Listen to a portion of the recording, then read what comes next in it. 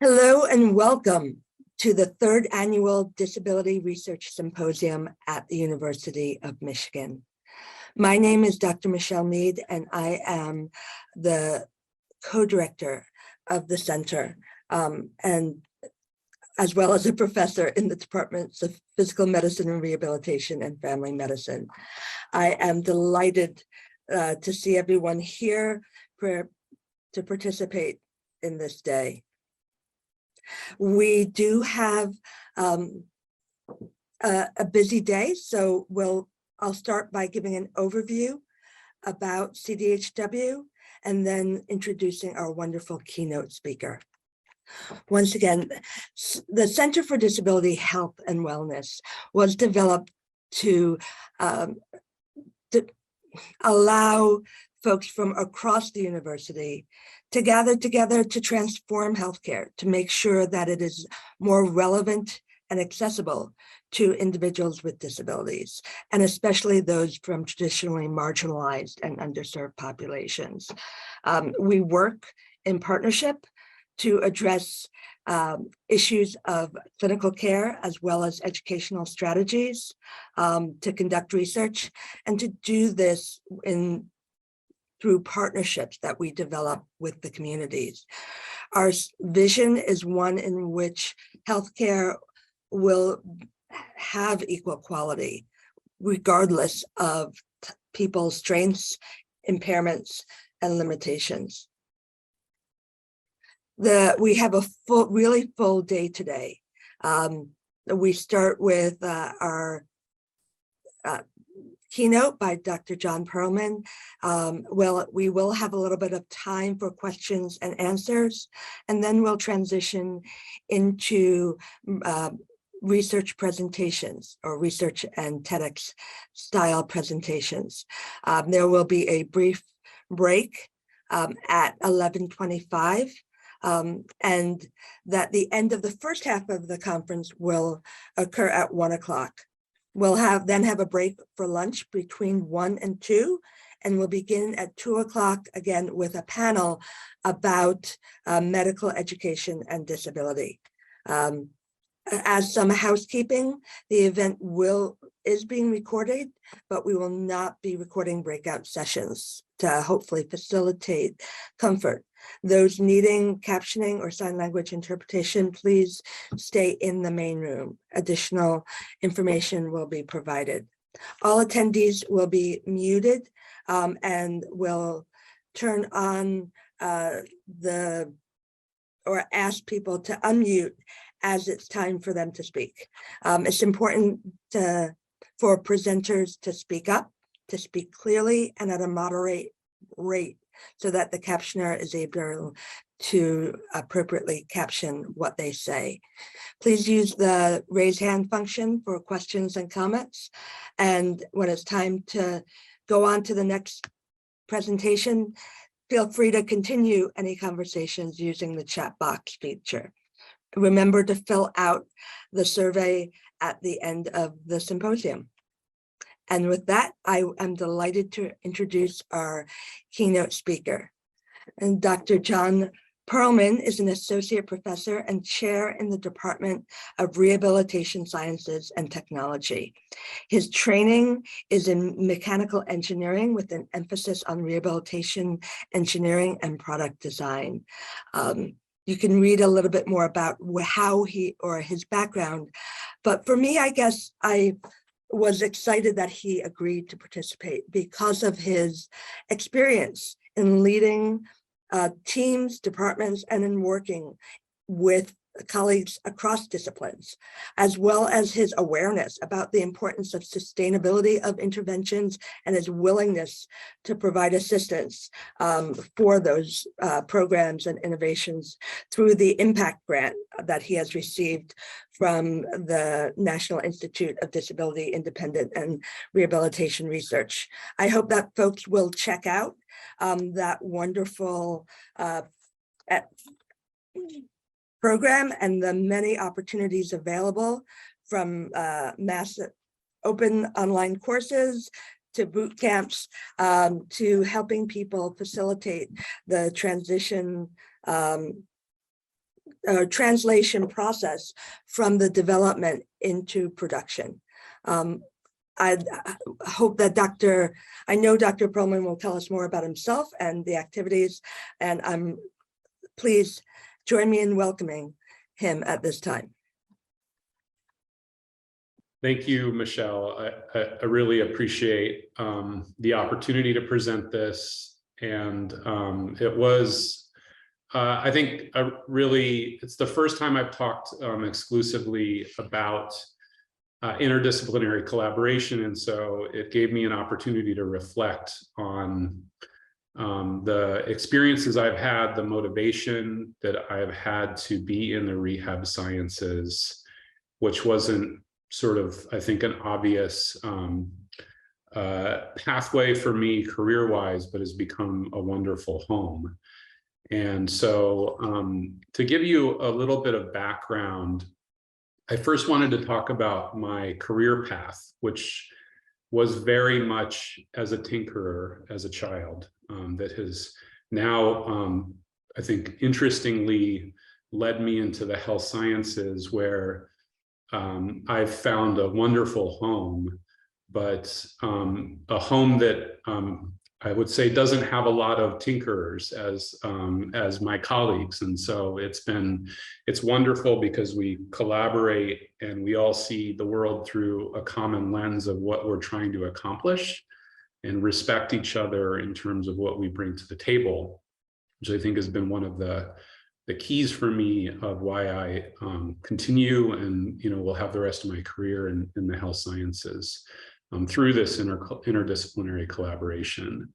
And then I'm going to talk about 4 different case studies, experiences that I've had professionally of interdisciplinary collaboration, the environments and the projects that I've been part of, and where I've seen the intrinsic value of that collaboration and the challenges, to hopefully provide some insight and also some motivation for everybody to engage deeply with your colleagues from different disciplines to understand the kind of impact that you can all have.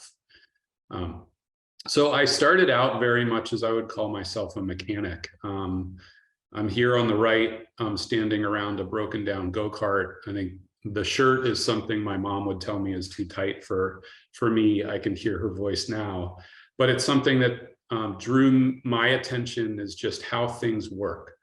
And as I grew older, I got into motorcycles, I got into cars and rebuilding cars. And so, one of the things from my childhood, as even in high school, is that my hands were always dirty because, the things that I was always doing extracurricularly were just based on, working on mostly on cars and on motorcycles.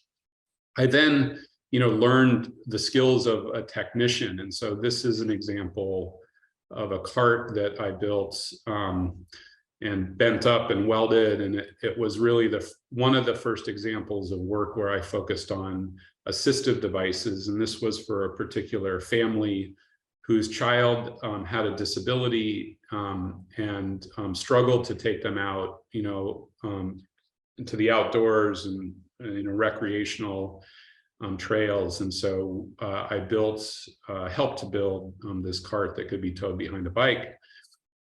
A lot of this transition and the inspiration for this cart and my shift from being a mechanic to a technician is through my father, who's here on the right, standing next to my son. He's has a spinal cord injury and is a machinist, technician, engineer, really self-trained engineer who demonstrated through practical application how technology could facilitate his independence, his personal pursuits, and really taught me about the application of technology in supporting people with disabilities. So I came to it, through the lens of somebody that was very influential in my life. I then, thinking that the right pathway was to engineering, I studied mechanical engineering and started doing research in labs that seemed to be most aligned with the interests that I had, and did some work in biomechanics, looking at, what the consequences of loading on the vertebral body. And this is in undergrad, and I did my master's, focused on understanding the impact of surgical interventions on the hand. And so this apparatus that's shown on the right here is something that I was excited to build, and allowed us to individually pull on tendons of the hand, and we could measure the different force vectors that were coming out. And that was, in collaboration with a hand surgeon, anatomists, and many engineers. But I have to say that I was a little disenchanted by this work, and could have continued to pursue my PhD in it. But what I felt like was the motivation behind this was a need that could be found in a book, and not necessarily a need that could be found in the clinic. And so just going back to what I was presenting, I think I didn't feel that the impact I was having was something that would really be felt by individuals. I felt that it was many years away from that type of impact. And I think, in retrospect, I was proven out correctly, in that this work still goes on by these researchers, and the practical applications of them are still a bit far off. And so what I did is I transitioned into the health sciences, and I started working primarily on wheelchair technology. Of course, I had a lot of understanding of that from my childhood, and looked at, focused on less resourced environments. So the wheelchair at the top is a pediatric wheelchair we designed to be mass produced in an environment where, high quality production is difficult. And that was targeted initially at Mexico. The wheelchair in the bottom is a power wheelchair that I came up with as part of my dissertation work, and we tested in India. That was a low cost approach. And I continued to broaden my engineering work in the health sciences. The gentleman here pushing what is a dog stroller was one of my master's students, now runs a company to evaluate sidewalk quality, specifically to reduce the roughness of sidewalks and make them more accessible for wheelchair users. And then on the bottom right is a picture of me with one of my former students who developed a bed scale technology to help wheelchair users weigh themselves, which is a challenge for them. And also they're twice as likely to be overweight or obese. And so there was a clear need to develop these types of technology. So it really drove, this shift from being an engineer into a health sciences. What it did was created very practical applications for me to focus on. They have been continuously very satisfying, and have been really my shift into interdisciplinary type of work.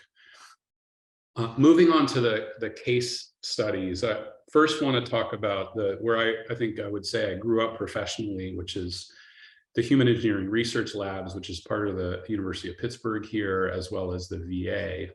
And I was there, I did my PhD there, and then stayed on and moved up the ranks to an associate director until 2018, when I transitioned to becoming chair. And, it's a unique organization. It's, the mission is to continuously improve the mobility and function of people with disabilities. I literally came to Pitt to work at HURL. And because it's, recognized globally as being a leader, it has what I would call a fully integrated interdisciplinary structure. It has clinicians, engineers, other professional staff, including nursing and social work, that are part of the team. It also is a fully equipped research and engineering space. So it really is, I'll show, it's really kind of a one-stop shop for this type of interdisciplinary activity. And its activities are rehab engineering and clinical research. The value, again, is this one-stop shop, right? It provided an environment to perform interdisciplinary collaboration, learn about research. It has great grant opportunities because the expertise that it brings to any project and any grant. This kind of environment allows you to attack both wide and deep problems. One, on wide that I was, I think one of the key participants while I was there is to improve manual and power wheelchair designs. And that type of work continues to go on. It is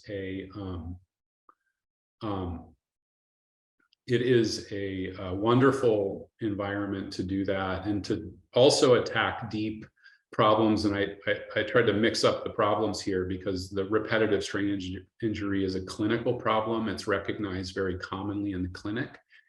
And Hurl has done a great job at understanding what contributes to that. What are the various strategies to reduce the incidence of that, including training users and clinicians how to improve their approaches to wheelchair transfers and propulsion. There are challenges in an environment like that. And, one of them is that when you have the group around you, you have the MD, you have the OT, you have the PT, you often don't go reach outside of your environment to work with somebody in the OT department, whether it's at the university you're affiliated with or another university, because you feel like you have the skills and expertise.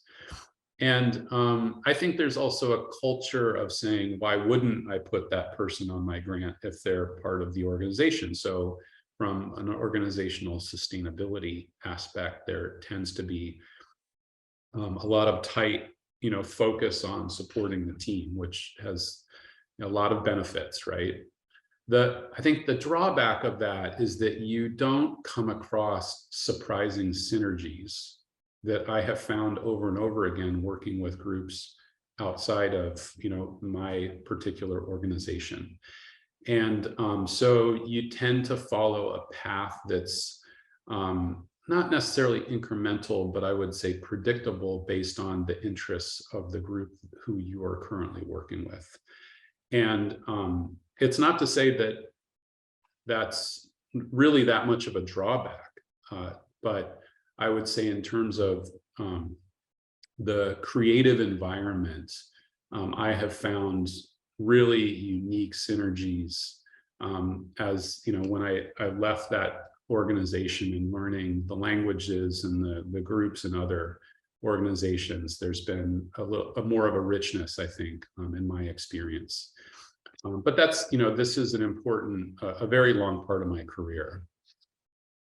The second case I wanted to talk about is the International Society of Wheelchair Professionals, which is an organization that's been funded by USAID, so the U.S. Agency for International Development, since 2015. I'm the PI on the project, but co-lead this activity, and it's really, I would say that it's a global exercise in both collaboration and impact. And the mission is to professionalize the global wheelchair sector. We have engineers, educators, and clinicians who lead the entity, and then committees that are from around the world, from different types of organizations, industry, government, development sectors that are contributing to it. And I would say the key goal, it's hard to summarize 6 years of work, but I would say it's to develop and promote improved product, service, and training standards. And we've accomplished that to various degrees, but I think the ultimate need in the global wheelchair sector is to rally around quality standards, both in products, services, and training. And then naturally, as an entity with a global mandate, we want to raise awareness of the need for these better wheelchairs. And that's been another rallying point. I'll kind of zoom through here since we had the intermission with my fire alarm, but one of the examples of the success of this interdisciplinary collaboration is a continuous and organic growth of one of the products that we have published, which is a test for wheelchair service providers. And so, since we launched this in 2017, you'll see as these numbers increment, we've had over 6,000 people take this, in well over 100 countries at this point. And that is really a testament to being able to speak the languages in many different dimensions, to many different organizations, of the importance of raising service standards and training standards. And getting into the weeds here, just a couple of other kind of charts showing our success. We have a membership group that's approaching 6,000 or 7,000 people in over 122 countries. We've trained over 1,000 people globally and had tremendous outreach, both through social media and just direct meetings. And there's been quite an engagement, at the academic level. We work closely with the World Health Organization, and it's been both challenging and rewarding. The value of interdisciplinary collaboration in this context is that it's really, it's essential to be able to do work at the global scale. The opportunity that it brings is that you can, again, tackle these global problems and have, I think, what I feel is a truly global impact. And you can also, and I think this was not something I knew before really working on this for many years, you can set a new trajectory and a new sort of baseline expectation in an area of rehab sciences. And I think I give it to my colleague, Mary Goldberg, who's really, through driving certification and training quality and these testing standards, has made it so that a lot of the old methodology of, running workshops and just hoping people, provide quality services, those, that type of approach to training people is now obsolete. And it's because of this interdisciplinary effort. There's lots of challenges. You have these, what I call multi-dimensional language barriers. You have different types of organizations who have different types of incentive structures. You literally have, language barriers working with groups from around the world. And it's difficult to maintain engagement of different stakeholders to tackle these types of projects. The third case is one that Michelle brought up, which has been something I've co-led. It's a NIDLR-funded knowledge translation center focused on supporting NIDLR grantees to commercialize their innovations. And so NIDLR, as many of you know, is one of the primary funding sources for rehab research. And the knowledge translation centers are a mechanism and a funding line that are focused on supporting other NIDLR grantees. It can be focused on publishing and raising awareness of the research outputs. In this case, the goal we have is to identify innovations in the NIDLR network and help support them to make sure that people with disabilities can benefit from them. We have also, engineers, educators, and business experts. So this is an example where we work closely with the business school here at Pitt, that are leadership in this project. And then the individual project teams that are with the NIDLR grantees include the faculty and students that have helped develop those innovations, and then business consultants to help guide the commercialization process. As I mentioned, the key activities here include not only to accelerate commercialization, but serve as a monitoring and an evaluation group for NIDLR to look at tech transfer performance. So that's another activity, as well as supporting the commercialization. A couple of outputs of our work, or just diving into some of the details. So this is one of the, from the analysis standpoint, we've looked at, what types of products, papers, interventions, and patents have come out of the NIDLR network. This is on our website. There's sort of a de-identified version on the website. that have lots more charts and graphs to show you how NIDLR is doing. Interestingly, and this will be published soon, NIDLR in terms of its productivity for patents and technology is more effective, I think, based on a dollar per patent metric. It's more effective than certain parts of NIH that we've compared it to. And so we think NIDLR does a pretty good job of converting innovations to that type of impact for users. But we're here, to help support them to expand that. And we do that through a multi-level training program that's shown here. We have this impact bootcamp. And as Michelle put on through the chat, that also has a version that's a MOOC through Coursera. And this again is really the MOOC is really to try to raise awareness. It certainly does serve as a training activity in and of itself that has reached groups globally. But we also, as we work with individual teams, we have more mentorship approaches through bootcamp, startup, and accelerate to move teams through these levels of training and intervention and support. And the impact level 2, for instance, has a budget assigned to each of the groups to help support their commercialization, so that we try to put money behind these initiatives also to support groups.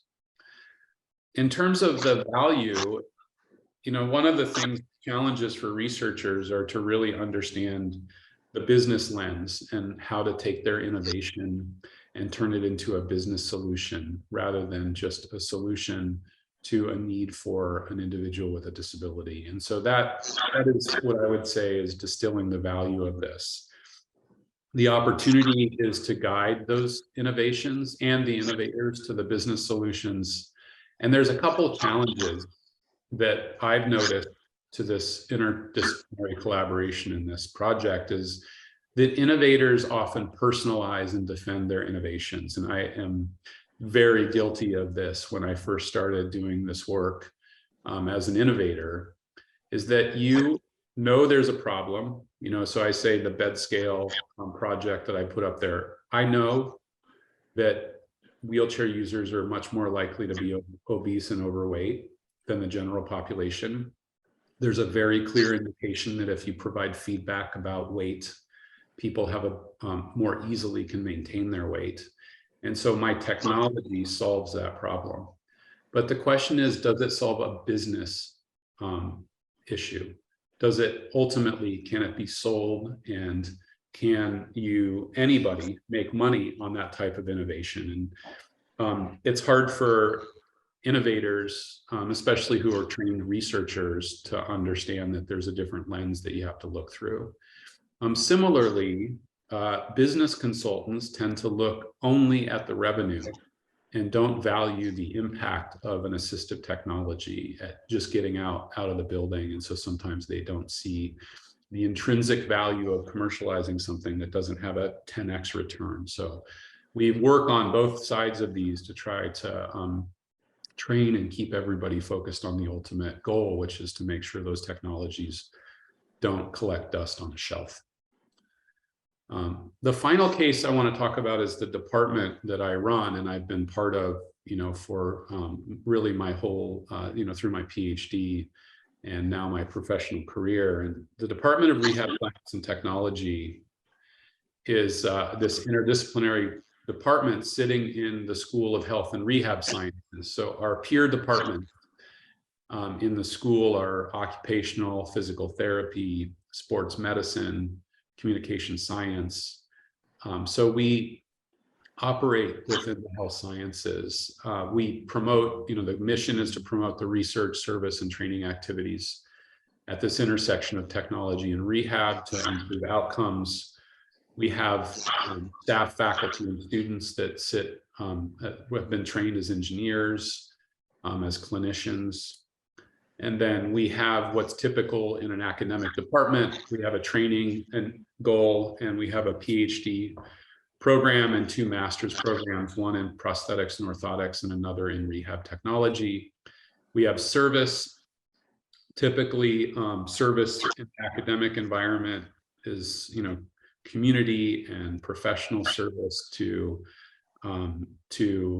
professional societies and grantees. We also have a very unique activity where we provide clinical care in partnership with our medical center, and we help run with the Department of Physical Medicine and Rehab, the Center for Assistive Technology, which provides clinical care to over 2,000 people annually, specifically provides assistive technology services. And then we have research across several areas of technology, service models, and standards. The value of this type of interdisciplinary collaboration in an academic institution are that it becomes a natural home for this group of, sometimes I call us misfits, right? I'm a mechanical engineer, but I'm in the health sciences. We have occupational and physical therapists that have a home over in their OT and PT departments, but they tend to gravitate towards RST because we have this technology-focused goal.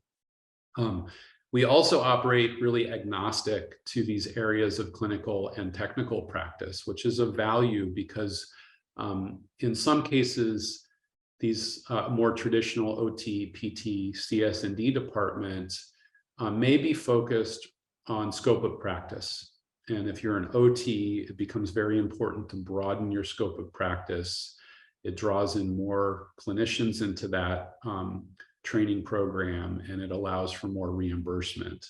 And we don't speak that language in this department, which I think is unique compared to other health sciences.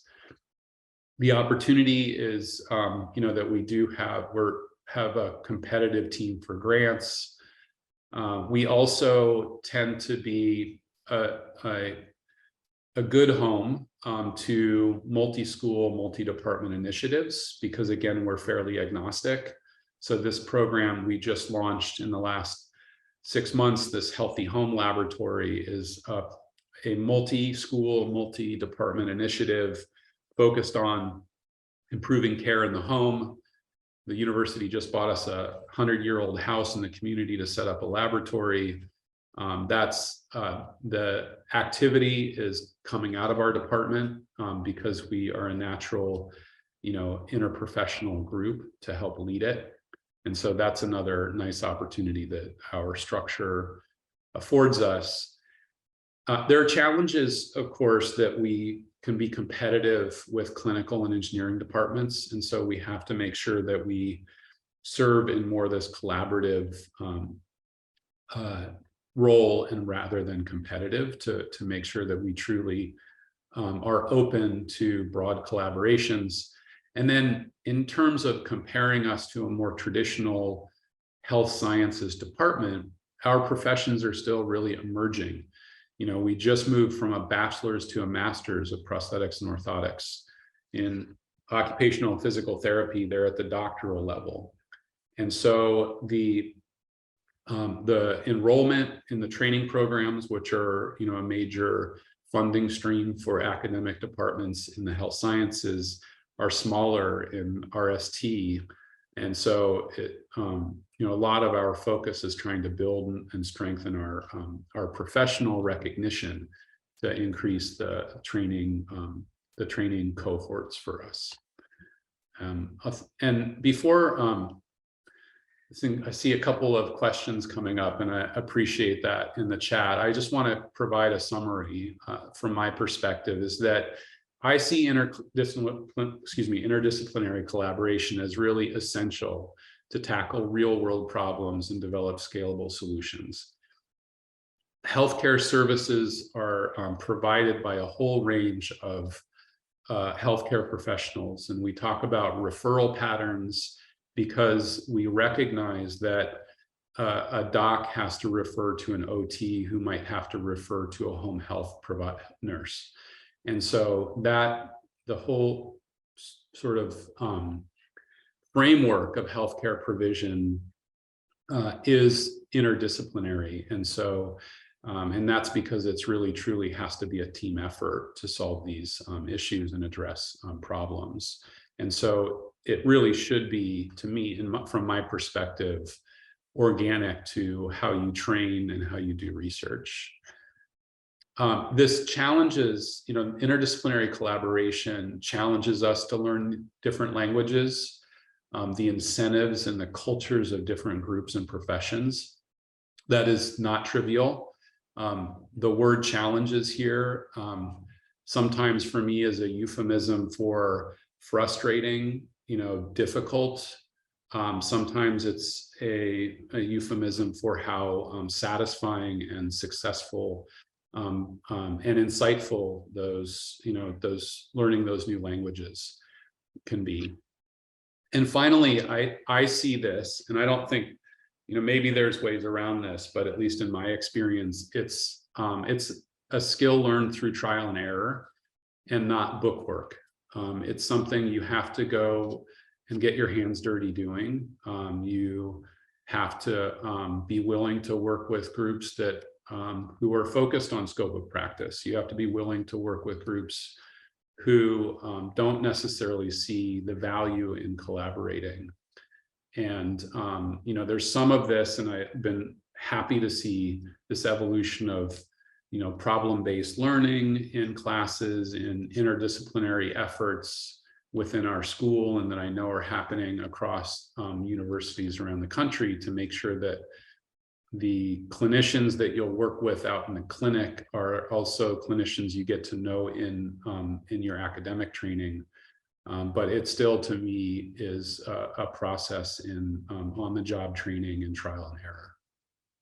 So I hope that gives you some insight into at least my view of what has been a really exciting career so far. I continue to learn new things from different professions and see opportunities to build on these collaborations. And I'm happy to open it up for questions for as much time as you have questions, and Michelle give me to answer them. I think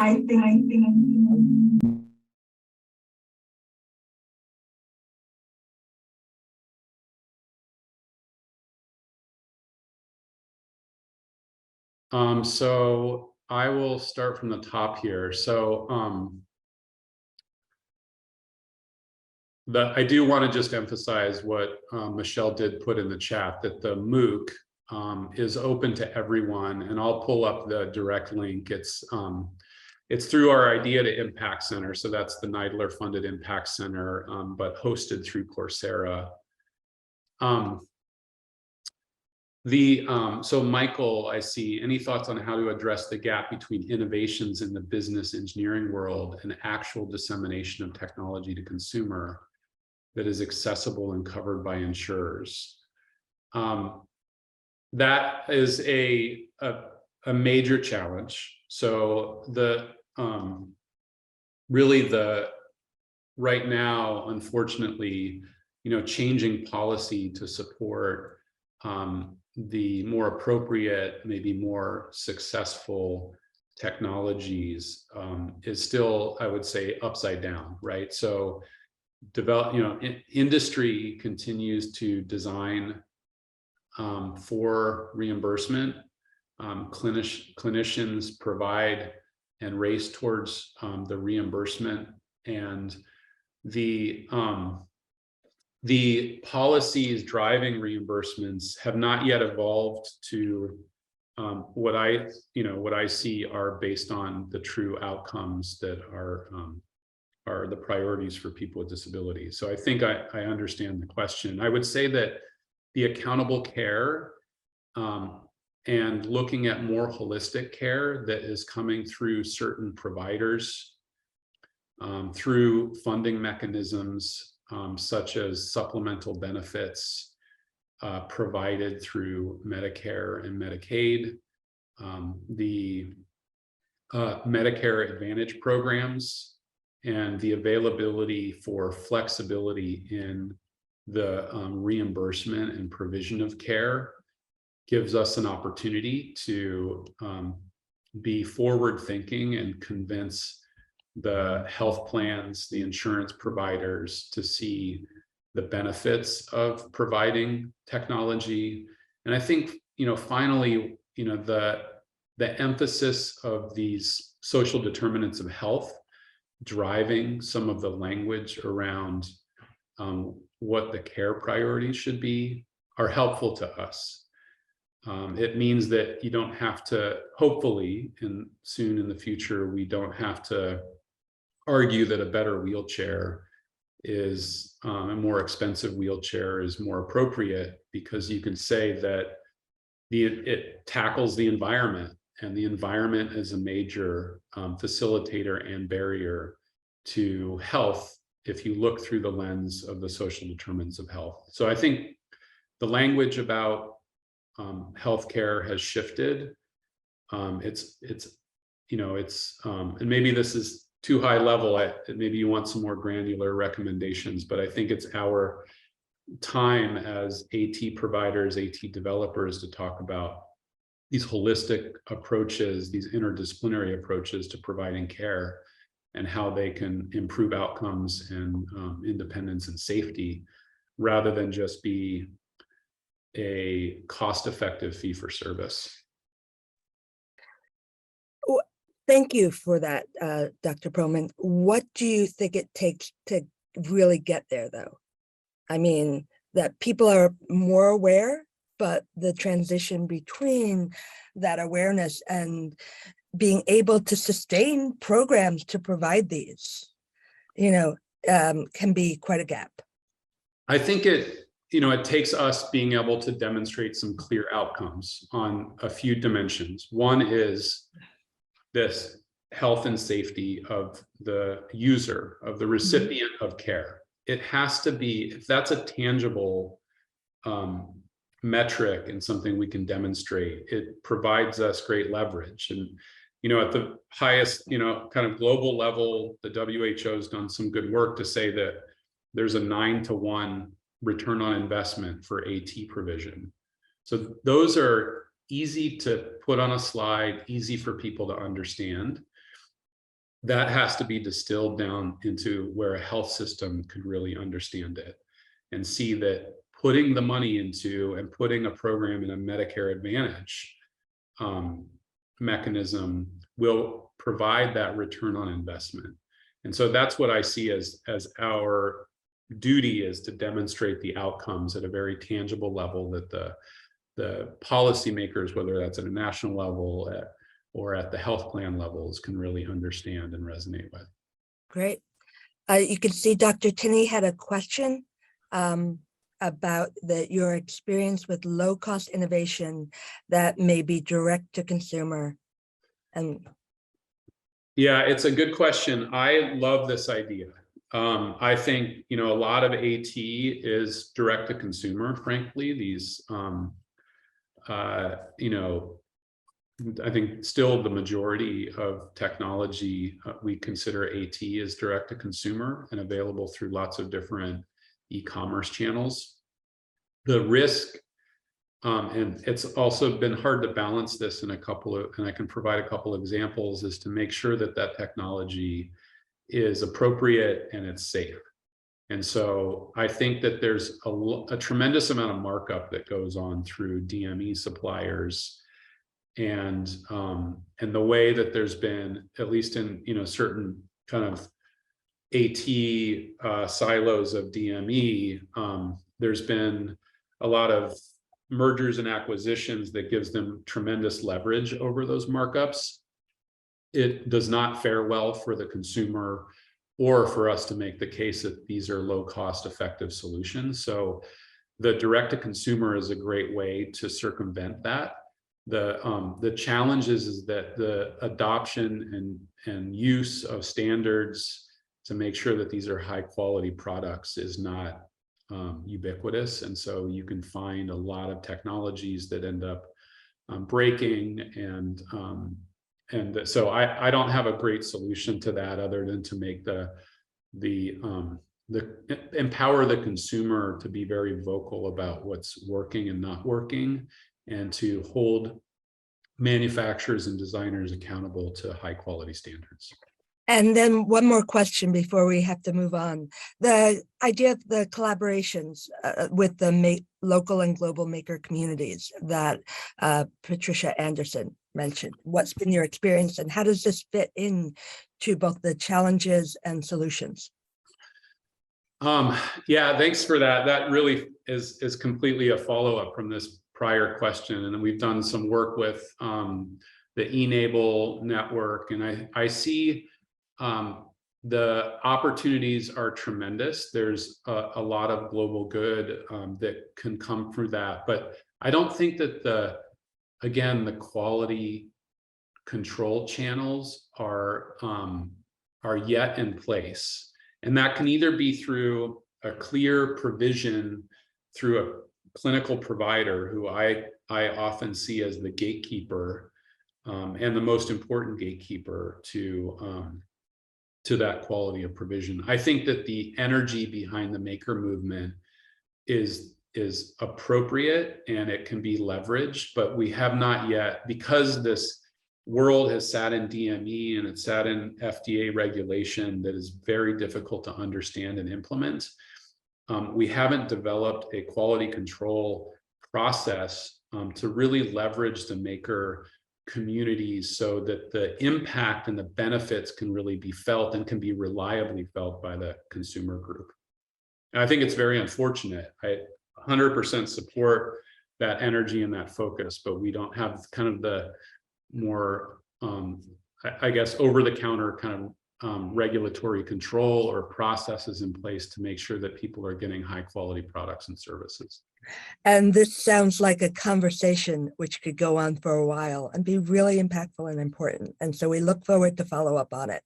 At this point, I want to thank you again for being part of this, for sharing your knowledge, your experience with us, and we look forward to collaborating in the future.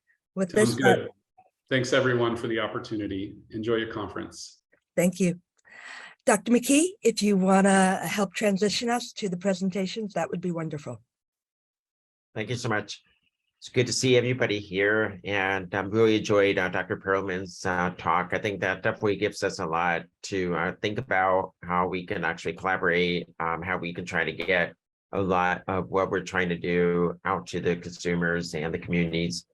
So I'm excited to move over to our next part of the symposium. My name is Mike McKee. I'm over at the Department of Family Medicine. I'm an associate professor, and I co-direct with Dr. Michelle Mead here at the Center for Disability Health and Wellness. And it's amazing that's already our third symposium, so it's very exciting. So we have a lot of great presenters, and we will be shifting over to more of a test style or brief conference, particularly presentations. So we have several that will take place, and then we'll have a breakout session, and then we'll resume with the rest of our presentations coming up.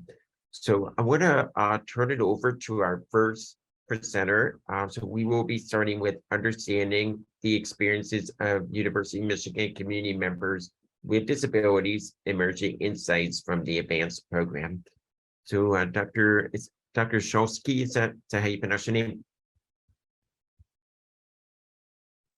Yes, that's how I pronounce my name. Thank you. Thank you so much. Great.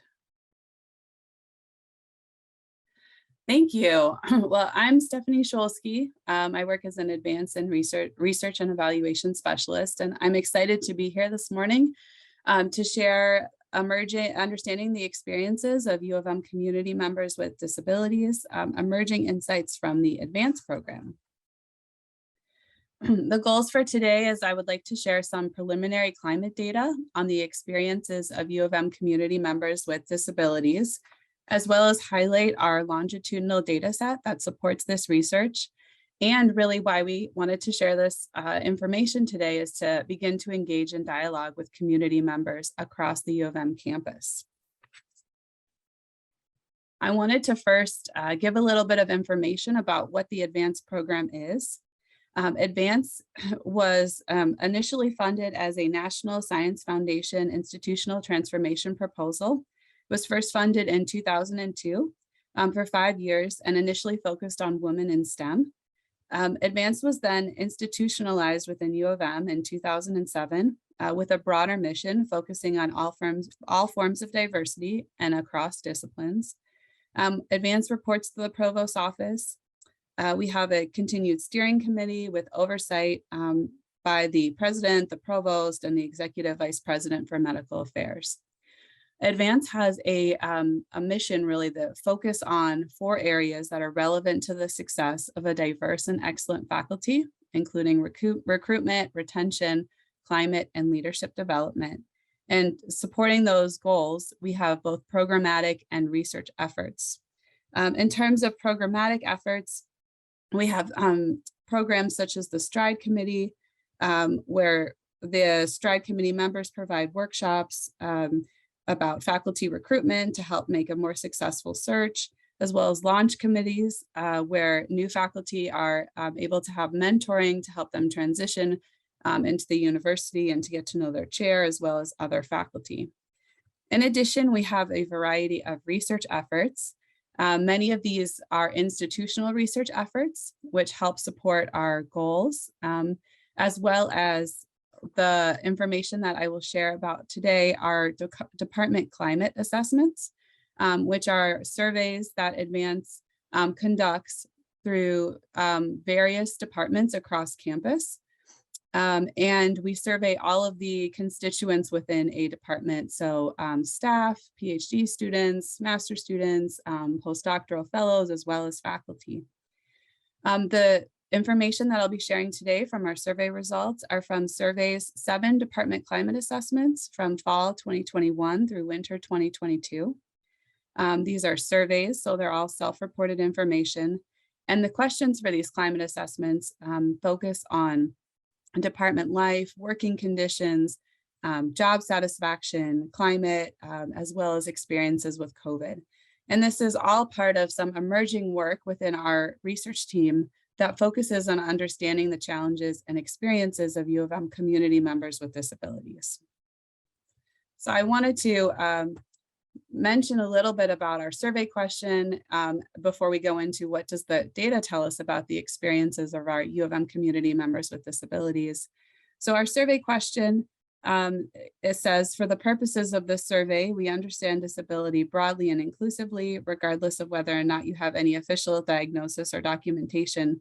Examples may include, but are not limited to, physical disabilities, sensory disabilities, chronic illness, neurodivergence, mental health conditions, learning disabilities, and more that could at times make job relevant tasks difficult. Do you have a disability? And respondents could select yes or no. So this is all self-reported information that I'm sharing today. And this definition was developed in consultation and collaboration with the Graduate Student Experiences with Disability Accommodations Committee. So because we have this large data set with many departments across campus that we're surveying, we are able to look at the data in several different ways. So we are able to look at results by experiences of U of M community members who self-reported as having a disability compared to U of M community members who did not identify as having a disability, as well as specifically looking at the experience of U of M community members who identified as having disability by group, so by students, by faculty, and by staff. So some initial, again, these are initial and preliminary findings, and we have more work to do on this data set. But some initial findings for our PhD students. We found that PhD students with disabilities reported experiencing more bias or exclusion. And the pie charts below display the results for PhD students who identified as having a disability, as well as those who did not identify as having a disability, for their experiences reporting experiencing bias or exclusion by a faculty member.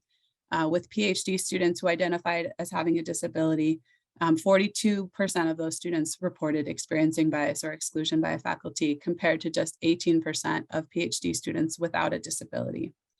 And it's important to think about the consequential impact of experiencing bias or exclusion and how important that is to learning, mental health, as well as physical health.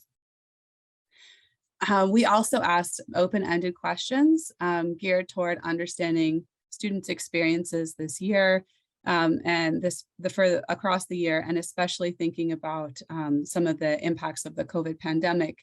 And we found that PhD students with disabilities reported negative experiences with remote learning, as well as mental and physical health concerns.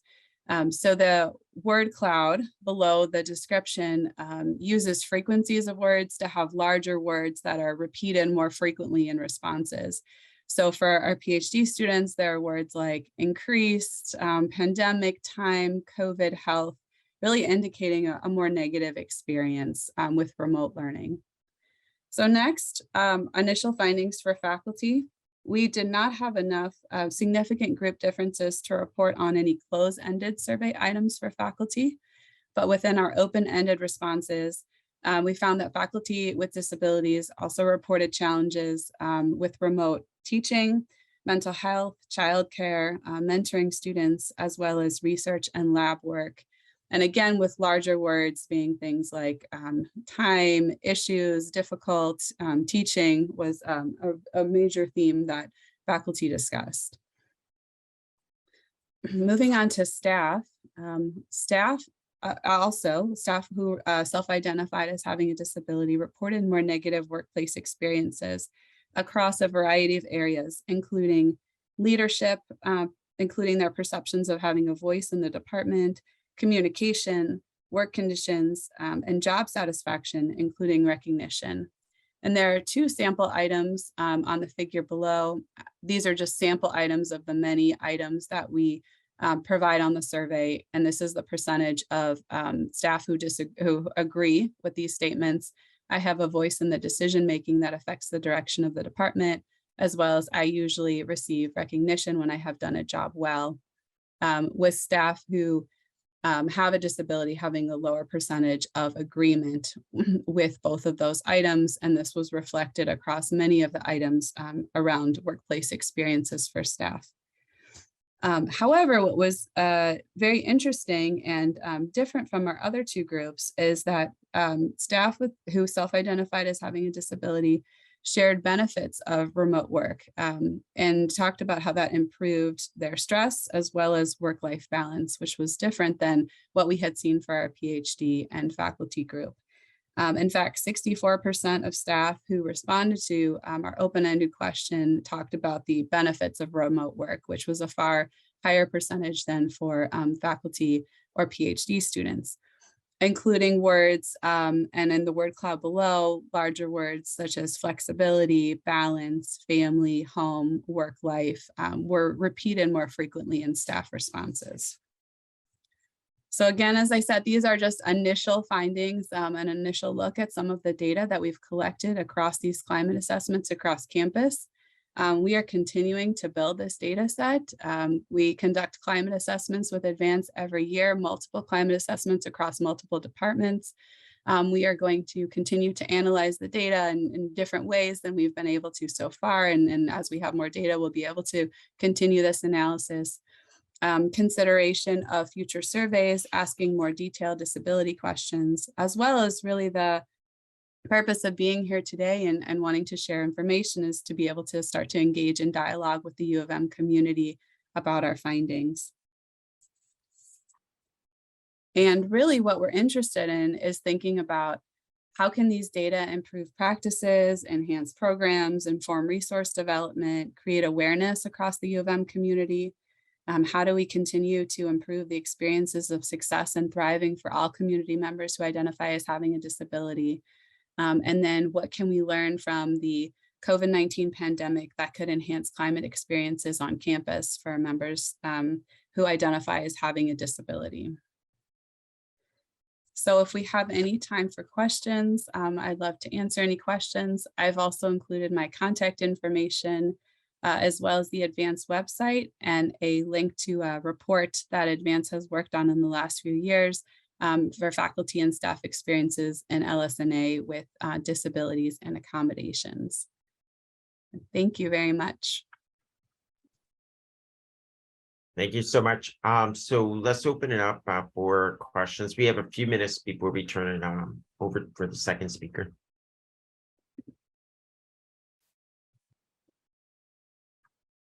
There is one question in the chat. by Patricia Anderson.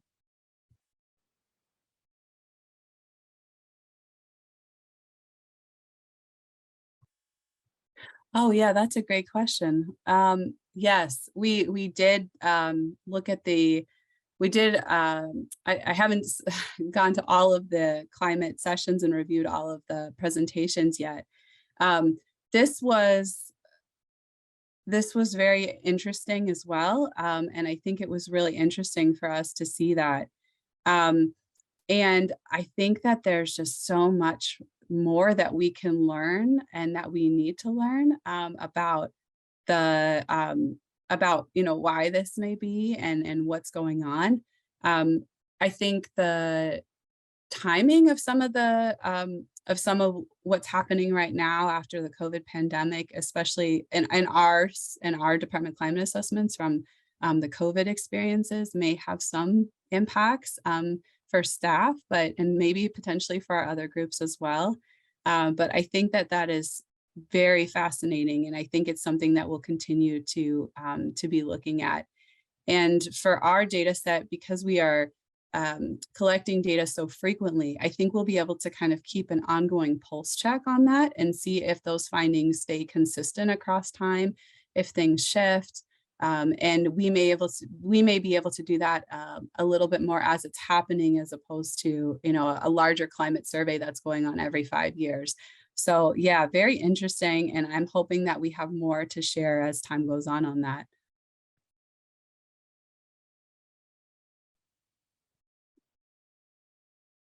Thank you so much. Are there any additional questions?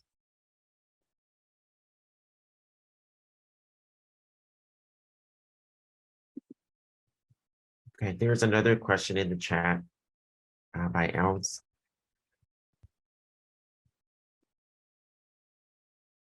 I am not familiar with that, but would welcome any more information about other places where we could reach out and connect with folks about. Thank you.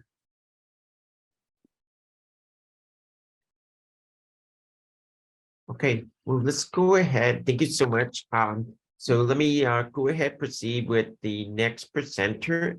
So this is a PhD candidate, Cam Tapataden is going to present and talk about the impact of simulated impairment investigators of mobility in constrained environments. So let's turn it over.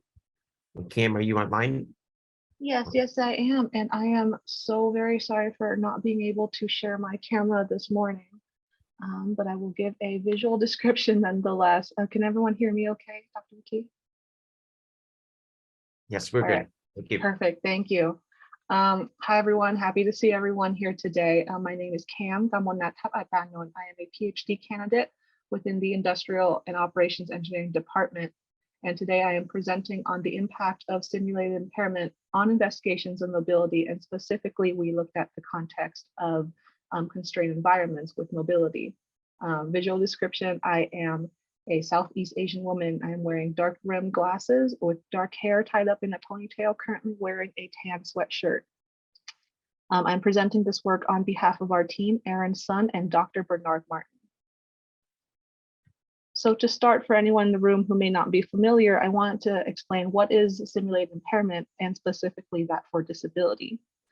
So simulated impairment is the interactive role-playing experience used to simulate a capability loss or limitation. And these simulations may be used as tools or wearable restrictors, as in the images I've shown here with alt text. And the stated goal of this practice is to increase the role player's understanding and what is called empathy towards people with disabilities and aging adults. And this is often directed and used towards students, healthcare providers, as well as designers and practitioners. However, simulated impairment is highly controversial despite its continued common and often preferred usage. If users do not properly build a communication channel with disability communities, this can lead to an exclusion of disability and aging voices, which ultimately robs people of visibility and the authority of voice, both of which are very important to grant to end users, especially within design work. In addition, pain points from people's lived experiences are not obvious from mere simulations that are temporary, and simulated impairment can distort reality towards their stated goal of empathy. And this is because there is a misattribution of the source of disadvantage placed on the health condition or a body function rather than inclusion issues that exist within society. There's also within temporary simulations found that participants do not consider the socioeconomic impacts of these lived experiences, and it can also lead to stereotyping, again, which detracts from the overall stated goals. Particularly, participants have been found to judge individuals with disabilities as less capable or independent in tasks, and then also project these limitations onto themselves during the simulation. So then, given all of these negatives, why is simulated impairment still used? Well, there remains a strong assumption that as a tool, role-playing can accurately capture the disability experience. And within the design process, whether it be product, environment, or system design, the argument is that time and budget constraints frequently prevent designers from consulting their end users. And the idea here is that simulated impairment can temporarily represent users who are considered difficult to access. But within the literature, investigations of effectiveness have often focused only on the emotional reactions, stereotyping, attitude, and other behavioral intentions as a result of this work. So the validity of simulated impairment then relies on the assumption that a temporary alteration will not impact the quote unquote purely physical metric that is used in design work. So for our project, we examined the impact of simulated impairment on a physical task to imitate an early environmental design process. And within our context, we target specifically older adult manual wheelchair users. So part of the work that I will be presenting today will be our examination of a maneuverability task. Participants were asked to move between two cardboard blocks in a parallel maneuver, as shown here in these images with alt text. Participants start out on one side and then move in whichever fashion they prefer to finish in the same facing direction that they started between those two blocks. If we noted any collision while this task was performed, we repeated the task with a little more clearance each time. And the goal was to find the minimum clearance that was required to perform a collision-free parallel park. And this serves in our overall study as a basis maneuver or a baseline, maneuver for maneuverability. We recruited participants over the age of 50 with no significant uncorrected visual, cognitive, or spatial neglect impairment, nor upper extremity loss or prosthetics as controls. I'd like to share with you some of our preliminary results. We recruited a total of 15 manual wheelchair users and 23 non-manual wheelchair users for simulated impairment. We found a significant difference between the minimum clearance that was required by the groups, with the wheelchair user group requiring an average of 4 centimeters more, having a larger range compared to the simulated impairment group. In terms of the design process, simulated impairment, if used here, would lead to a bias in performance-based needs. And I'd like to note that we do call this what a design process may consider a quote purely physical task. But as we all know, our movements require a sensory motor feedback and internal planning. But for this maneuver, since all participants did come in familiar with a parallel park maneuver and had time to visualize the task without practicing, we considered this equitable to what may be used in practice as, again, a purely physical task. But we see from these results that that is likely not accurate, and the use of simulated impairment for something considered purely physical may not be appropriate. I want to note that both groups are matched for age, sex, and grip strength. They were not matched on occupied depth. That was the measurement from end of toe to the handlebars or the back of the chair if they had them. Because some wheelchair users use their own wheelchairs, which had an average shorter depth. However, if this were to have impacted results, we would have expected the wheelchair user group to require less clearance, since smaller or customized wheelchairs may turn on a dime more easily than our standard loaner wheelchair. However, that ended up not being the case. Also want to note that some wheelchair users did also use our loaner wheelchair. For example, if they drove to our location and preferred to use a cane or a walker in that case. Aside from the physical task, we also conversed with participants and asked open-ended questions, and our findings aligned with the literature. Simulated impairment participants spoke largely unprompted to the expectations of having a worse performance compared to wheelchair users, which aligns with a projection of an other group and the self-capability forecast that is seen in literature.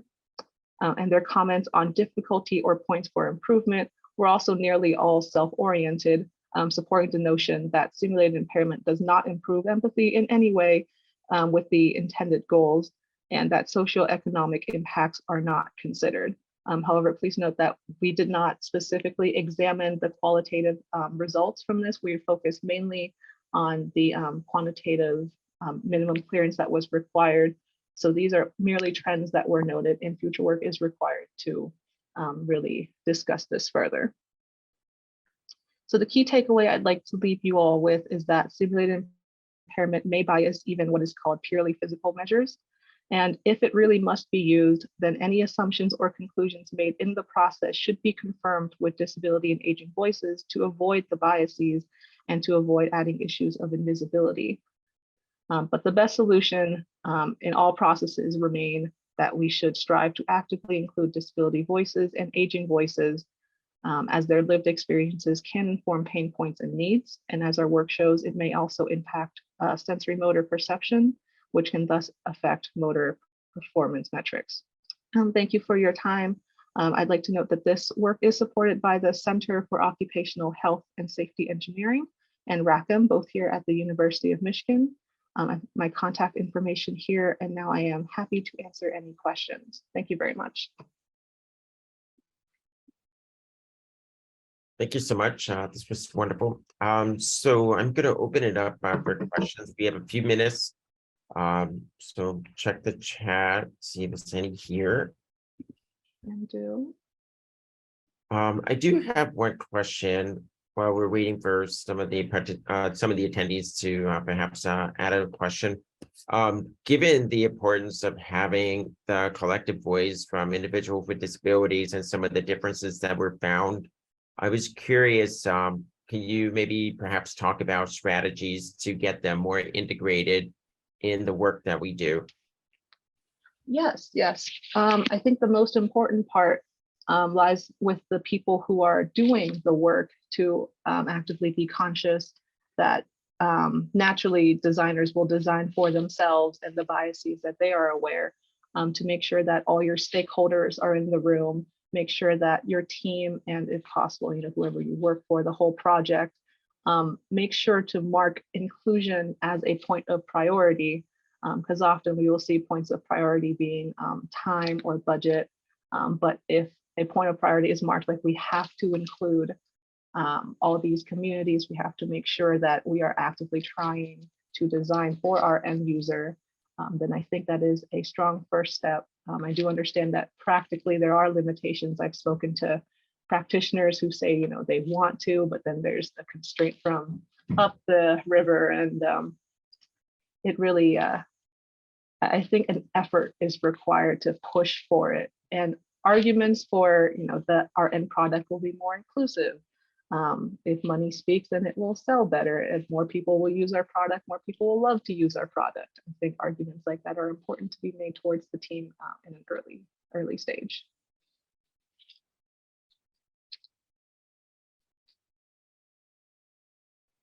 Thank you so much. There is another question from Dr. Lisa Weber. Were you able to learn why the differences were there? Was I able to learn why the differences were there? I assume this is referring to the differences in the clearance that was required. We did. Yes, it is. I'm sorry for those. I just typed it very quickly. Thank you very much, Lisa. We did converse with the participants afterwards, did not have any formal open-ended questions for this task in particular. All I can say is that most people came in with the notion of, oh, I can do this, or oh, I cannot do this. The oh, I cannot do this came largely from the simulated impairment group, but then they typically completed it in 1 or 2 less tries compared to the people with disabilities group, or the wheelchair user group. So what it comes down to seems to be just a motor performance and their sensory motor feedback on how they perceive the space in comparison. I did not ask participants on their driving history, but all participants who came in did communicate that they were familiar with the task, whether it be a driving maneuver or a maneuver they had performed in their wheelchair. So the brief answer is no, not exactly, but it does seem to be a strictly motor sensory motor difference.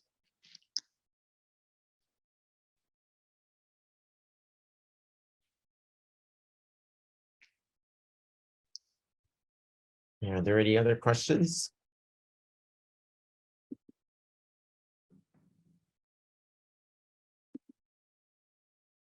Okay, well, thank you so much. So Thank we'll you. be switching over to our third presenter. So it's Dr. Samir Rawashe, and he will be talking about 2 engineering smart health projects. And it will be on physical therapy assistance using motion sensors and at-home respiratory assessment. Thank you so much. Thank you very much, and thank you for having me. I'm glad to be here. So I'm a faculty member in electrical and computer engineering at the University of Michigan at the Dearborn campus. A little bit like our keynote, but not quite as far into the health area as much. But my background's in engineering on embedded systems and networking these computer systems for spacecraft, for robots. So I've come from a kind of robotics perspective, but I've always been interested in smart health and in health systems. So at the bottom left is kind of my entry into that area with something we called Rehab Buddy, which is essentially a physical therapy assistance system. So the challenge with physical therapy is that it's typically reliant on self-reporting. Essentially, the patient meets with a physical therapist. They get taught some exercises, and then they are prescribed a home exercise program, which I guess in the literature we see that there's low compliance, right? Patients often don't do the exercise as well or as often as they should. And when they come back, the physical therapists are totally reliant on self-reporting. So we thought, do we add motion sensors, kind of like the sensors in the Fitbit, right, the smartwatches, that could potentially measure how well they're exercising. But then taking a step further, could the smart sensors actually help them exercise more correctly? So that's kind of where the idea was born.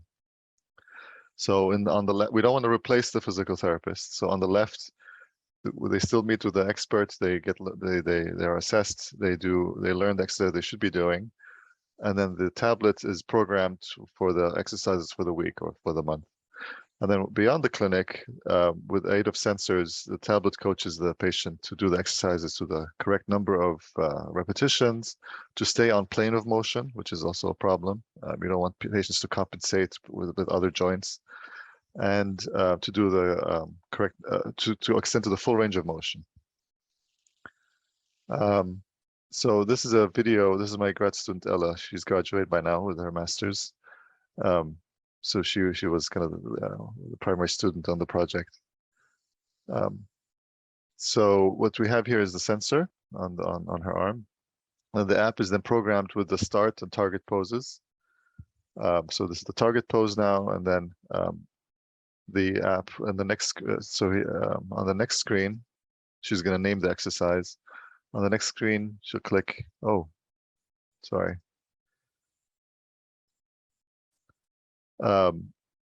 So now her job is to follow the trapezoidal shape here. So she has to stay on track of to go from the start to the target pose and hold to the correct length for the exercise.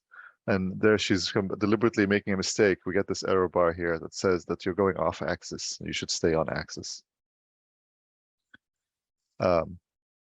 So this recently concluded, and we have a paper published. The clinical trial, also, I guess we're writing up the results in the clinical trial. But here are some results for where we tried it on ourselves. So with feedback and without feedback. So ROM for range of motion and POME for plane of motion error. So if you're going off plane. And for range of motion, you want to go to 100%. And with feedback, we help the patient or subject stay and reach the 100%. Without feedback, they often overextend. And that's what we saw in the clinical trial too. An overextension can be bad, right? So if you're recovering from a shoulder repair, for example, overextension could cause a re-tear. And then also it helps stay on plane of motion. So where without feedback, subjects might go off plane. These are the results for 31 subjects. We're at like 40 some by now, and these are preliminary results. We still have to do the proper analysis. But generally, so for range of motion, with the physical therapist feedback on the right column here, people generally on average reach 100%. This is where they're being coached by the physical therapist to do the exercise, but there's a large variation here. Without feedback, they typically overextend, which we saw as well on ourselves, and even larger spread. With Rehab Buddy, with our application feedback, it's much tighter variance and it prevents overextension. It's a little under, but we know that it prevents overextension, which we think is a good thing. So that concludes kind of my slides on Rehab Buddy. I can, for those interested, we recently published the engineering paper that explains the technical details, which I'm happy to share. So along those lines, other projects kind of that I've been pursuing. One is, there's a video here. There. So kinesthesia is also known as proprioception, is your awareness of where your body is without actually looking, right? Look, I know where my foot is at the moment, or without actually looking, I'm aware of my body's position in space. In robotics, we call that forward kinematics. And so, working with Dr. Angela Tate at Arcadia University, and she's also a physical therapy clinic, she's developed a protocol to train, to assess and improve people's proprioception. So the general, I'm the engineer, so I have to read these the clinical arguments off the slides a little bit. So disruption of mechanoreceptors due to pain or injury at the shoulder results in decreased proprioception. And it can be improved with training. And she's designed an intervention using laser pointers and post-it targets, which we thought is pretty clever and very accessible, right? So everybody could get a laser pointer, like on the right here in the picture, and put targets on the wall and kind of design a protocol to exercise a patient to improve their proprioception. Where we come in with our inertial measurement units, IMU is short for inertial measurement unit, is to do quantitative assessment and potentially use the app for the actual exercising as well. So the current status is that we're about to ship the equipment actually. So I'm supposed to pick it up today and send it over. So the IRB is approved and we just finished the app and prepared the sensors. So kind of pivoting a little bit, so not motion related, but this is the current project that I'm working on. I'm writing a proposal in, is to do at-home assessment for respiratory conditions. So obstructive lung diseases are life-threatening diseases, and they encompass chronic bronchitis, emphysema, bronchitis, I think asthma as well. But it's a large category of respiratory conditions, as far as I understand. There's a risk of so people, I guess the population we're studying are people that end up in the ICU. They get hospitalized due to their lung condition, but then they often suffer long-term conditions, and there's a need for a device or a system to do at-home assessment of your lung health, essentially. So our idea is essentially, for diabetes, we can get blood sugar measurements. For heart conditions, we can get a blood pressure cuff, but we don't have a system to get a lung score or lung risk measurement. So our idea is to, working with two clinicians at University of Kentucky, is to develop this instrumented mask. So, and it's not that you wouldn't wear it the entire day, but you would wear it perhaps 2 or 3 times a day to get a sample, essentially. That includes a flow sensor, so we can measure minute and tidal volume and breathing rates, a set of gas sensors. And for all of these, we hope when we will plan to investigate to see if we are able to detect early enough exacerbation events. Part of our system is to use a smartwatch for continuous monitoring, so we can get the heart rate and blood oxygen saturation, as well as activity and kind of sleep patterns. We know some lung conditions disrupt sleep as well. And we would plan to develop the AI to take all of these, figure out which are parameters are the most useful, and compute a health index, essentially, before it's too late. So there are some systems where if your blood oxygen saturation goes down, then you should be, it's time to seek attention, but that's usually kind of too late. Where our hope is to do early prediction and reduce costs, where patient could go go to an outpatient clinic and kind of get an early intervention before things get bad. So this is the current prototype. So we use a sleep apnea mask, which creates a great seal on the face, and then we 3D printed this box and instrumented it with all the sensors that are listed here. And we have some general data. So proposal due is actually due in exactly a month. So we're working hard on getting this proposed. And that concludes my talk. I'll be happy to answer some questions. And I do have a symposium I'm attending at 11. So feel free to email me if I'm not in the actual Zoom call. I'll be happy to receive your emails.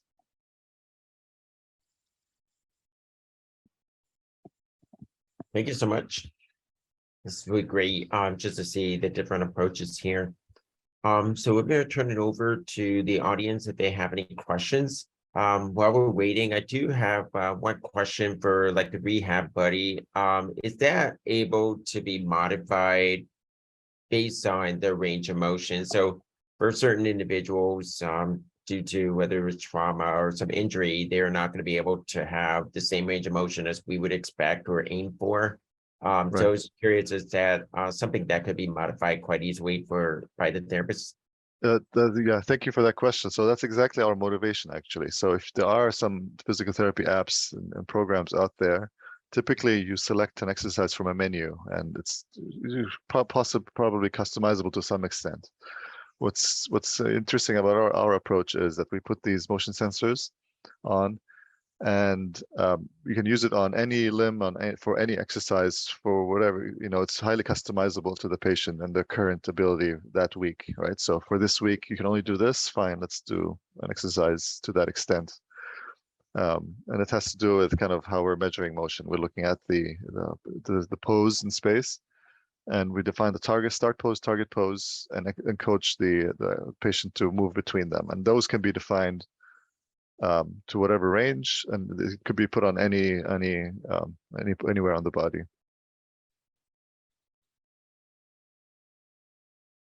Thank you.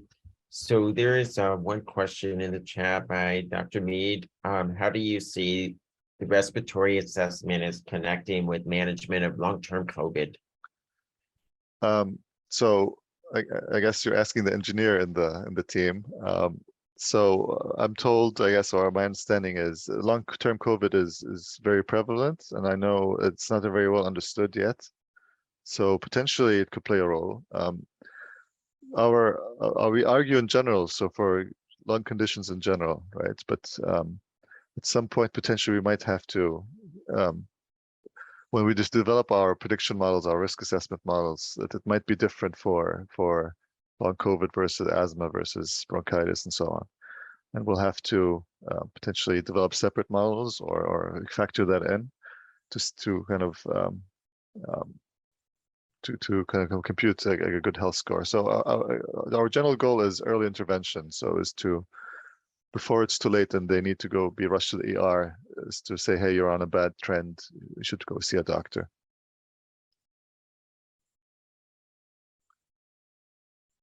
Yes, yeah, we'll have to make sure that we connect with pulmonary rehab. And our collaborator, one is a pulmonologist, and the other is a post-ICU physical therapist. So that's the target population that we're proposing to try this on.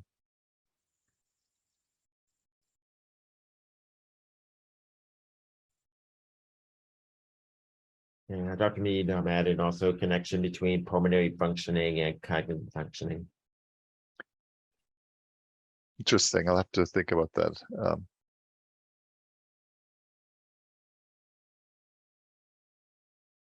right, well, thank you so much. Cool. Thank you for having me. Thank you.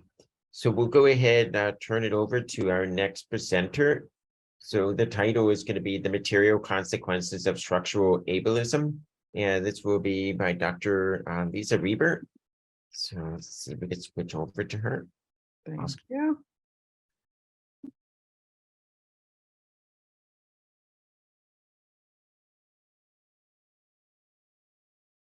Wow, do you see all of these little screens up there?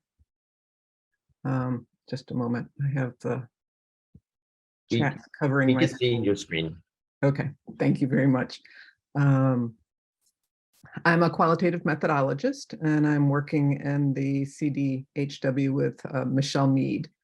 And I'm a white woman with slightly graying hair, wearing a light colored striped top, sitting in my home office. And I use the pronouns she and her. And so the topic I'll be talking about is the attitudinal environment as experienced by adults with physical disabilities, and specifically about the material consequences of societal attitudes. It draws from a study we did with focus groups and interviews conducted with adults living in the greater Flint and Detroit metropolitan areas.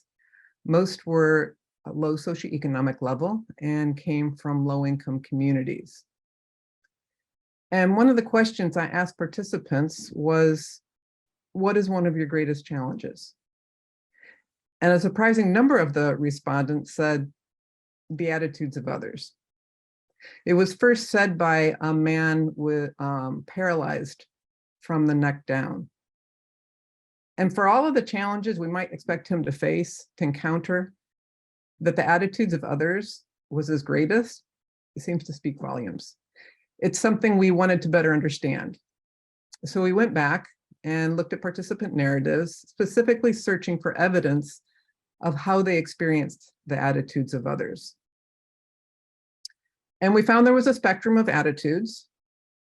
And as interesting as that is, what I want to talk to you about today is how we got there, how we as a society got to where the biggest challenge is the attitudes of others. So questions that came up were, where do our attitudes come from? How are they perpetuated? Who writes the policies that impact people with disabilities? What informs the choices policymakers make when deciding? We found it's a part of a self-reinforcing cyclical process. People behave in certain ways. We learn those actions. We see those actions, we learn those actions. We assume that's the way things are or should be. We assume it's the way the world works. So we recreate those actions.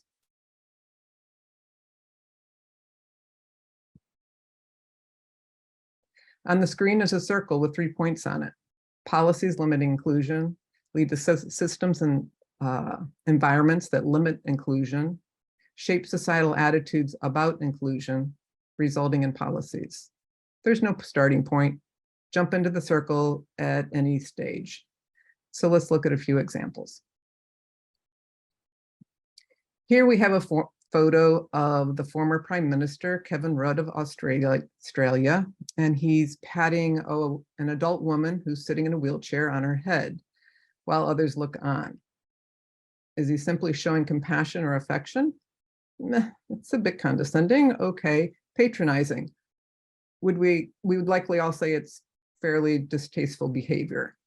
But beyond the personal behavior, what is the larger, broader, and more systemic problem this reinforces?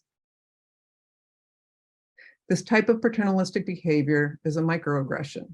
It demonstrates that the individual needs compassion, needs support, needs to be taken care of, as a child does. And as a child requires our care, we are responsible for that care, whether or not the individual, the child, wants or appreciates it. Patting a person on the head who's sitting in a wheelchair conveys and reinforces ideas and assumptions. It justifies how we believe someone should live or be taken care of. It justifies the need for forced guardianship, or that one should not be living independently. As the PM, you demonstrate the importance of certain laws and policies. As a young adult, a future politician, you learn the importance of certain laws and policies. Let's look at another example. It's like, I have a right to life, outside of just my care. That's a right to something other than medical. This woman wanted to be able to attend certain events or simply be taken to the park. But her limited caregiver hours prevented such opportunities. What are the ramifications? Greater isolation for her, less visibility in society, continued isolation for her, continued ignorance in society of her needs or rights. And one final example. It's really a further example of the above, of invisibility. In this photo, we have steps, only about 5 of them, leading up to the entry of perhaps a museum or a theater or a library. It's in the neighborhood where you live, on the Upper East Side of New York, right? Or perhaps these steps lead to an event or meeting where community members are there to discuss the value of parks, clean streets, or an interest in art shows or book readings, whatever. In this photo, we see the people who attended this event or meeting standing and mingling. Everyone is standing, no one is in a chair, much less a wheelchair. What are the thoughts running through their heads? Joe and Althea aren't here. I guess they're not interested in the issues we're discussing tonight. Note that Joe and Althea are wheelchair users. Or maybe those were the steps up to, as this photo shows, a classy new bar in your neighborhood. And the bar is having a grand opening for folks living in your neighborhood. I guess Joe and Althea aren't drinkers. This type of thing wouldn't interest them. I don't see them here. I assume they don't want to be here. For a lot of folks, the realization that perhaps they're not here because the space is inaccessible just doesn't pop into their heads. When asked if there's a problem, no, they just don't want to be here. They're not interested. The same people then become board members for the community, deciding certain policies. They become state representatives. You see it, you learn it, you reinforce it. The question is, how do we break it? Thank you very much.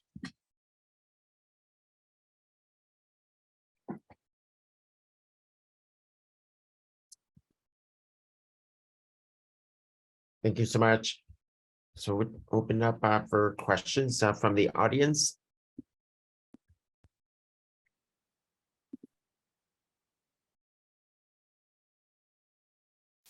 So in terms of next steps, I was just curious if you had any thoughts on just trying to break down some of these ableist perspectives, any successful strategies out there? Successful strategies out there. It's interesting when you talk to a lot of the participants in the studies about what needs to be done, and they're like, it's up to us. Most often the response is, it's up to us, the individual with a disability, and we just need to be out there more.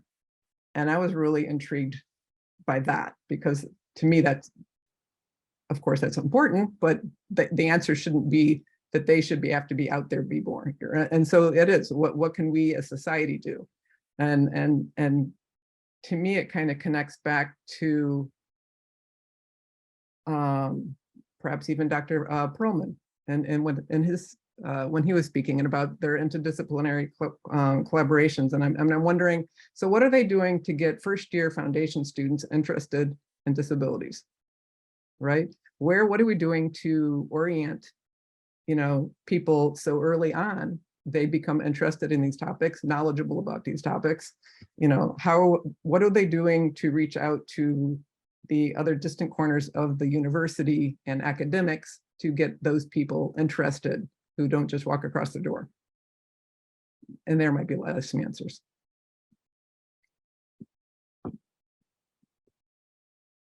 So there's a couple comments and questions also in the chat. So I always mention, instead of using challenges, parentheses perceived by the individual, I wonder if you have considered the term barriers. Using international terminology, environmental barriers are important and can be removed by, for example, by using policies.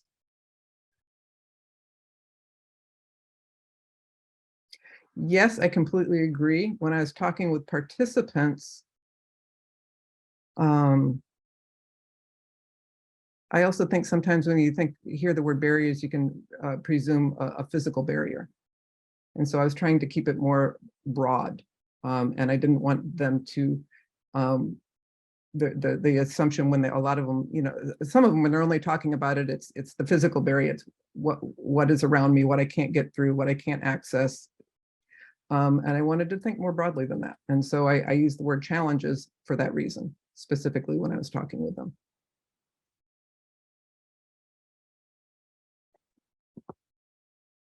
Patricia Anderson also said, great presentation. How would you break it by, how we break is by making the lived experiences of people with disabilities visible and relatable. I have lots of thoughts on how to do this, but I appreciate hearing your thoughts. How do we get them out there and more present in society? Involving them, I suppose. I don't have a lot specifically. I'd love to talk to you about it, because I think the next step is what's the most important.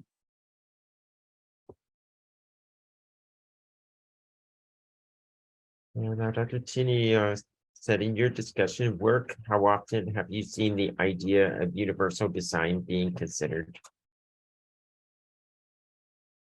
Often, I mean, participants are talking about it. It depends. Some participants are very much into thinking about universal design, regardless of whether it's for someone with a disability or simply for older populations and the need for greater universal design. A lot of frustration with completely inaccessible environments. It's interesting to me just doing election work now and going around to people's apartments. I don't think I've been to a single apartment complex that's accessible in my precinct. And it's, yeah, the complete inaccessible environments we live in. So universal design. Have I done a lot myself with what needs to be done with that? No, I haven't.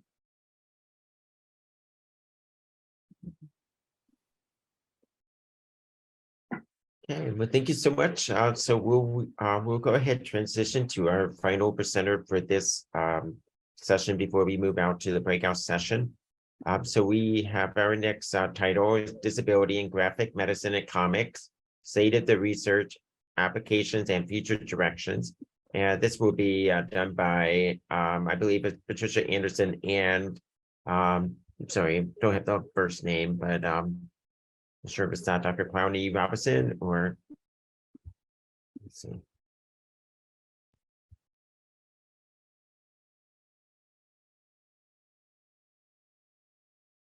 Patricia Anderson, are you okay, I can see you now. Okay, perfect.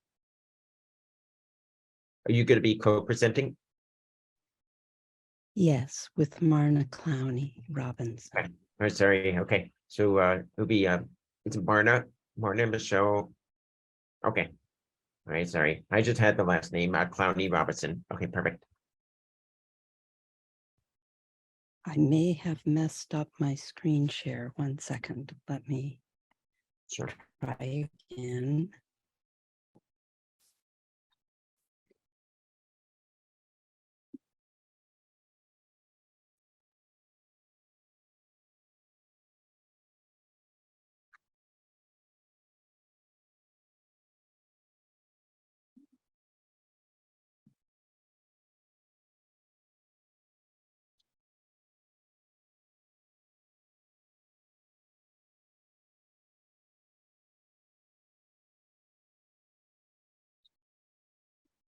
Okay.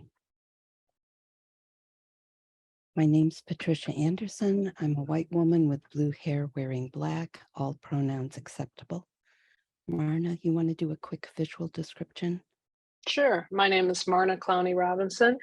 I am mixed race. I'm wearing a blue jacket and hair pulled back. And we have a link on the front of the slides for an access copy of our slides if you'd like to go through them yourself. We have rich alt text on all the images. It is a very image heavy presentation. Marna, if you could please paste that link in chat, I'd be grateful. I will. Okay. So Lisa ended with the question about part of how we get more visibility around these issues. And this is part of the answer.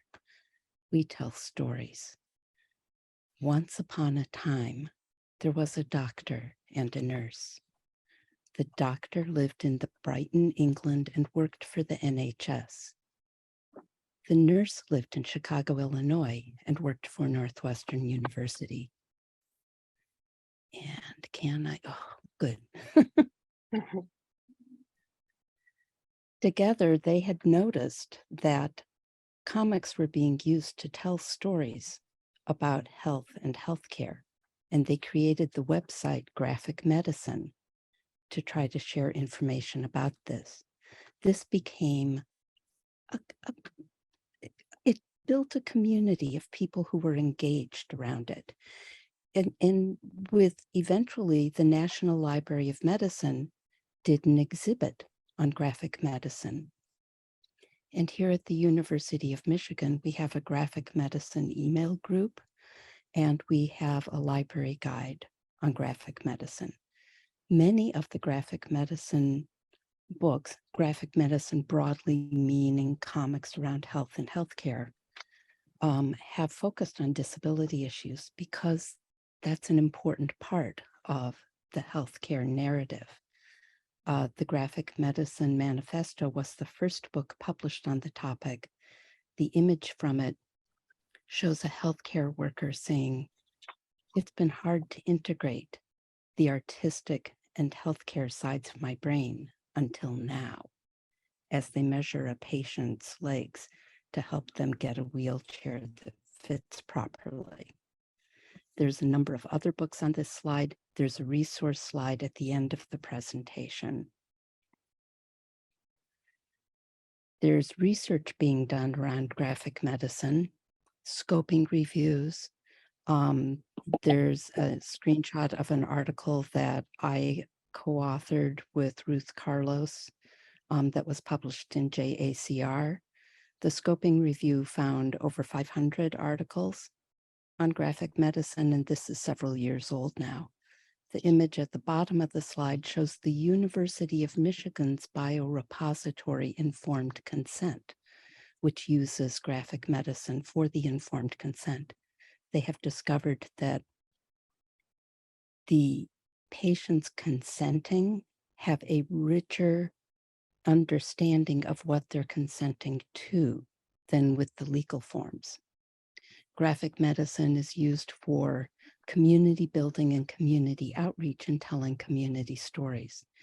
The image is from a project done by the Seattle-King County Department of Public Health, where they sent artists into the free clinics and had them talk with patients there and get permission to tell their stories as comics in ways that protected their privacy, but also helped to reduce the stigma around being a patient at the free clinics to try to promote utilization. They're being used for training and education. The image in the bottom left shows a comic that teaches how to do wheelchair transfers. Comics are being used to teach nurses processes and procedures. They're being used to teach empathy, anything process-oriented can really be put in a comic. They're being used for reflective learning. There's examples here of assignments and ways to use comics in education. And the image in the bottom right is an example from a course that Marna and I taught with the medical students here at the University of Michigan. And the students created this comic around the need for translators in the issue they selected, and they did it in class time with no outside time. Health literacy, again, very useful for this sort of communication. And for interventions, the Seattle-King County people, both the images on this page are from them again, in preparation for expecting there would be a pandemic back in, I think it was 2016, created a comic for pandemic preparedness and had it translated into all the languages of their community, like over 20 languages. And this was well before the pandemic was on the horizon. Marna was having network problems. Are you still available, Marna? Do you want to take over here or? Sure. Yeah. Okay. Yeah. And I apologize ahead of time if I go out. I've lost connection twice. But I am a librarian, but I am also a clinical therapist. And graphic medicine can be used in clinical settings for clinical purposes. For example, the images that are presented on the screen, they're showing how education and patient care, they use graphic medicine. There's also therapy that can be done with graphic medicine. We see an image of who this book is for. There's some graphic medicine novels about sex and disability, as well as an image of spinal injuries and two young men meeting. Can you go to the next slide, Patricia? Okay, some of the work that I do, I work with individuals with a lot of different mental health issues, and they have graphic medicine novels that I have used to help patients that I work with understand some of the things that they are going through. There's Let's Talk About It, which is a guide to mental health using graphic medicine novels. On the screen I've presented, there's one that I use called Hey Kiddo, and it's about a young man dealing with substance abuse issues with his parents. Next slide, please, Patricia. Because I specialize in trauma and eating disorders, I use these a lot. In the middle, there's a graphic novel about trauma, and it talks about how trauma affects the brain, the body, and I use this one a lot. There's also images from other graphic medicine novels for eating disorders. Getting someone to sit in a space and talk to you about it is very hard, but I can present them with panels from a graphic novel, and they're able to share with me some of their own emotions and feelings and connect with the character in these graphic medicine novels. Next slide, Patricia. Okay, and I'm gonna hand it back to Patricia. Yep. So we've been talking about comics which are very visually and graphically intensive, and this presentation has been primarily images. Probably this is a 90, it's not. Somebody needs to be muted. Thank you. So I wanted to touch on the issue of accessibility in comics. There have been a couple of conferences on this topic. There are people working actively in how do we make comics accessible to people with visual disabilities or visual impairments. They are using tactile, audio, and haptic elements. They are converting them into audio stories, and they are, there is some very exciting work being done in this area. I wanted to open the door to the idea of brainstorming future research.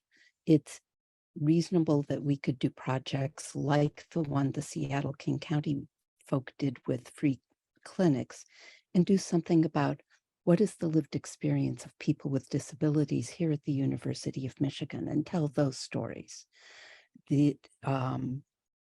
a researcher who did a lot of work to create an archive of images used to create science, to communicate science concepts visually. And they did research around which images carried the concepts most meaningfully to the most people. There are ways to use comics, to tell the stories, to look at what works for education, to engage people in reflective learning, and to ask the questions about what's working and what doesn't, and for who and why. There's just so much potential here, and I'm hoping that this will have sparked some concepts for you folk. We've got a few resources on this slide. I'm just looking at, for the webcomic library, the image showing the disabilities. Webcomics are not in print, they're online only, which means they're immediately accessible, but they're not archived in print. And the number of disabilities that they have found represented in webcomics, our contact information, and then we have a list of sources, and I'm going to stop slide sharing and open the floor to questions or thoughts.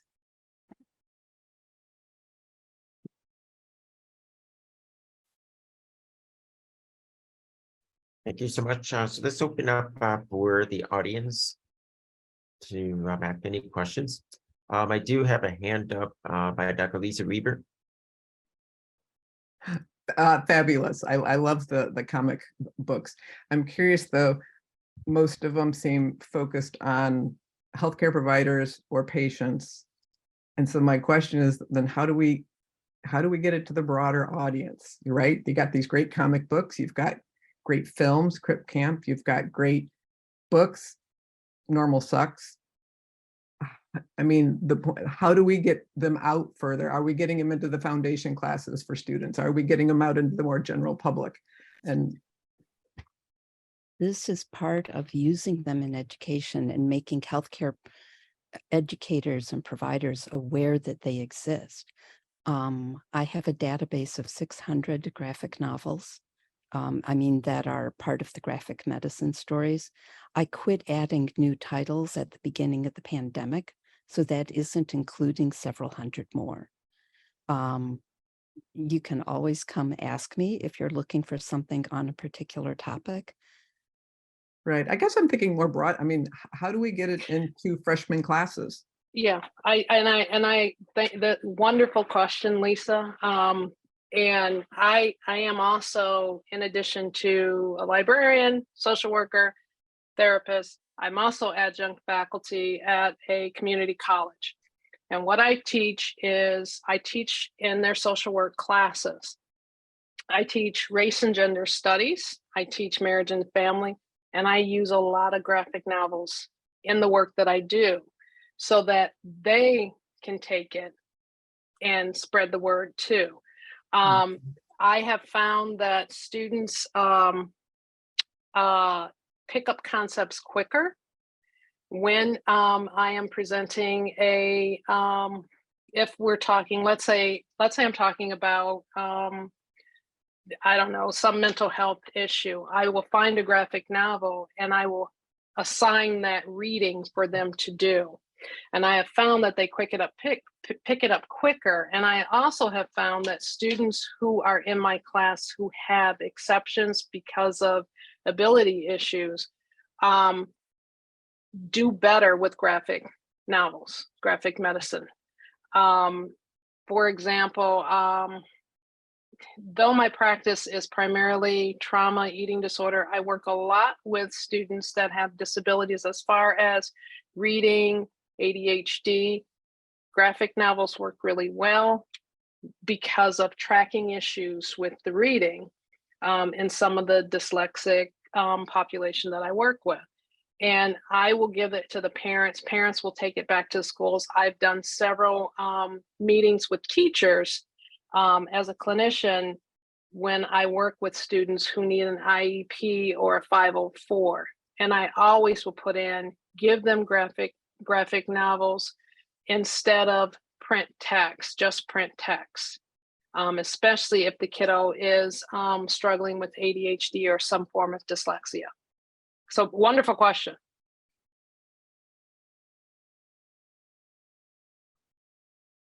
Thank you so much. So maybe we have time for one more question. I have the first one here. It says from Rebecca Pardon. Can you share the sources for additional information about GM and research consents? Maybe we could do that if you could send it to her, that'd be great. If you have any other additional comments about that?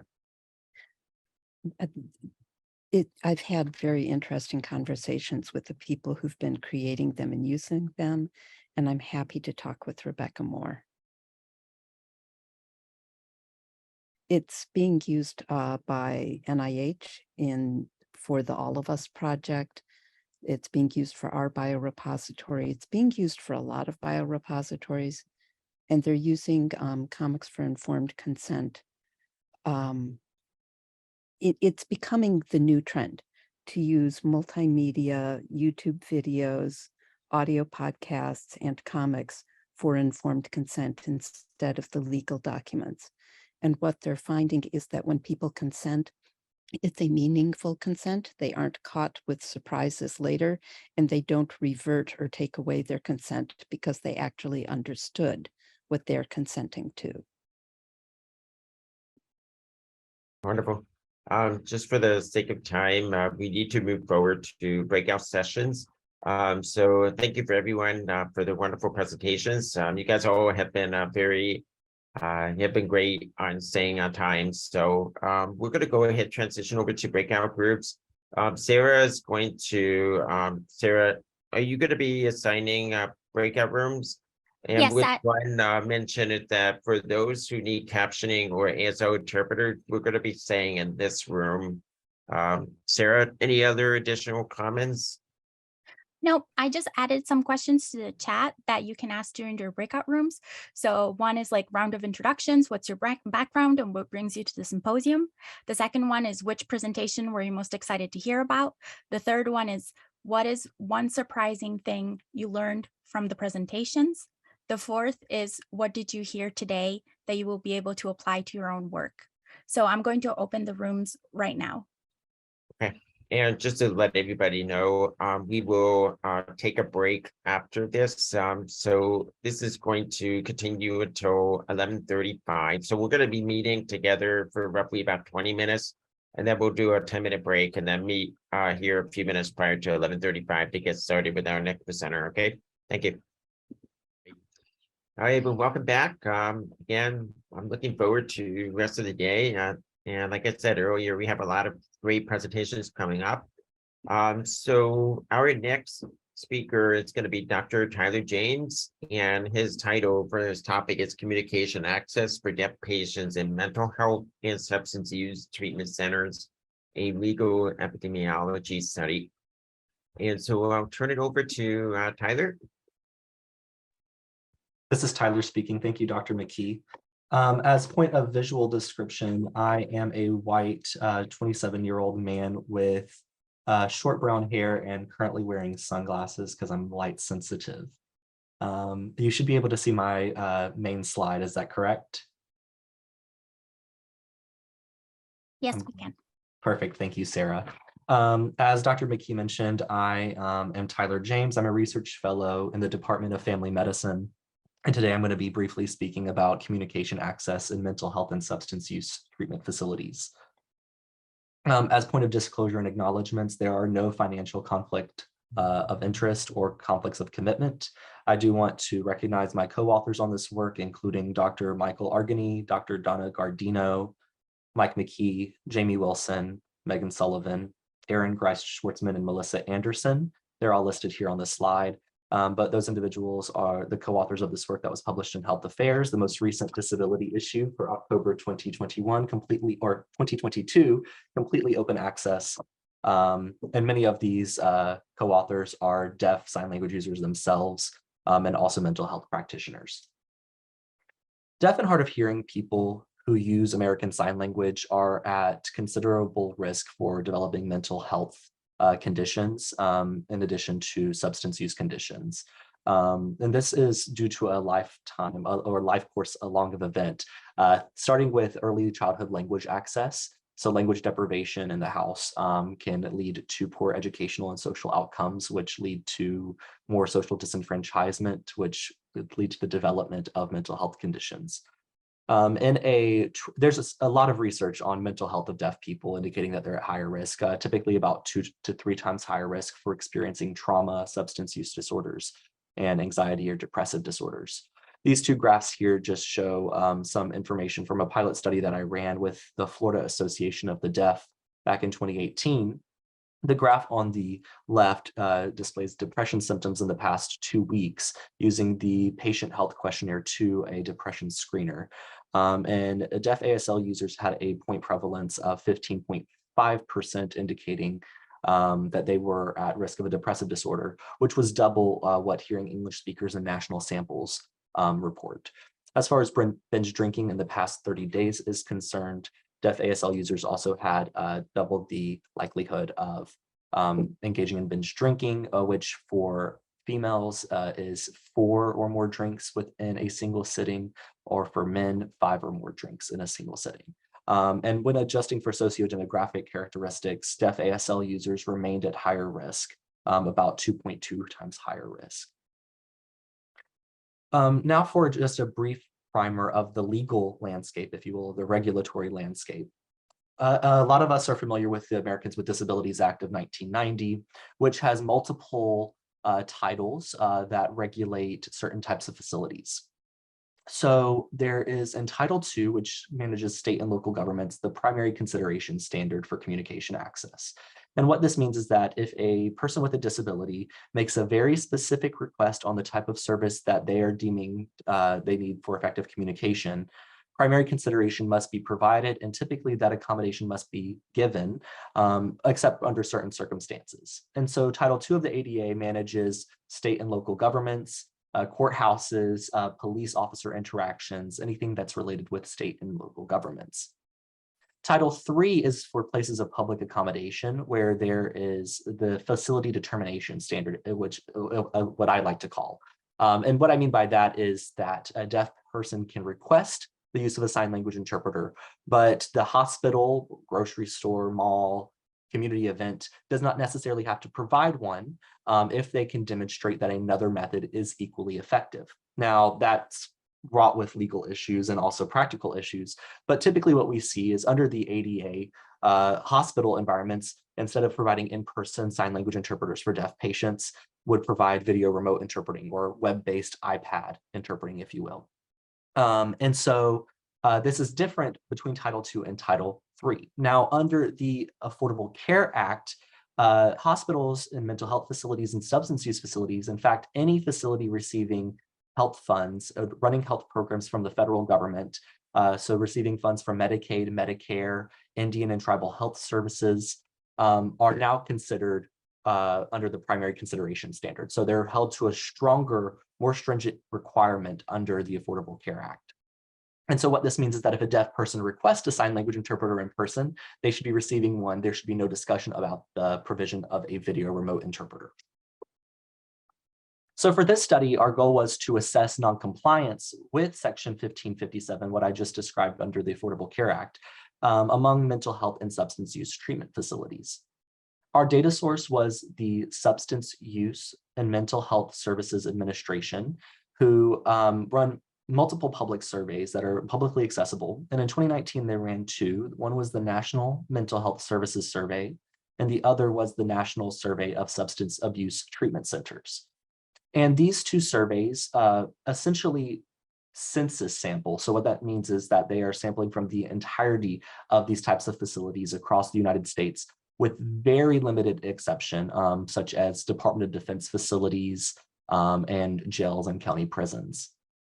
And these surveys ask specifically about facility characteristics, including the payer mix. So are they receiving funds from the federal government, in addition to the types of services that they provide? And for our analysis, we first identified the number of mandated facilities that were non-compliant, and then mapped the number of those facilities by state.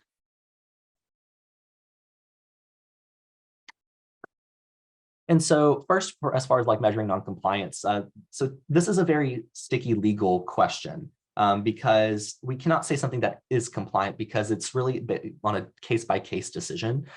So it's for who is it accessible or for whom it is compliant. But determining non-compliance is a lot easier. So the first question was, did the mental health or substance use facility receive public funds from the executive branch of the government?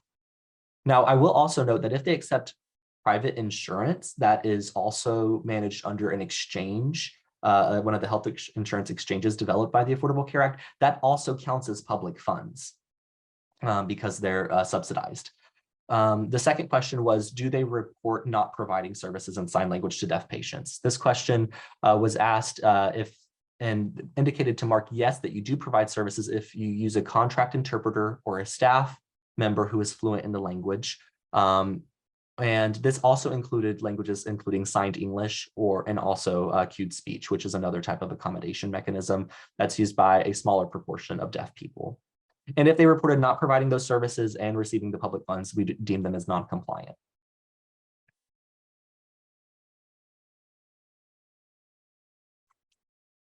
So this is the map of mental health facility non-compliance to Section 1557. Among mandated facilities, of which 98% of mental health facilities in the United States were, 41% were non-compliant. 17 states had 50% or more mental health facilities within that state non-compliant. And South Carolina had the lowest prevalence, and Wisconsin had the highest prevalence of non-compliant facilities. Now, a lot of people see this and they're like, oh, why is Alabama and South Carolina doing so good? Well, I'll say that despite being in the South, which typically diminishes mental health funding and health services funding, these two states have very robust deaf mental health service programs under their Department of Mental Health. And so, for instance, in South Carolina, they have multiple deaf counselors who are providing services throughout the state to deaf people, in addition to technical assistance. This slide shows the map of substance use facilities that are non-compliant by state. You see that this map is much darker, indicating that more facilities are non-compliant. Among mandated substance use facilities, 59% were non-compliant, and 35 states had 50% or more facilities in non-compliance. Missouri had the lowest prevalence at 23% of facilities. I'm not sure why this is. And Idaho had the highest at 88%. And now I just want to show a side-by-side comparison. So in general, substance use treatment facilities were doing much worse than mental health facilities in each state. And states that were doing relatively good in mental health facility compliance, they were doing much worse in substance use facility. And this pattern occurred for all but 3 states. So let's talk about the implications of this. The first is that this lack of communication access increases the likelihood of healthcare-related trauma among deaf patients. There are multiple federal and state lawsuits describing that deaf patients who are not provided communication access are experiencing trauma, worsening their mental health symptoms, and that could even lead to a lack of healthcare navigation or disengagement from treatment and care seeking. It's also a violation of their civil rights. And for our medical educators in the room, it's a breach of medical providers' codes of ethics. So each codes of ethic, including social work, psychiatry, psychology, nursing, and physicians, they all have a very clear code of ethics that states about not doing any harm. And this increases the likelihood of harm significantly. And to resolve this, we recommend a multi-pronged policy approach, looking at every level of the social ecological model. So it starts with enforcement of Section 1557. Currently, the onus is on the patient to really lead to enforcement of it. So if I don't receive an interpreter, whenever I request one, I then have to either do an internal grievance with the facility or take it to the Department of Justice or Department of Health and Human Services. And that process is also not very deaf friendly. They don't have service providers in American Sign Language. You have to submit reports in English. We also recommend license reciprocity to increase the number of deaf people who are able to see deaf ASL fluent providers. And so if more people are in different states, this allows for that direct reimbursement and license reciprocity. We also recommend the pipeline training programs to have more deaf and hard of hearing ASL fluent mental health providers. At the community level, the qualification standards for interpreters vary by state. And this is an issue because, for instance, here in Florida, we have several. I mean, just recently, our Florida Department of Corrections was hiring an ASL interpreter.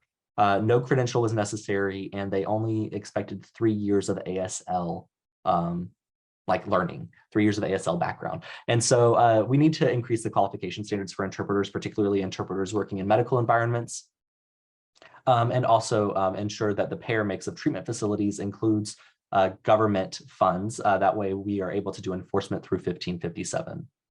At the provider level, we need to increase disability competency training within medical education. At the patient level, advocate for early language exposure and access, and also better health information access. That's all I have. I think we might have like 2 minutes for questions. I can also take questions via the chat, but thank you all. Thank you so much, Tyler. So we'll open it up for questions. It looks like there's one from Els. It looks like there's several questions here. So it looks like some information about access in the Ann Arbor Unitarian Church. We are using the Listening Everywhere app. Works quite well, better than the Loop system. Would this help to reduce cognitive impairments? What is the percentage of people over 60 with hearing difficulties? Is there a growing evidence between hearing loss and memory loss? Why is this? Are you concerned about the overload of loud sound in restaurants, outdoor equipment? A lot of questions there. So the issue with an app that is using auditory information is that for many deaf people who use sign language, that's not their preferred modality of receiving information. Would this help to reduce cognitive impairments? I'm not sure. I mean, there's been a significant amount of research in recent years looking at age-related hearing loss and dementia or Alzheimer's disease or cognitive impairment. From my stance, I think that it may be due to social isolation that leads to worsening like social outcomes, which leads to those worse cognitive outcomes. The percent of people over 60 with hearing difficulties. So it's interesting if you look at a graph, I don't have one here in the slide deck, but if you look at a graph of the prevalence of hearing loss among ages, it slopes upward almost, I don't want to say exponentially, but it looks almost exponential as you increase in age to the point where the majority of 70 and 80-year-olds are having some sort of hearing loss. And so the last one is, am I concerned about information overload or loud sounds? So this is actually something that has been discussed quite a bit with respect to emergency department care, in addition to general healthcare environments, which are typically very loud. And so for people who have general hearing loss who may use spoken language modalities like spoken English, this is something that we would be concerned about because it would diminish their communication experience. Yes. Thank you so much. So if there's any additional questions, we could put it in the chat and allow Tyler to respond to those. I want to make sure we have ample time for our other presenters. So our next presenter is a PhD student, Kara Manor, and she is going to be sharing. She's going to be doing a presentation titled "The Study of Ableism and Health in Population Health Sciences Literature, a Framework and Scoping Review." So, Kara. Hi, everybody. Can Okay. folks see me and hear me? Yeah, we can see it. Thank you so much. Hi, I'm Kara Manor. Like Dr. McKee said, I'm a first-year doctoral student in the Department of Epidemiology, and I'm a white person. I have dark hair with glasses. My hair is probably mildly gray, and I'm wearing a green sweater. And today I'm going to talk to you about the work I've been doing, and I'm calling it The Study of Ableism and Health in the Population Health Sciences Literature, a Framework and Scoping Review. And just to give some introductory background, as many of you know, in the population health sciences and in the medical sciences, we typically think about, or the literature typically thinks about disabled people or disability as an individual problem. But over the past several decades, there have been some movements towards some conceptual shifts, and I've just laid out a couple of landmarks that signal those shifts here. So for example, we have the WHO introducing the International Classification of Functioning, Disability, and Health. There's a couple of key public health papers that I cite here that are naming disabled populations as health disparities populations.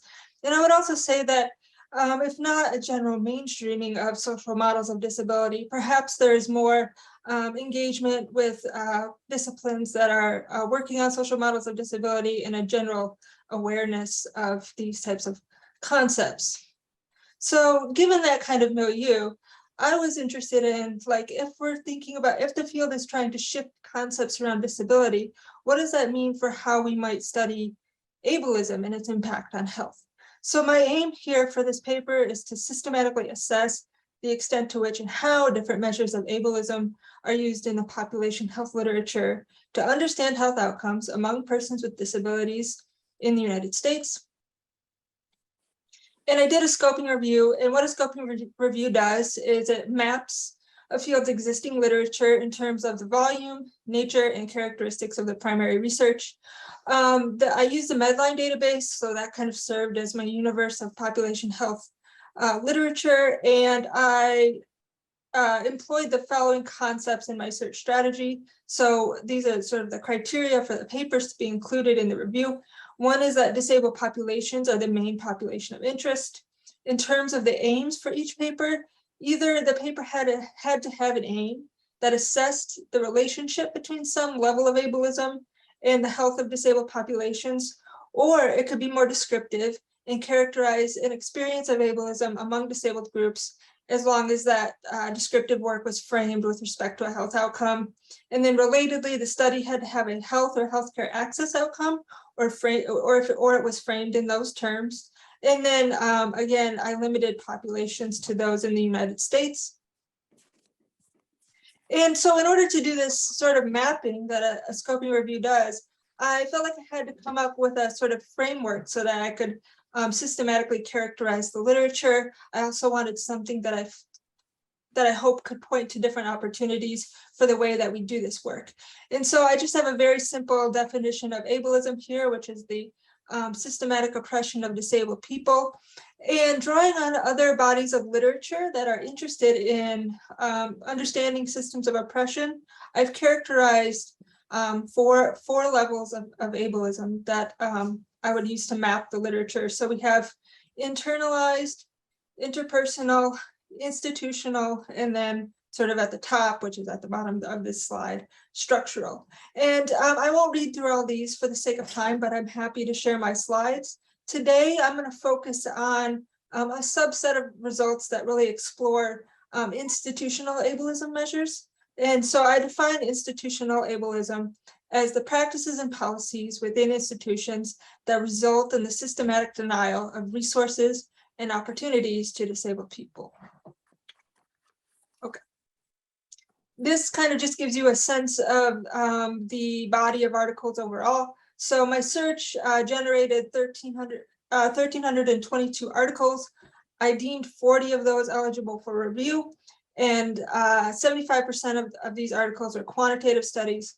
You can see here on this blue chart on the right that there's a a bit of an increasing trend in terms of the number of articles published in more recent years. And then also the largest proportion of the articles were published in either medical research or dental research journals. Okay, so these are the levels of ableism that were studied that I mapped out in the literature. And I'll first point you to this figure on the left. So you can see here that over half of the articles are studying ableism at the institutional level. And sort of at face value, I thought, wow, this is a really encouraging result, because if you engage with the other sort of bodies of literature that maybe are interested in racism in health or other systems of oppression in health, there's often a critique that too often in public health, we're relying on either internalized or interpersonal measures, and these are just inadequate when we want to understand sort of the totality of how systems of oppression work. And here you can also see on the right, I've kind of hierarchically mapped out how studies were assessing different levels of ableism, so structural at the top here. And again, you can see that institutional ableism is the most prevalent measure in this literature, and it's often studied alone. So the majority of these articles here, 14, studied only institutional ableism, so not in combination with some other level or other measure. Okay, so what does this body of literature mean by institutional ableism? So I've listed out sort of 3 different domains that were studied by these papers. So we have service provider attitudes and knowledge. So that could either be a provider reporting their attitudes or knowledge about disabled folks, or disabled people reporting their perceptions of service provider attitudes and knowledge. Clinical built environments and other clinical processes. So access to accessible equipment in the clinic, or a deaf and hard of hearing person's ability to acquire an ASL translator when they're in the clinic, things like that. And then finally, there were a small subset of studies that were interested in ableism in the workplace or some other sites. And to drill down a little deeper here in characterizing the study of institutional ableism in the population health literature, here I just want to name that over 75% of studies interested in ableism at the institutional level, they're measuring provider attitudes or knowledge. And about half the time they're doing that alone, and the other half the time they're measuring provider attitudes and knowledge in combination with a clinical built environment measure. Another important aspect to point out about this literature is that 6 studies out of 40 measured, proposed studying disabled people's health, but did not include disabled people as a study population. And 4 of these 6 only surveyed service providers about their attitudes or knowledge of their disabled patients. And so, this result of the preponderance of literature studying institutional ableism, we're starting to draw in some nuance here about what that looks like. Okay, so just to give sort of another characterization of what the institutional ableism and population health literature looks like. So for part of the study that I'm not presenting so much here, I'm really interested in how investigators are engaging theory and how that theory is driving their questions and framework for their work around disabled people's health. And I just want to name here that, among these studies that only asked about attitudes or knowledge of service providers, really only 2 are citing social models of disability at all. And a lot of them are really focusing in on clinician training. And I can see that, or we can see that here. This is just a quote I pulled out. So just naming the importance of training and clinical experience. And, as many of you have been demonstrating today, that's such an important aspect of disabled people's health. But I want to kind of put sort of an addendum of a yes and here, and think about, like, given the preponderance of population health literature is exclusively focusing on the clinical realm when they're thinking about disabled people's health, I have a few questions for us, which is, where do we imagine disabled people when we're thinking about our research questions? Who do we tend to imagine as reliable narrators of disabled people's experiences and health? And finally, what possibilities do we imagine for disabled people beyond the patient? So I hope, in addition to this very robust clinical work, that we can also begin to expand our research and knowledge beyond the walls of the clinic to really think about all the sort of nuanced and varied ways that disabled people experience ableism and also enabling factors that can impact their health. So thank you so much.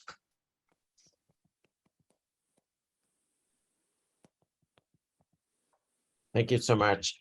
So I'm going to open it up for questions from the audience. If you want to raise your hand or also put in the chat, that'd be great. I do have a question. So in my area of my area of research, often we focus on autism, and I was just curious, do you feel that there's enough literature to actually even break it down to more, like subsections? I was just curious if you can shed some light, given your review of the articles. Sure. Thank you so much. And I actually was able to have a little bit earlier in the year a discussion with Tyler about this, that there's so many ways that we can characterize ableism, and that it's a big umbrella, but it's very nuanced. And the literature just doesn't do that. Out of all of these studies, out of 40 of these studies, 3 even use the word ableism. And most of, like 2 out of 3 times, it was sort of in passing context, and really only 1 mobilized it as a key conceptual framework to guide their work.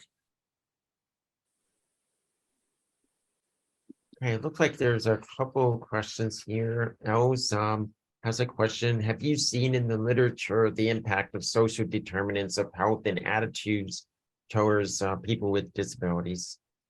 Yeah, so I think most of what I'm finding in this review is sort of from the social determinants of health literature. And I was really sort of taking that and thinking about, what about social determinants of health can we think about conceptually as ableism? And when we do that, how does that change the research that we do, guide our research questions differently, and suggest new avenues forward? Yeah. Wonderful. Very good. Michelle Mead also has a question. Are there non-self-report measures of ableism of institutions? So there are some. So there were the studies, and they were mostly qualitative studies, where they were essentially interviewing various folks with disabilities about their experiences in the clinic, in the various barriers that they encountered. And then there are also inventories that folks have that are out there for like the clinical processes and built environment. But generally those that I have seen have been self-report. So they're not done like by a neutral third party or something like that. Okay.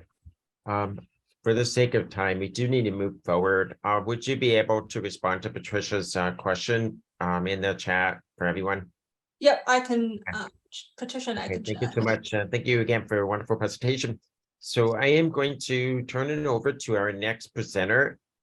Zoe Sheets is our medical student who is going to be presenting on the association between the disability program access and empathy and burnout in U.S. medical students, a national study. Welcome back, Zoe. Thanks so much. Okay. So good morning, everyone. My name is Zoe. I'm a 4th year medical student at the University of Illinois at Chicago, a future primary care provider, and a member of the Meeks Lab and the Docs with Disabilities Initiative. I am a white person. I have dark brown hair that goes just below my shoulders. I'm wearing a sweater and silver glasses. And I'm really excited to be here with all of you talking about this. I'll be presenting disability, program access, empathy, and burnout in U.S. medical schools. And this work has many authors who I wanted to acknowledge and say that I'm so grateful for all of them. All of them throughout my entire time in medical school and in this lab have been incredible partners and mentors in this work, notably Dr. Lisa Meeks. So starting with our research question, what we were looking at is whether or not self-disclosed disability and reported program access is associated with measures of burnout and empathy in a national sample of US medical students. It's a topic that has not yet been fully explored in the literature. But to understand why this question was meaningful for us to explore, first I want to share a little bit about what we know from the literature surrounding empathy and burnout, as well as how disability relates to these two concepts. So first, starting with empathy, empathy is typically described as a cognitive competency of understanding and respecting a patient's perspective. And it's really critical for medical care. We've seen in the literature that it can influence patient experience and outcomes. Empathy can decrease patient anxiety, increase satisfaction, and even improve a patient's willingness to partner and develop a treatment plan and then adhere to that plan. And so knowing that empathy is playing that important of a role in medical care, I think it's really also important to note that studies have shown that medical students enter medical school with a very varied level of initial empathy. And that level of empathy seems to decline throughout the 4 years of medical school, especially when people transition from the classroom to the clinic. Research has also shown that those who start with lower levels of empathy tend to experience a more steep decline throughout those 4 years, especially at that transition point. And so we know that there may be some protective and maybe some risk factors that influence the level of empathy erosion. We also know that the demanding and hierarchical environment of medicine can play a really key role in this shift in empathy. Similarly, burnout can be very influenced by this type of environment that we learn and practice medicine in. And we know that burnout is associated with higher risk of medical errors, as well as it has a really big impact on providers themselves. It can cause higher rates of mood disorders, substance use, even suicidal ideation. And burnout is particularly important to take note of when we're studying empathy, because it's been shown in studies to be connected. Higher levels of burnout are typically associated with lower empathy scores in medical students. And so now focusing specifically on disability within these two concepts, it's been shown that physicians and students with disabilities describe higher levels of empathy and improved patient communication, often tied to our own experiences as patients. Disabled and non-disabled patients have been shown to believe that disabled doctors are more empathetic, and clinical teachers have noted that students with experiences as patients show more empathy and maturity in their clinical and patient interactions. Self-reported disability, though, has also been shown to be a risk factor for stress and burnout. And a 2021 study showed that interns with disabilities were at increased risk of developing depressive symptoms if they didn't have program access. With these documented associations between disability, empathy, burnout, and program access, we wanted to take a deeper dive and look at whether or not we could see deeper associations between these four measures using this study. So we used de-identified data from 2019 and 2020 cohorts of second-year medical students who applied to the AAMC Year 2 questionnaires. This included 27,009 total students, 85% of whom answered the question we were using to determine self-reported disability status. Are you a person with a disability? If they answered yes, they were then prompted to answer the question, which of the following best describes your disability? If you have more than one type, select all that apply. Options included ADHD, chronic health disability, deaf or hard of hearing, learning disability, mobility disability, psychological disability, visual disability, and other. Measures used within this study included program access, burnout, and empathy, as well as several other measures for control. Program access was defined as either receiving accommodations that were needed or not needing accommodations at all. It was assessed by asking whether or not one's school provided accommodations for disability, and if not, asking which of the following best describes why your medical school has not provided accommodations. Options for this question included: my request is under review, my request was denied, I do not need accommodations, or I have not requested accommodations for another reason.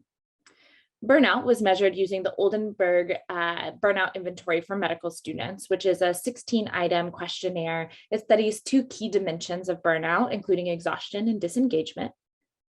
Empathy was measured using 8 items from the perspective taking and empathetic concern subscales of the Interpersonal Reactivity Index. And then, of course, in addition to demographic information, several items that may influence empathy and have been potentially shown to influence empathy in the literature were included, including the Tolerance for Ambiguity scale, which really looks at how someone is able to cope with things that may be unknown or unpredictable. The Linear Analog Assessment scale, which looks at one's perceptions of some areas of quality of life, and then also the Medical School Learning Environment Survey. And so thinking about the statistical analysis, initially differences in demographics were explored among students with disabilities and without disabilities using chi-squared tests, and then multivariable logistic regressions were used to evaluate associations between presence of disability and high indicators of exhaustion, high disengagement, low empathy, all while accounting for everything listed on the slide: sex, sexual orientation, age group, race and ethnicity, cohort year, and then the 3 measures I mentioned earlier: TFA score, the LASA6 score, and that learning environment subscale. So thinking about our findings, our study included 54.2% of second-year medical students in 2019 and 2020. 10.2% of them self-identified as having a disability, and we know that disabled students were more likely to be women, to be older, to be lesbian, gay, or bisexual, and to be from a racial or ethnical group that is underrepresented in medicine. Thinking about burnout and empathy for both students with disabilities and students without disabilities, we found that students with disabilities were more likely to report high exhaustion at 49.3% compared to 30.6%. And they were more likely to report high disengagement at 40.7% versus 20.9%. Students with disabilities were, on the other hand, less likely to present low empathy than students without disabilities at 25.5% compared to 31.1%. In multivariable models, students with disabilities did have increased odds of high exhaustion with an odds ratio of 1.6, increased odds of high disengagement with an odds ratio of 1.11, and decreased odds of presenting low empathy, odds ratio of 0.74. If we look at associations of program access with indicators of burnout and empathy specifically, compared to students with disabilities who had program access, students with disabilities who reported not having program access were more likely to present high exhaustion and high disengagement. For high exhaustion, it was a rate of 67.4 compared to 46.4%. And for high disengagement, 56.4 compared to 38.4%. In the multivariable models, students with disabilities with program access were less likely to present high exhaustion than counterparts with unmet needs, with an odds ratio of 0.58. And students with disabilities reporting lack of program access were significantly more likely than non-disabled students to present indicators of high disengagement with an odds ratio of 1.43, while students with disabilities with program access were not. Thinking about this further, students with disabilities, both groups, whether they had program access or whether they did not, were less likely than their non-disabled peers to present indicators of low empathy. And program access didn't seem to impact empathy, as there was not a significant difference in low empathy odds between students with disabilities with and without program access. And so thinking about what all of this tells us, I think that this data serves to really highlight the ability of this population of students with disabilities, and in the future, physicians with disabilities, to create a more empathetic workforce. Even with higher levels of burnout and exhaustion, students with disabilities were much less likely to present low empathy than their non-disabled peers. And this held true even when we looked at, even when we accounted for program access and accounted for the well-established factors that impact empathy that I discussed before. And so this seems to demonstrate that lived experience as a patient before entering medical school or while in medical school is a robust protective factor for empathy. And with our data demonstrating that program access is associated with lower exhaustion and disengagement among students with disabilities, it also underscores the critical role that program access plays in supporting the well-being and the retention of students with disabilities as they work to serve as a more empathetic workforce. Of course, the study has limitations. It is a cross-sectional design, which limits the ability to determine causality.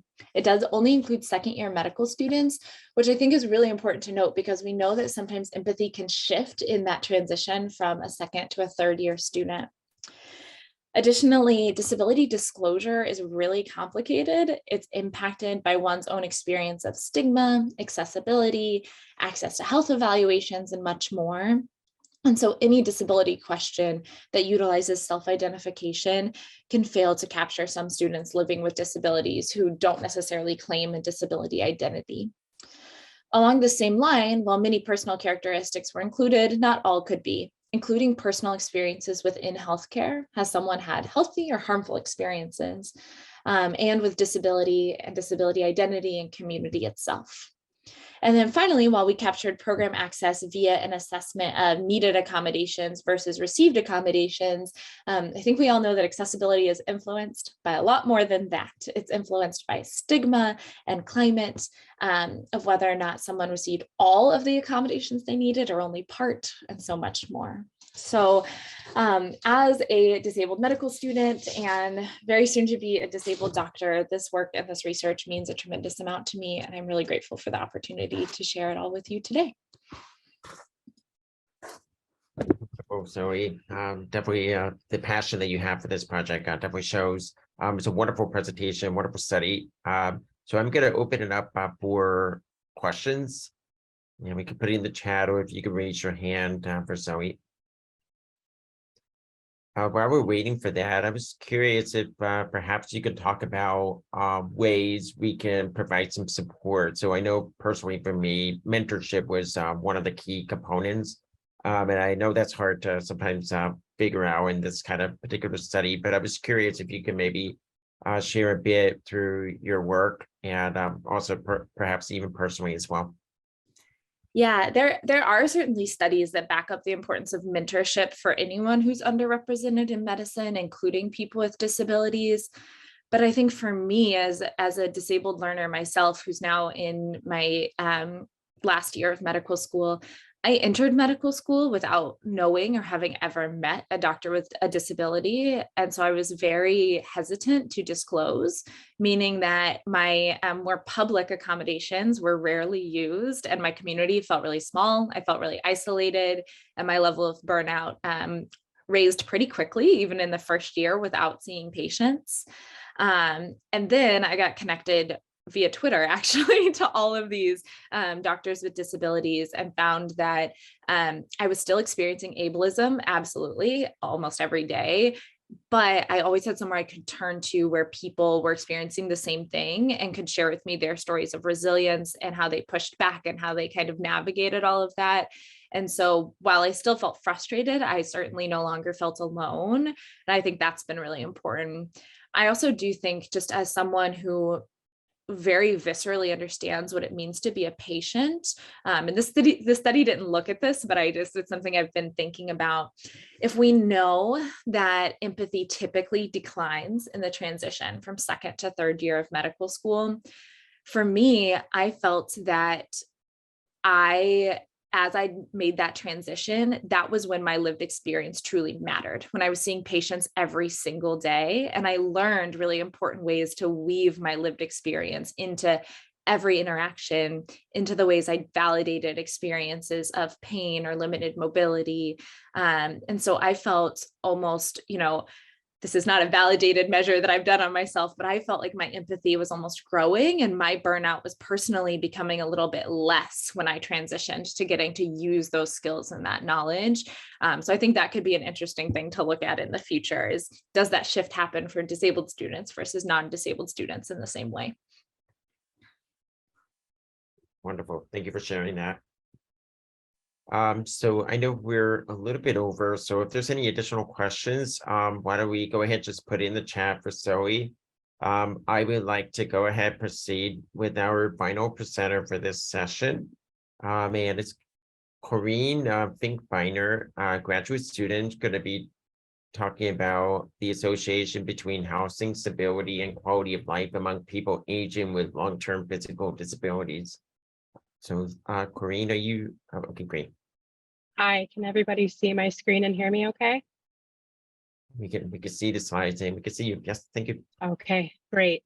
So hello, my name is Corinne Finkbeiner. I am a female with long, dark brown hair. I am white and I'm wearing a blue t-shirt.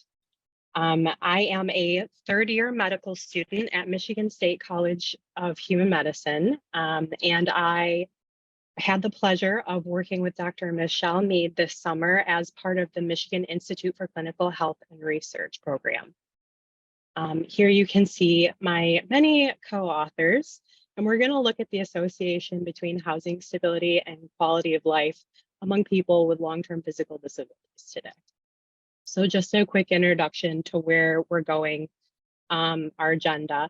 We're going to take a look at why this research matters, talk about how we collected this data, what we've done so far to analyze these results, and what conclusions I think we can draw from these results. So just as an introduction to those that haven't heard about housing instability or stability before, housing stability is typically defined in the research as the extent to which housing of reasonable quality is secure. Stability is a continuum, as you can see here, from no access to housing to full access with no threats to your housing stability. As a proxy for instability, the CDC estimated in 2014 that 21.3 million households are impacted by housing instability, meaning they use cost burdened as their definition, so meaning they spent greater than 30% of their income on housing. The National Council on Disability in 2017 reported on poverty and disability. They estimated that over 65% of the 17.9 million working age adults with disabilities participate in at least one safety net program or income support program. So as you can see, there are quite a few millions of people that are impacted by both housing stability or housing instability and disability. So according to the World Health Organization's ICF model, factors at the individual level, the social, one second, let me move this out of my way. Okay, that's fine. Factors at the individual level, the social and environmental levels affect people with long-term physical disabilities. What we're looking at specifically here is factors at the environmental level, right? Housing stability. And there are studies that have linked housing, environment, and health in the general population. However, this is only clearly established in adults with physical disabilities in one South Korean study that I could find. And just as a disclaimer, this work is part of the IDEAL RRTC project investigating factors associated with healthy aging among adults living with physical disabilities.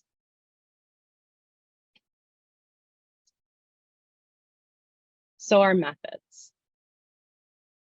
Just as a disclaimer, this study was identified as exempt. First, we had a 70-item cross-sectional survey of people with physical disabilities in Flint and Detroit. The survey itself assesses participants for their demographics, housing stability or instability, community, and their impairment level, as well as their quality of life. And in order to assess quality of life, we use the World Health Organization Quality of Life Brief or BREF form, which is a validated tool. Adults with diagnoses consistent with long-term physical disabilities in Detroit and Flint were recruited through Michigan Medicine medical records, as well as mailing lists available through advisory panel organizations. Multiple methods were used to reach out to our prospective participants, including email, phone calls, and mail. Eligible individuals were offered a $25 incentive for completing this survey.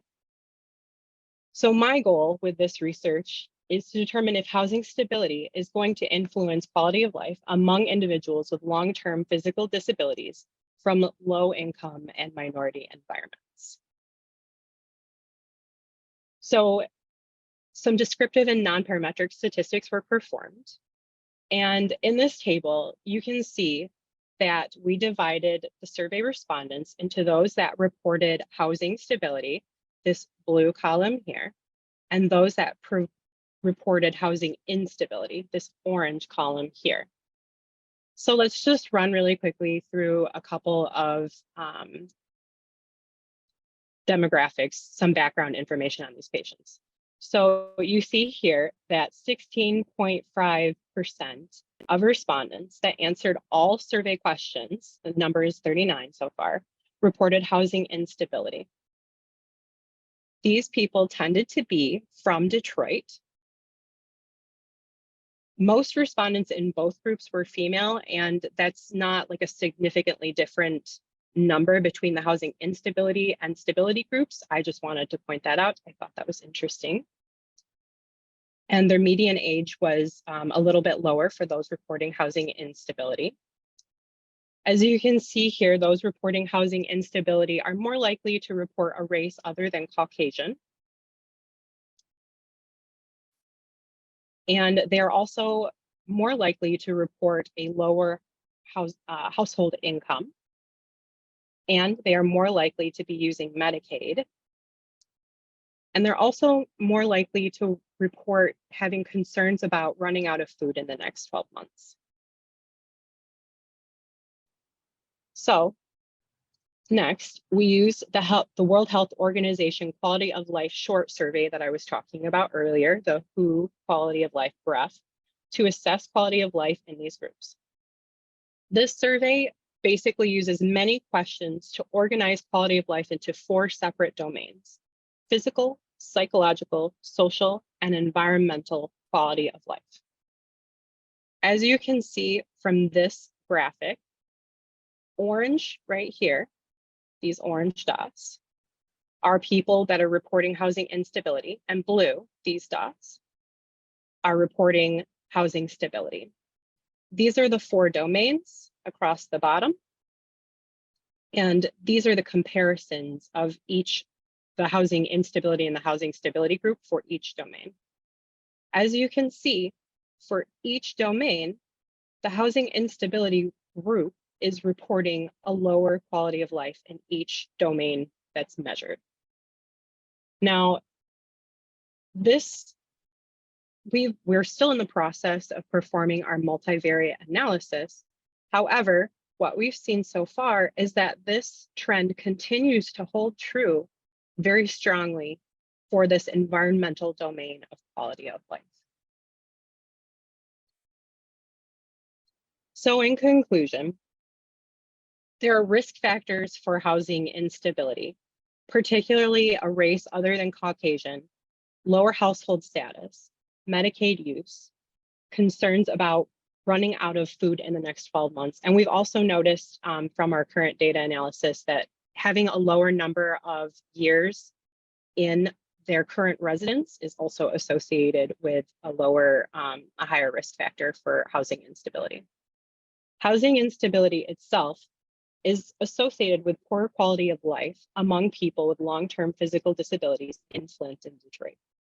When working with patients that are experiencing physical disabilities, I think it's really important for providers to assess the overall context of their patients, not just patients with physical disabilities, but patients with physical disabilities in particular, including housing stability, and make sure that they provide the appropriate resources for these patients. That is all I have for you today. Thank you so much for this opportunity to talk about my research, and feel free to contact me if you have any questions. Does anybody have any questions right now?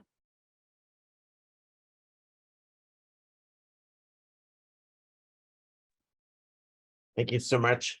So I'm going to open it up for the audience to go ahead and ask questions. So I have a question from Els, who said, in my view, your data show that changing environmental factors are critical for persons with any health condition. Environmental factors impact a person's level of functioning and subsequently a person's disability. What do you mean by housing instability?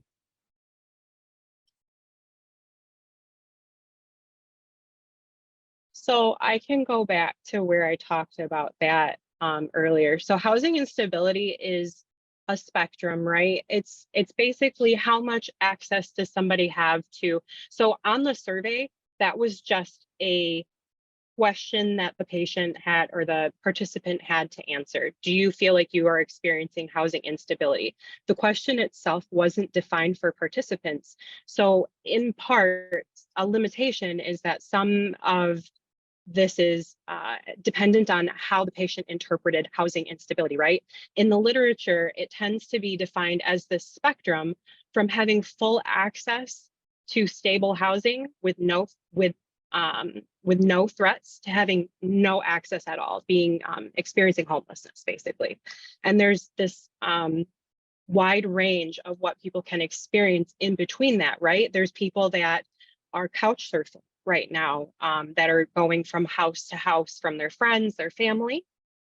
And there are people that are currently, particularly with COVID, we saw this a lot, where there would be people that were currently renting an apartment, but at any moment they could be kicked out of that apartment because they're either behind on rent or because of some issue with a landlord. So it is a wide spectrum, and that definitely could, I think that's a nice area for further research, is to kind of give people that have participated more details, give them more of the spectrum to kind of identify where they are on that spectrum. Thank you for that question. I hope I answered it, but let me know if I didn't.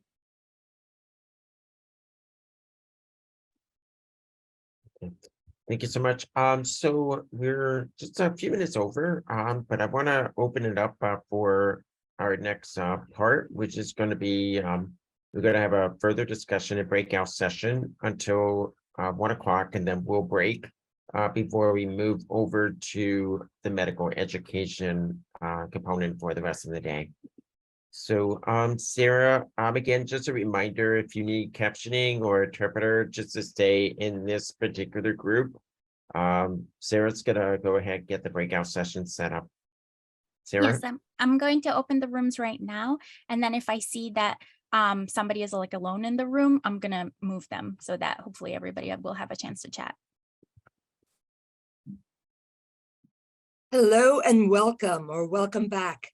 I am very excited that we were able to include this afternoon session talking about disability inclusion in medical education.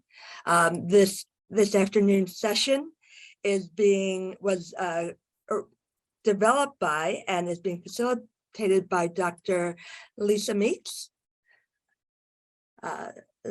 Dr. Meeks is an assistant professor in the University of Michigan Department of Family Medicine, and soon to be in the Department of Learning Health Sciences.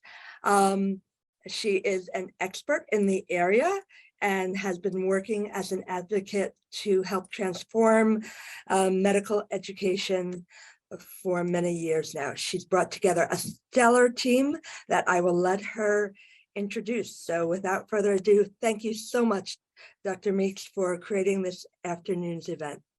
Oh, thank you so much, Dr. Mead, for hosting it, and to Sarah for all of her hard work behind the scenes to make this happen.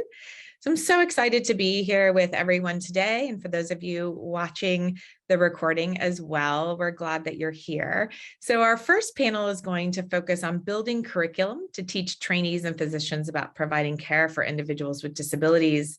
As you may be aware, disability is an important topic in medical education. 1 in 4 adults in the United States identify as having a disability. So this is a patient population that every physician will encounter during their careers. Therefore, it is paramount that medical trainees graduate with considerable knowledge about disability, including disparate health outcomes and the healthcare inequities faced by this population.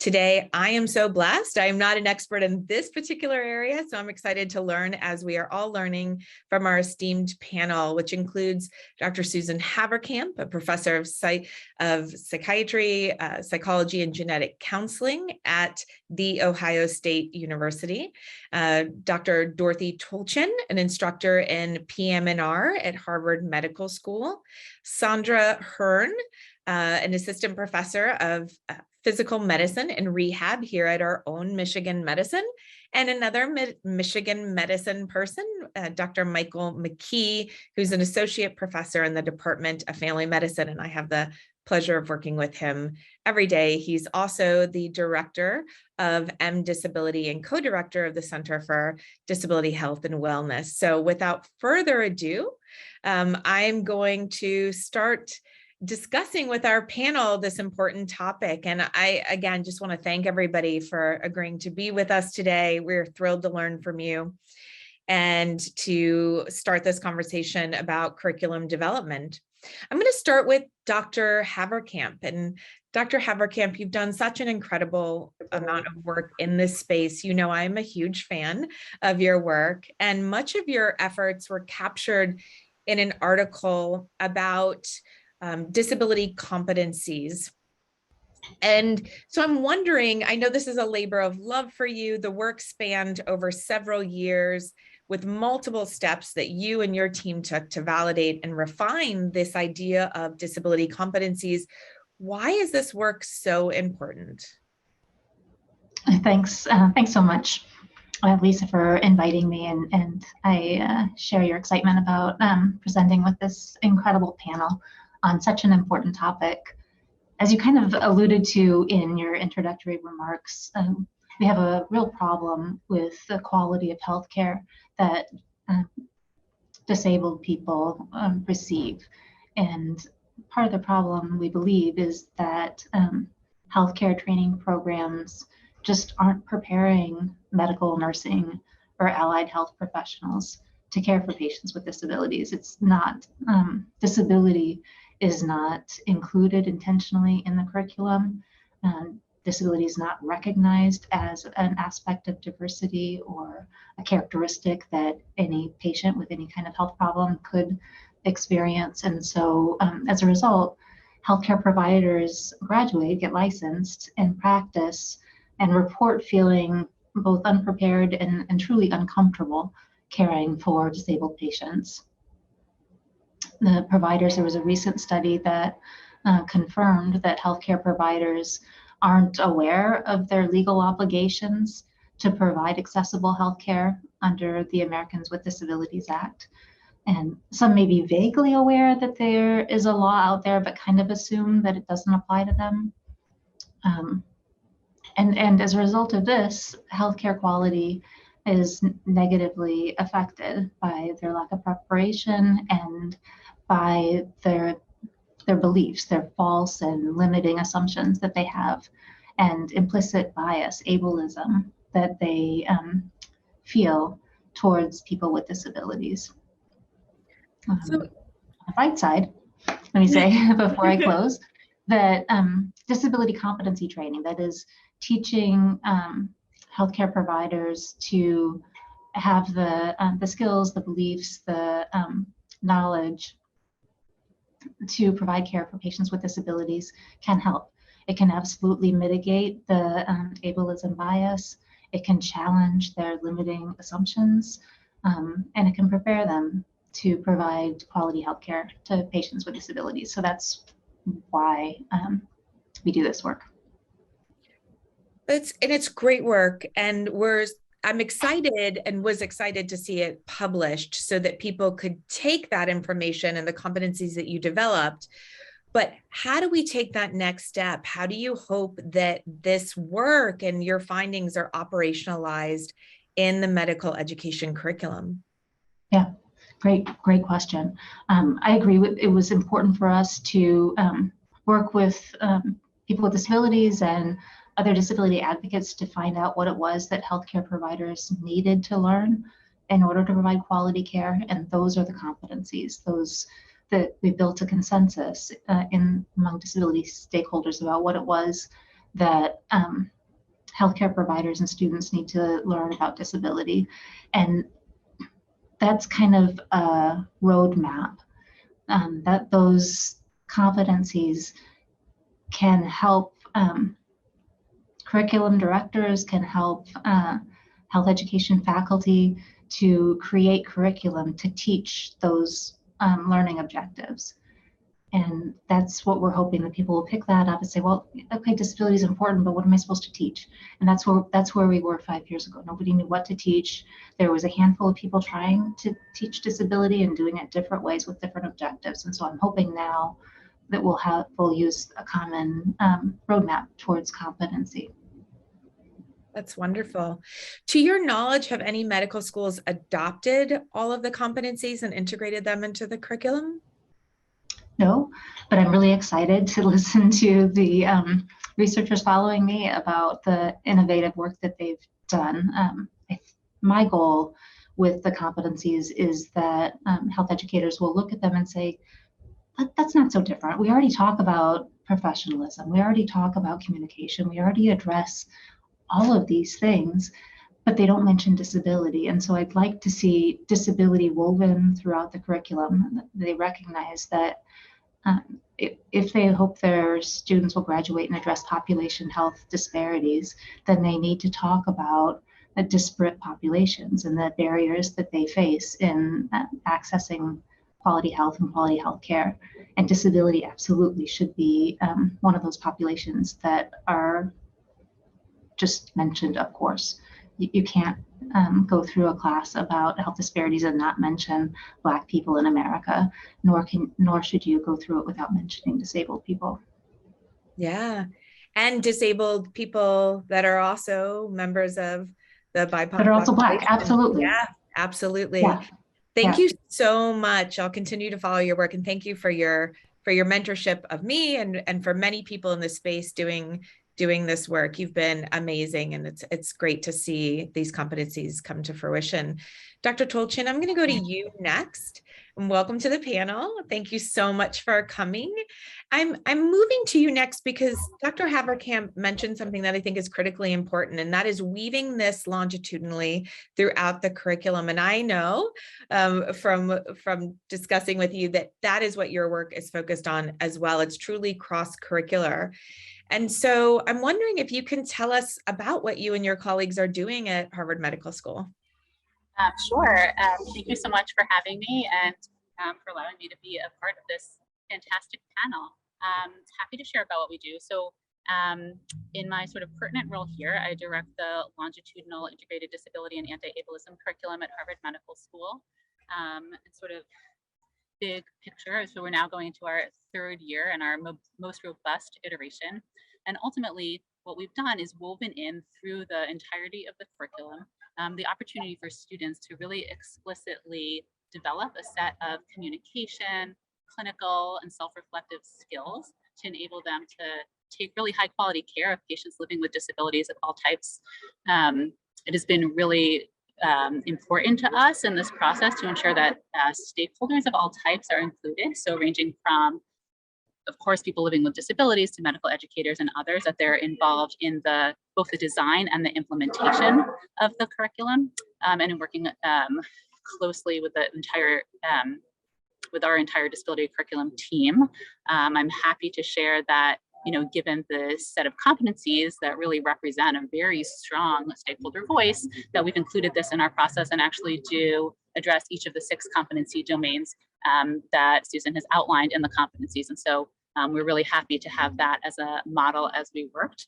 to be able to include, so many stakeholders at once in this one document, in addition to other local stakeholders, both in our community and importantly also within our medical school itself. So students living with disabilities and chronic conditions have been a really important part of the design and implementation of our curriculum, given that they hold a ton of expertise, both personal and professional. And so that's been a really nice part of our process. And I'll stop talking. Just be careful what you ask me, because I will. I love it. You recently served as senior author on a wonderful article that was focused on how PM&R faculty in particular can become disability advocates for change in the curriculum. And you discussed Dr. Haverkamp's paper. I love how all of this is very full circle, tethering each of your items to a core and trustable professional activity for residency, which I found not only super helpful, but very, very interesting in the way that you went about doing this.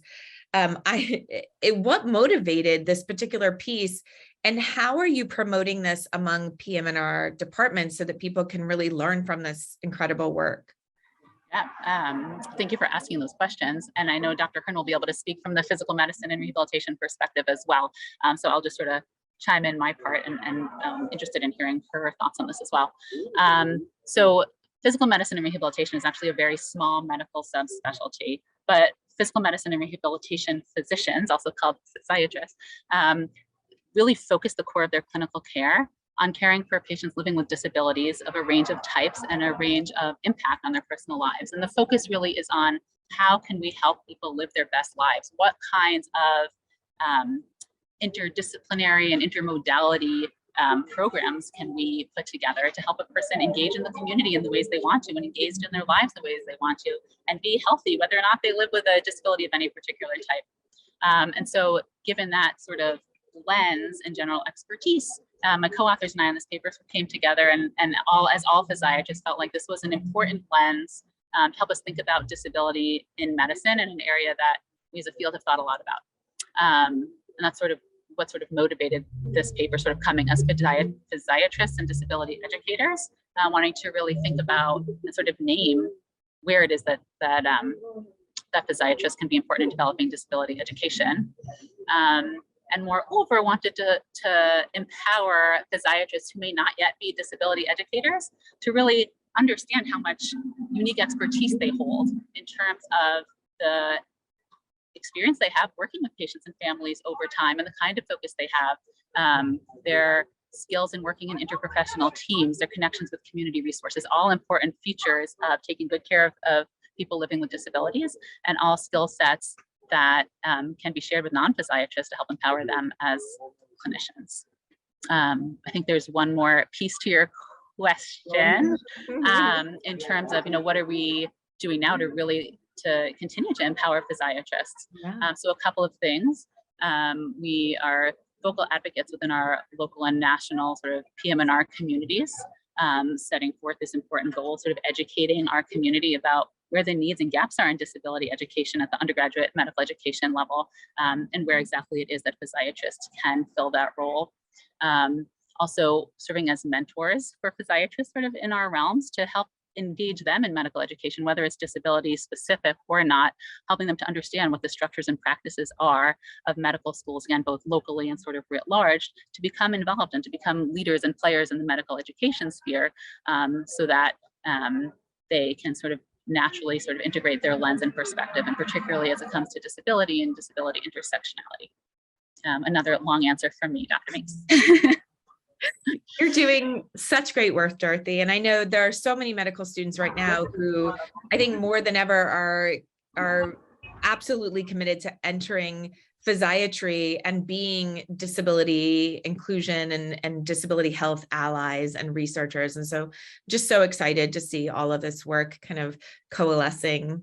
This brings us to even a more narrow focus of disability education, the actual kind of execution of these ideals on the ground in the trenches. And to address this, we're going to turn to Dr. Sandra Hearn, who I've never met. Hi, Dr. Hearn.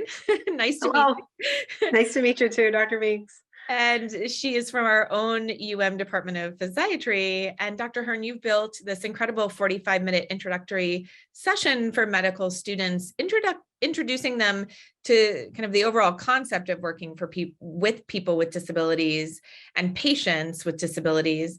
I think one of the more unique elements of your session is that you use a think, pair, share model to get medical students talking about why the discomfort can arise in the setting and working with people with disabilities, which I think is really unique. And we need to talk about that if we're going to lessen that discomfort. Can you tell us more about this and the benefits of your model and creating really robust and thoughtful discussions about disability? Sure, I can try to share a little bit of perspective. I'm really honored to be here. As the speakers before me have alluded to, this is such important work, and it really takes a big team. Disability education here at University of Michigan is much, much bigger and broader than I am. But I've done this one little sliver of contribution that I'm happy to share a little more with you today about. For me, the premise for building a reflective session like this that also involved the perspective of someone with a disability was really built on one core belief that I have, which is that at the end of the day, I think most doctors and medical students, really the vast majority, are well-intentioned, not wanting to discriminate or provide inferior care. People don't come in here, the vast majority, saying, I don't think people with disabilities deserve equal care, or I want to harm them.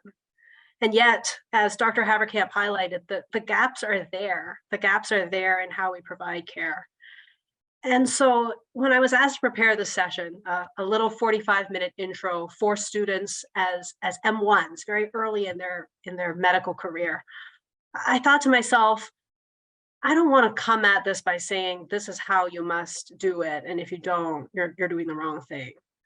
I thought the gaps that are there in the way we provide healthcare must be due in large part probably, to factors, some of which are conscious, some of which are unconscious, in cognitive bias and in emotional discomfort around facing uncertainty, facing the unknown, interacting with someone that we don't really know and who might look or interact a little differently from us.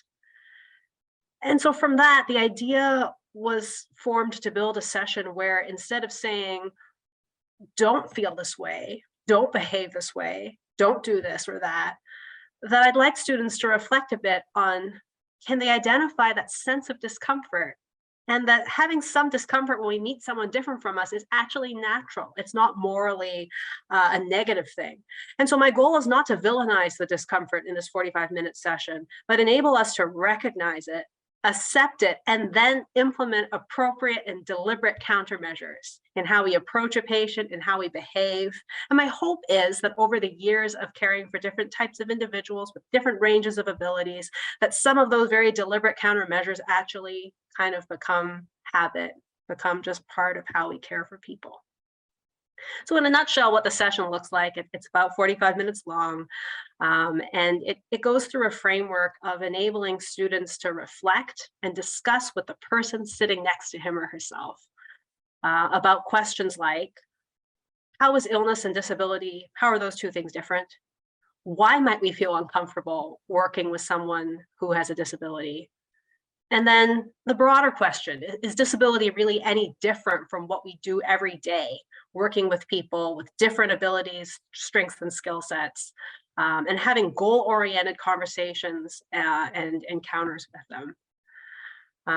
There's a portion where we present my partner and my co-author, a lady with a visual impairment. She shares some of her perspective, and we understand what her visual impairment is like. And I asked the students to imagine that Pamela, my co-author and co-presenter, is your next patient. And I take them through that moment of imagining the attending handing them the file and saying, yeah, you can give it a go, and ask them to reflect if they might be a little more nervous than if it were someone without a disability. And then we get into having them recognize some of those feelings. What do we do from there? After hearing a little more from Pamela and what her experiences have been like, I then seek to equip them with a really purposefully simple, really simple framework of 4 things that they can hopefully take home with them.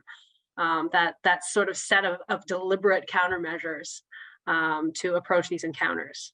Respect and interest in the person, seeking the patient's own goals, communicating, asking and listening to clarify a common understanding, and then finally, enlisting the patient in creating the plan. And that's kind of the heart of the session. So really doing the same thing that they would do with other patients and trying to remember that, you know, so often just kind of connecting as humans and asking the patient what their goals are and listening are so core to what good healthcare is. So that's so, excuse me, that's so interesting. And I love that I'm sitting here, I can see the panel itself. And as soon as you said people are well-intentioned, they don't mean to do this, everybody was head nodding. It was like we were at some concert or something. But I agree. And I say that often in our work on the flip end as well, in disability inclusion in the medical education space with regard to learners. So I'm happy to hear you say this, and it looks like we all agree. I had another question for you. How easy is it for other schools to adopt this lesson that you've created, and where would they find the material to do that? Yeah, so we were fortunate enough to have the opportunity to share this work through a platform called NetEd Portal. I'm sure there are a number on the call who are familiar with it. Yeah. It is basically AAMC's Journal of Teaching and Learning Resources. Mm-hmm. And it's a wonderful platform for educators because it enables us to disseminate educational materials that are peer reviewed. And that have solid input based on the literature basis and then some peer review. And I'm happy to just put the link into the chat here in case anyone is interested in this particular piece. But if you're new to the MedEd portal interface, how it works is that in addition to reading the educational summary report, in the top right there are different ways in which you can download the material. So we really welcome anyone around the world to use any part of this as they see fit. There's no copyright around the materials. We've made it available to be used in different formats. So someone can download the video of Pamela and myself speaking. They can use it as a session where they hit the pause button and run the discussions, or they could assign it as pre-reading and have students reflect on the questions silently. We also provide the PowerPoint slide deck as well as instructions for how to run the session. So someone could basically replace me, be the professor him or herself, with Pamela participating through the video and effectively replicate the session that we ran. So that's available for anyone who's interested in using it in any capacity. Thank you. And I meant to drop all of these articles as we were talking into the chat, and I will do that momentarily. So thanks for the reminder. And thank you also for sharing your work. MedEd Portal is a great resource for clinician educators. And I know we appreciate all the hard work that went into this. I'm now going to turn to Dr. McKee, who also recently published a call to action for disability curriculum. And in the table of your paper, you list several programs that currently engage in this work, including our own programs at Michigan Medicine. Can you tell us about how Michigan Medicine in particular is integrating disability education into its curriculum? Thank you for the question. Man, it's also great to see everybody here. And thank you for the opportunity to participate in this panel. So obviously, this really came about with the recognition that we had enormous collection of faculty experts, disability health experts, and also organizations and partners that we were working closely with. So it was, to me, very obvious that we just need to just take the next step and create a disability health elective. And this also just builds on a lot of the interest that was already generated by Dr. Hearn in terms of the need for disability health, especially in a clinical setting. And if you look across the country, there really is not much opportunity to actually have a clinical elective where they can actually work with a variety of disability health experts, clinicians, and kind of learn what are their tips, best practices. And some of these have not really been standardized, but there's so much to learn. Obviously, we've heard that there's been longstanding gaps in care, and this is despite we have already recognized that 1 in 4 Americans have a disability, yet we have really no standard set of curricula that deals with disability health, and we really have not done a great job in addressing these people.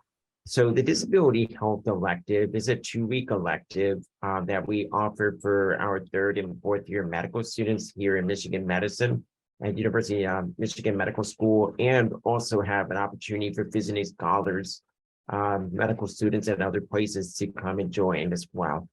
We offer it 3 times a year, and what we have done is started small to kind of build the infrastructure. And this is really not about me or the faculty. We're all just trying to give them opportunities, but more importantly, make sure that they have educational opportunities to work with patients who are advocates themselves too. We have a number of didactics and opportunities to work with patients, community organizations, not just with faculty members. And I would say that some of the most rich, rewarding experiences from the students have actually been from those kind of didactics and interactions.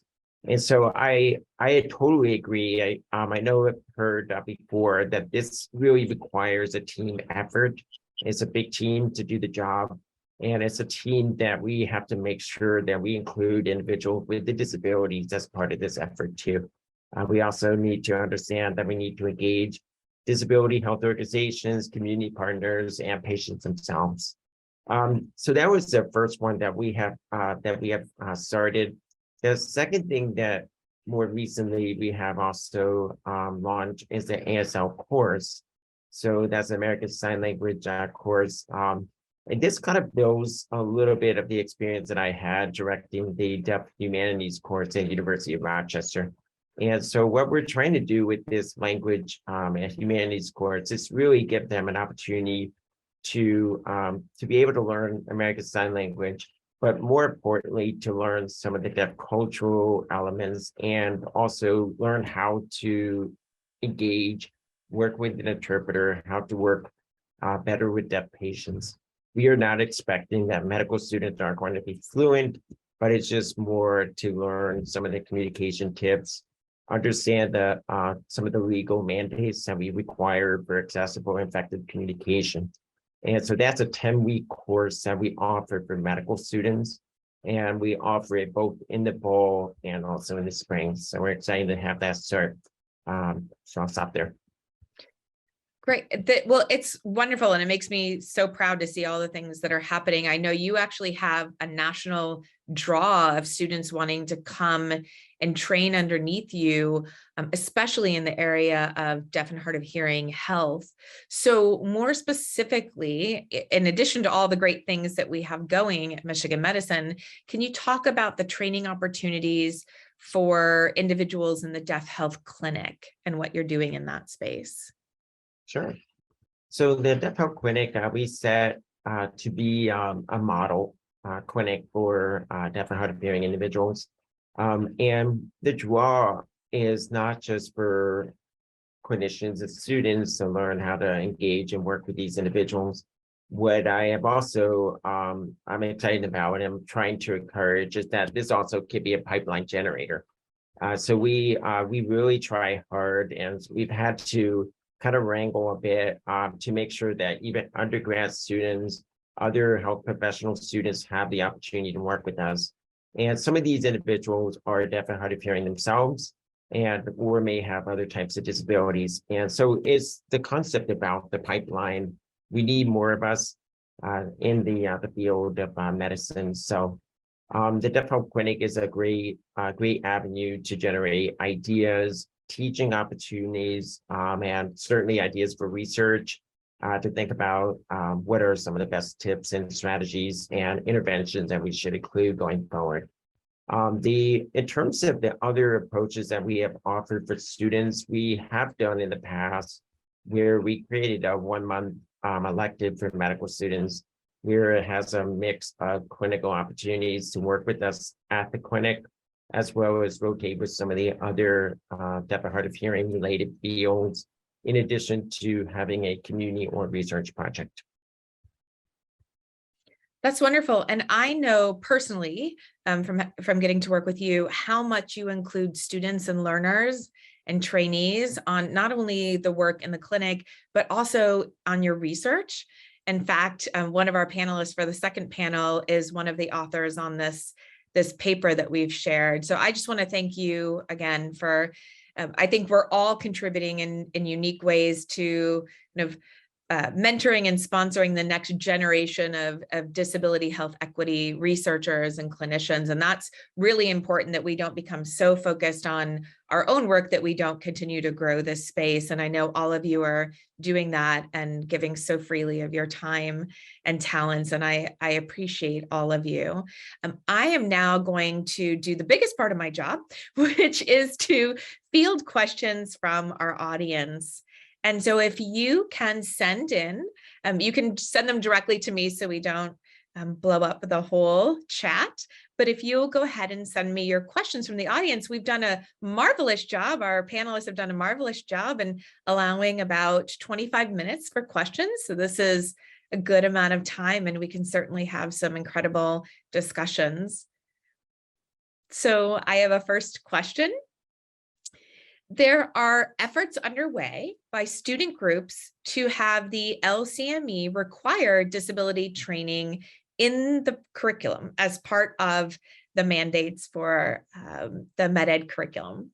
How important do you think it is to the future of disability health and improving health outcomes to have this codified in the LCME elements? So I don't know if anybody wants to take that. I'm sure probably all of you have some sort of opinion on this. Anybody in particular want to brave the first response to that? Okay, Susan and then Dorothy. Yeah, I really support the students' effort. They are a powerful force for change, and I'm so excited to see them organized and advocating for what needs to change in the curriculum. I 100% agree that we need to have a top-down approach of requiring some kind of disability content in healthcare education, and because we've been working, for decades from the bottom up. We have champions that have given everything and managed to squeeze some disability content into the curriculum, but it doesn't last because it's totally dependent on that champion being at that institution. And so yeah, that's kudos to the student effort. Yeah, and I think that I just want to briefly give a shout out to, I believe it's MSDCI is the name of the group who's spearheading this. And so again, I do think the students have a powerful voice. And I think that this generation of students is bringing a social justice perspective to their learning and to their work that we've all been waiting for. And I know that I, for one, am excited. Dr. Tolchin?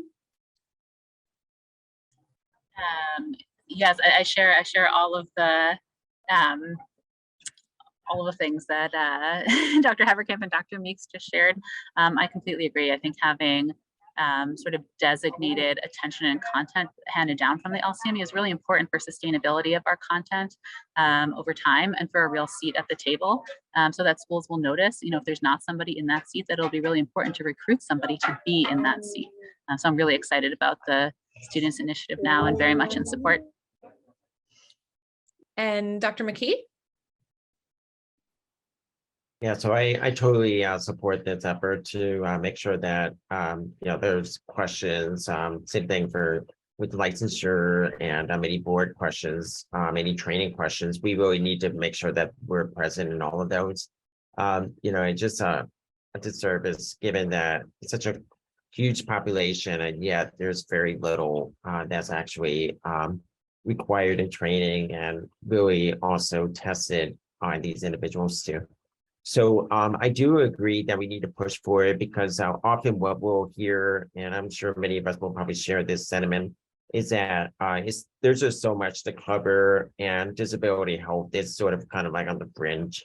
And so a lot of our efforts to teach these students are really elective based. They're not part of the overall core for the medical students. We've had some exceptions which is great. But it's been a battle for most medical, schools to be able to kind of move it, kind of get it more mainstreamed into the curricula.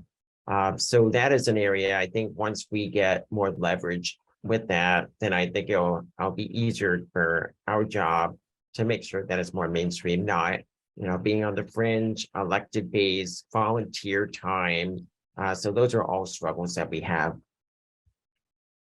Yeah.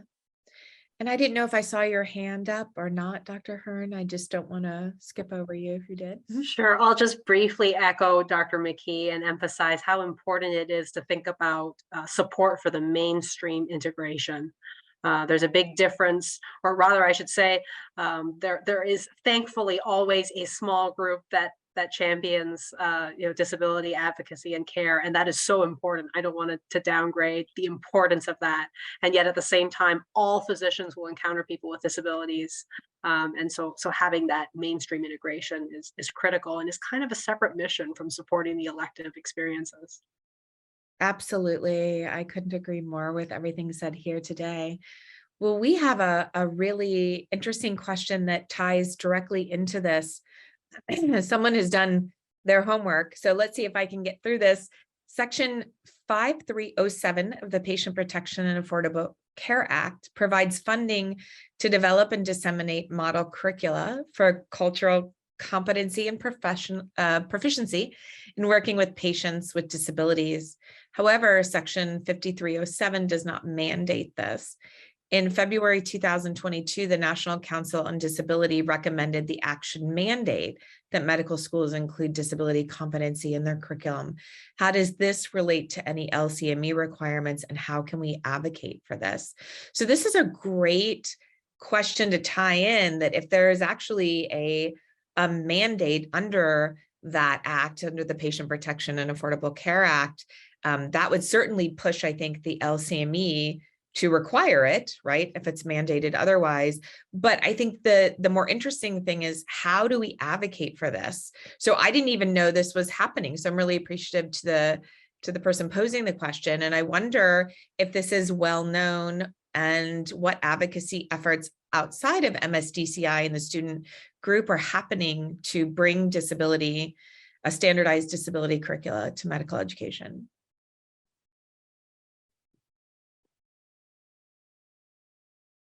And I'll open it to, Dr. Hopperkamp. I'll dive in first. Thanks so much. You did do your homework.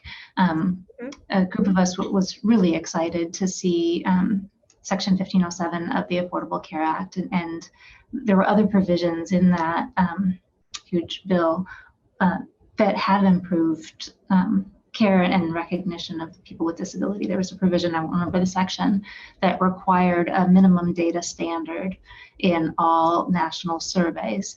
And so they have since defined exactly what that meant. If you are asking about race, you have to ask about these categories. You have to ask about these ethnicities. You have to ask about disability, etc. And that's huge, because before that, we really didn't have data on people with disabilities in any consistent way, or their health. This one, however, the 5307 was called for, but not ever funded. So after the bill passed, it goes to a separate committee, huge process where funds are allocated to meet the dictates of the law, and there was never any funding directed towards achieving 5307, and so it has really languished.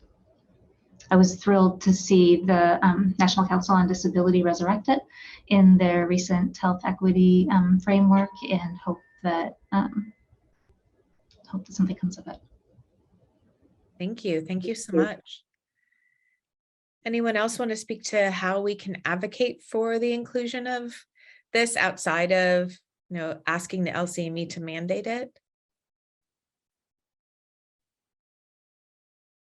Dr. McKee?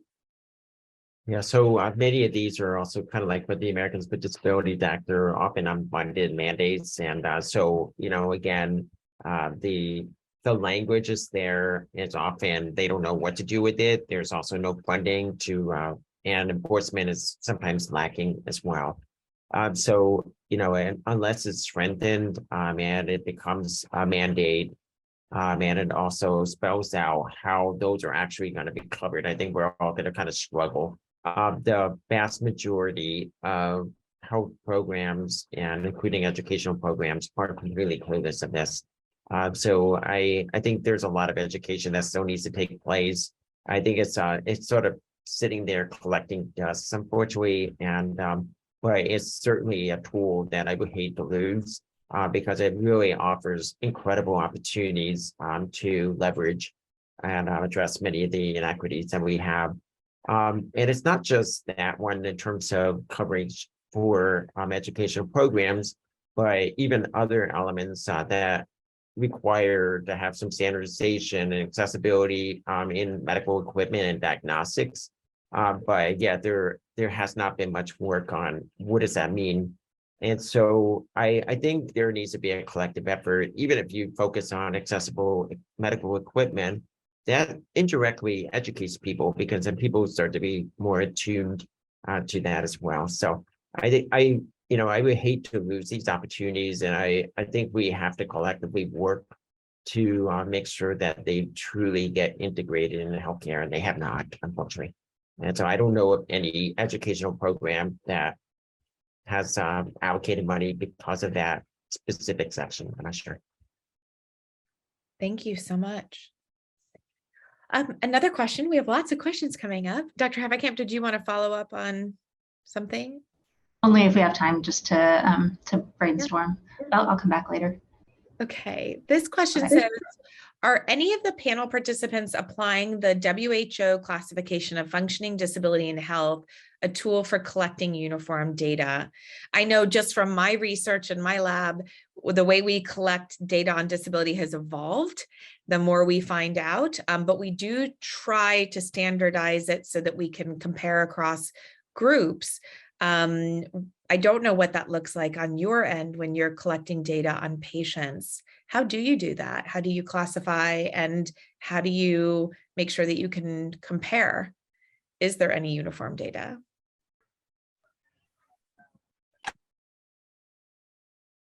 Dr. Tolchin? I will share sort of adjacent to the formal collection of data that at HMS we do teach the ICF and the preclinical and clinical spaces to our students who are developing as clinicians and researchers as a really important tool and framework for addressing function and ability. And so sort of our current piece of that is making sure that it's part of the sort of ingrained approach to data collection. That's sort of where we are from a curricular standpoint, but I'm really glad you brought it up. I think it is a really important lens, and it provides a language across disciplines and across professions for us to think collectively and meaningfully about disability. Thank you. Dr. McKee? So I wanted to clarify if this was regarding patients or learners. I'm not sure if the reference was patients. Okay. So with patients here at Michigan Medicine and also indirectly through the medical school, the Center for Disability Health and Wellness has really been instrumental in basically advocating, helping to develop and disseminate this really first ever tool. It's a disability accommodations tab in the MyChart. And so this is helps to identify the types of disabilities as well as what are the needs for these individuals. The whole intent of this is actually to proactively meet the needs to have a good experience in the healthcare environment, to have accessible communication, accessible equipment, services, and so forth. So that has already gone live across our institution. It's an Epic-based medical record system, and we're already in discussion with Epic. Epic is the largest provider of electronic health records, and we are hoping that that just becomes a basic platform tab. Yeah, so for patients, we are collecting disability and needs both. What we do need, and this is a call out for everybody, is to get more people aware of that tab. Is on the left-hand side under the name gender, and you'll see the disability accommodations. So it's in prime real estate, but unfortunately, a lot of people still overlook that part. So, yeah, I was going to make a joke and say EPIC is the cause of a lot of things that just shared by physicians, but we'll, anyway, last question. And that is, what are some steps that current medical students can do to lay the groundwork for implementing this kind of curricular evolution? I love the way this individual framed it as a curricular evolution. What can students do other than signing off on the MSDCI letters and conversations? What can they be doing? Perhaps the question was meant to be locally, within their schools.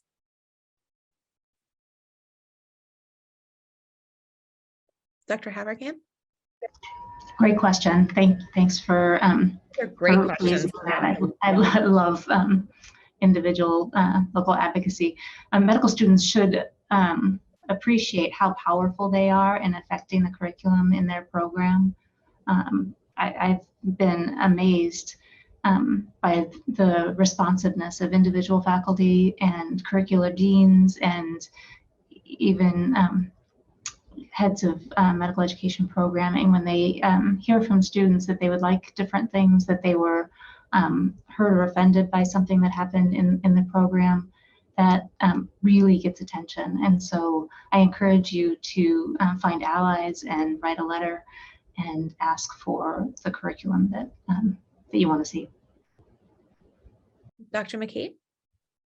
Yeah, I totally agree that students don't realize how much power that they have. A lot of the disability health curriculum has been generated because of student interest. And so I encourage to reach out, explore opportunities. I will say that the ASL course was really largely generated by students. So we had student champions and other students that really clamored for this. And so without that, it would have been hard to really set that up. So I encourage that we need them to be partners and to be champions, and hopefully, again, to make disability health curricula be like a mainstream component of the medical school. And I have seen a groundswell of medical students clamoring for that. So it's exciting to see. And that's what really gives me the most hope. And so I would encourage you to look for those who are perhaps in this field or maybe in your area of interest to think about what kind of opportunities there are. And maybe there are already some, but it just needs to be maybe developed further, or maybe this is going to be kind of a groundbreaking curricula to develop and hopefully disseminate.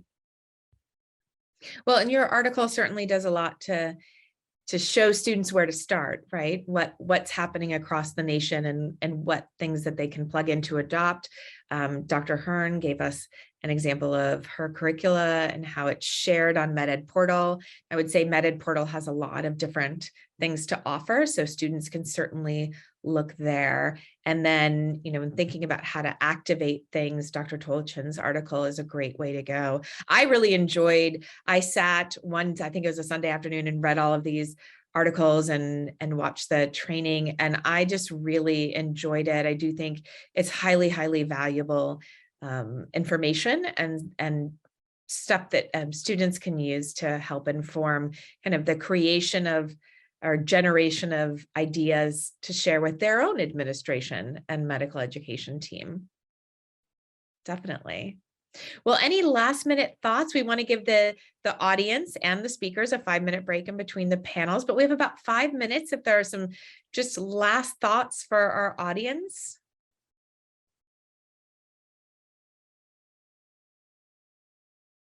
I'll go ahead and echo the two speakers before me in answering that question. As faculty, it is inspiring when students have ideas and have a vision for what they feel their education needs. We have at Michigan, I'm peripherally aware our students have done a lot. We've had students who have gotten grants in these areas for building curricula. And if I have a chance to be a small part, a listening ear, a seed for ideas, it's an honor. It is very different when students themselves really want something, advocate something, and build something into their experiences. And I think most faculty respond favorably to that and really go out of our way to try to think a little harder, maybe open up some shadowing, open up something here and there. PM&R is a great area to find some of the advocates. So for medical students, that's another extra department you can take a look at. Great. Anybody else? One other thing I would probably just do a shout out. Dr. Meeks, I would definitely make sure you take a look at the Docs with Disabilities and listen to the podcast. So students who have already struggled in this area, I mean, there's a lot of great stories and certainly tips, strategies to kind of navigate that kind of world. So I would just not overlook that as well. Yeah, the podcast has been a great way to disrupt perceptions and stereotypes, and all credit to the people who share their stories. We're just there to help elevate them and build a platform for them. But I do enjoy hearing the stories myself or reading the stories, and I do think the podcast is great. And I would just invite all of the participants today and students kind of writ large to be bias disruptors, to learn how to, be an ally, be an accomplice, and disrupt the thinking when it happens in your presence, or the communication about people with disabilities. So thank you so much to our panel. I am so grateful for your time, which we all know is the most difficult thing to find these days. So I am grateful for your time and your talents and helping educate not only the community that is with us here today, but the people who will be watching this video throughout the next several years. So thank you for participating. We're going to take a small break, and feel free, please, to turn off your video, your audio, and just attend to whatever needs you have between the two panels. And then we'll open with our other panel focused on medical learners at 3 o'clock, so in 8 minutes.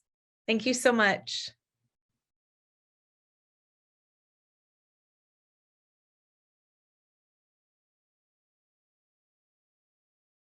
Welcome back, everyone.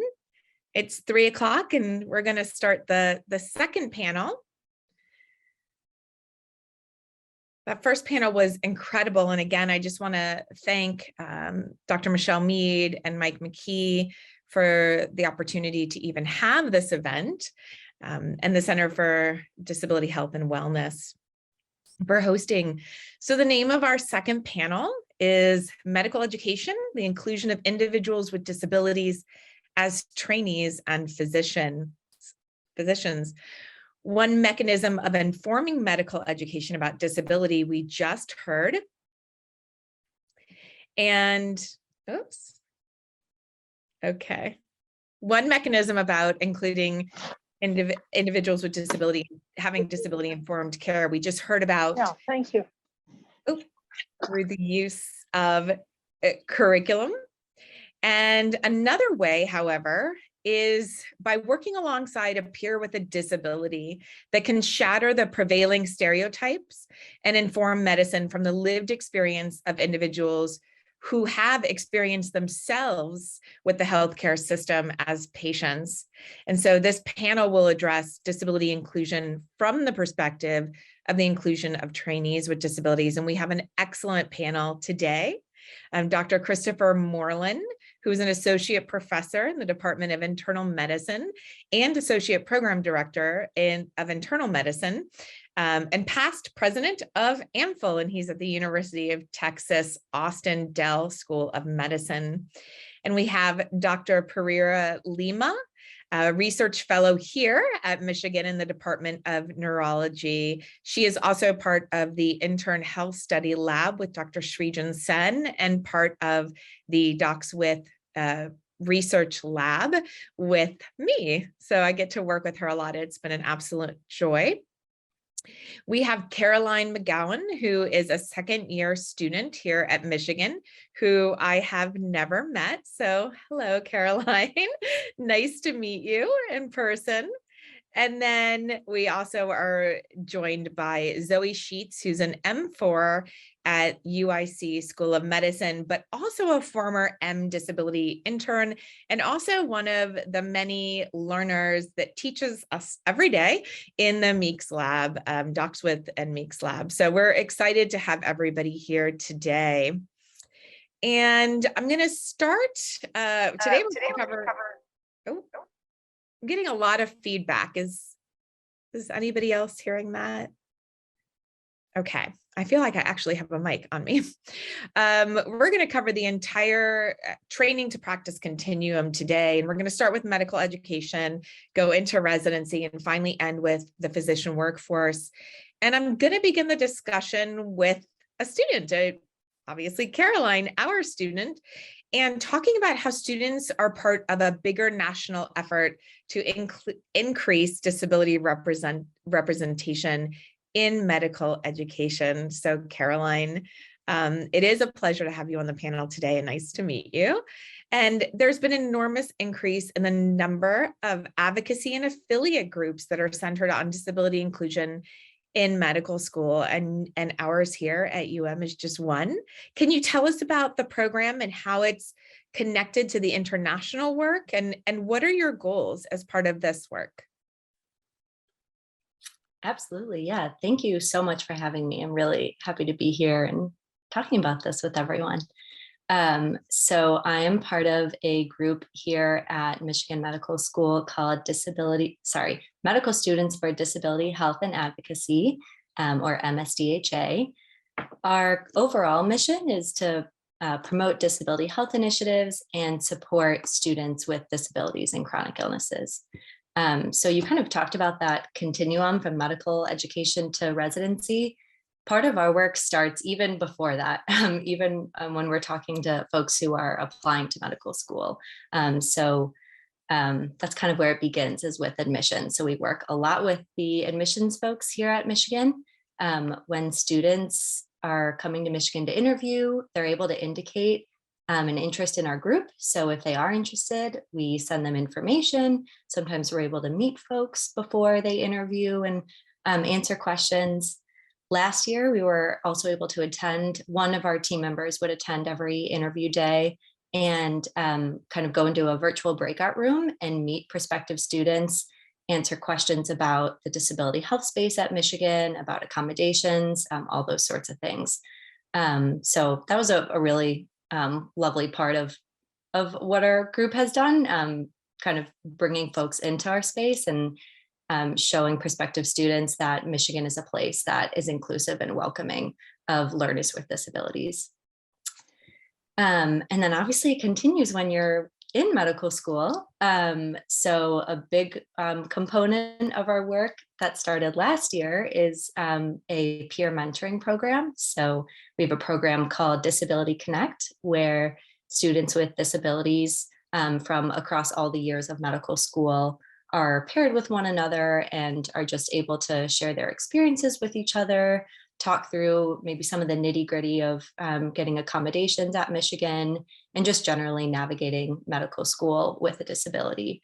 It's separate from the school administration. It's run by students. It's run through our group. So that's kind of an important aspect. So students don't have to disclose a disability to the school in order to be in this program, and it's all strictly confidential as well. And then kind of like the cornerstone of our group is really just community building. So we have a lot of events here at Michigan to just bring students together who are interested in the space, both learners with disabilities and allies. So we've hosted movie screenings and book clubs and potlucks. We've been able to connect with health professional students at other health professional schools here at Michigan, because there is an interprofessional disability advocacy group here at Michigan, which is great. And then, as you mentioned, we're also connected to folks at a national level. So our group, MSDHA, is a chapter of medical students with disability and chronic illness, or MSDCI, which has about 20 chapters across the country of students who are doing similar work to us and are passionate about the disability health space and about including learners with disabilities in medical education. So I've been able to attend some virtual events with folks at other schools and just meet students who are doing similar things at other schools, hear about their experiences. It's also a really great, they have a really great kind of consolidation of resources on their website. So that's a really good place to go. They have this really comprehensive guide for students on how to seek accommodations. I think you're actually referenced in it, Dr. Meeks, quite a bit. Yeah, so things like that. Yeah, so our community expands not just to Michigan Medical School, but to other health professions at Michigan and then to other medical students across the country. So it's been a really lovely community to be a part of. Well, I really appreciate it. And your work is not going unnoticed. I sit on the executive admissions committee, and we see more and more students disclosing disability, feeling safe disclosing in their secondary applications, being proud that Michigan is a place to come where they know that their value as a contributor to an informed workforce will be appreciated. So we definitely, the good work is paying off, and we're seeing more and more people wanting to come to our space. And that really is a positive reflection of not only our faculty and administration, but the students. And I want to personally thank you, because I think the community building, when you mentioned community building, that's such an important part as we're learning now, right? That the diversity and equity are one part, but that inclusion and feeling of belonging is so important. And for people with disabilities, they can be siloed pretty quickly. So I really appreciate the work that you're doing in that space. I'm curious, was the reputation of Michigan for disability inclusion an important part of your decision to attend Michigan? Yeah, it absolutely was. I knew that I wanted to be involved in the disability health space in medical school. I also knew I had a lot of learning and growth to do in that space. So Michigan is such an incredible place to be for that. I feel like I learned so much. There's so many different organizations here doing different things, or like approaching the disability health space from different angles. It's just incredible. I also, before I came here, happened to be paired with a student just to chat about Michigan and just more generally. And it happened to be the founder of Medical Students for Disability Health and Advocacy. So, that worked out really well, that I was able to hear from her about the community and then got involved. And since I've been here, I'm a second-year student now, so I've been here a little over a year. And being involved in this space has definitely been one of the highlights. In some ways, it feels like a small space, even though it's not, because I feel like every day, every week, I'm being connected to someone new, whether at Michigan or elsewhere across the country. It's just a really amazing group of people. That's wonderful. Thank you so much. I can't wait to meet you in person. Zoe, I'm going to move over to you now. And I want to call on you in two capacities. First, you are an advocate medical student who lives with a disability, but you are also somebody who is part of our lab, and you are uniquely and squarely grounded in the research. In fact, we've been really blessed in our lab to have Zoe really contribute to the discussions about what our research findings mean. Can you tell us first what drives you to advocate for greater inclusion of people with disabilities and how this is tied to your current research focus? Sure. Thanks, Dr. Meeks, and thanks for asking me to be here today. As I was thinking about this, I think that, I'm really driven by two things. And I think the first is just the disability community itself. As a disabled person, I know that the history of my community has included, unfortunately, some pretty tremendous amounts of exclusion and bias and ableism. And these forms of discrimination have negatively impacted us, first by just sending a message that somehow our worth is a little bit less than people without disabilities, and that simply by virtue of not fitting into what has been decided to be the norm, or not being able to do things in ways that people have deemed as best or most effective, we matter a little bit less and our gifts are not as necessary to utilize. And so I think the first thing that drives me is just that, is knowing that it's simply a matter of justice for my community, that our gifts and our ideas and our experiences should and do matter. And also our desire to serve as healthcare professionals should be celebrated in the same way as anyone else's. I think the second, though, big driver that I have is my patients and patients more broadly.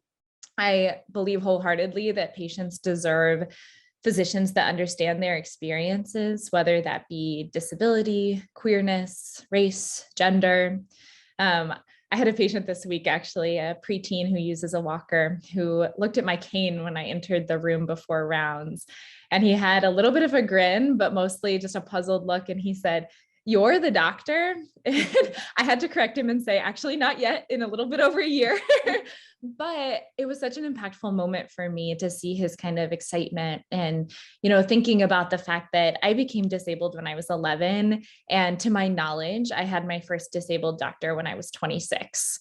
And so, without a fundamental shift in how we're viewing and treating disability, this isn't going to happen more often.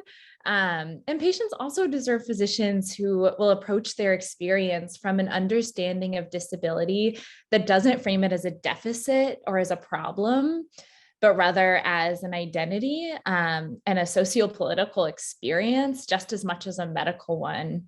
And then finally, I think that all patients, whether they have a disability or not, deserve deep empathy from their providers. And we know that research has shown that patients view disabled doctors often as more empathetic.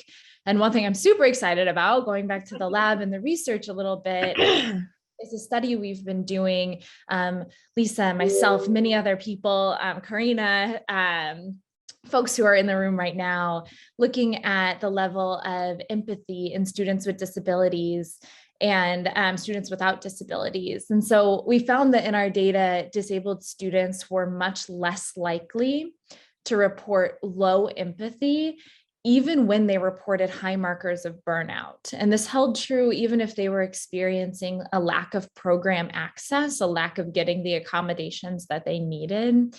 And to me, that robust and resilient level of high empathy is one of the key reasons that inclusion of people with disabilities can't be optional. It's in fact critical for the future of our field. Thank you so much. We're excited to have you and Karina presenting that work at the AAMC in just a little over a month. Yeah, I'm really excited. It'll be a fun time too.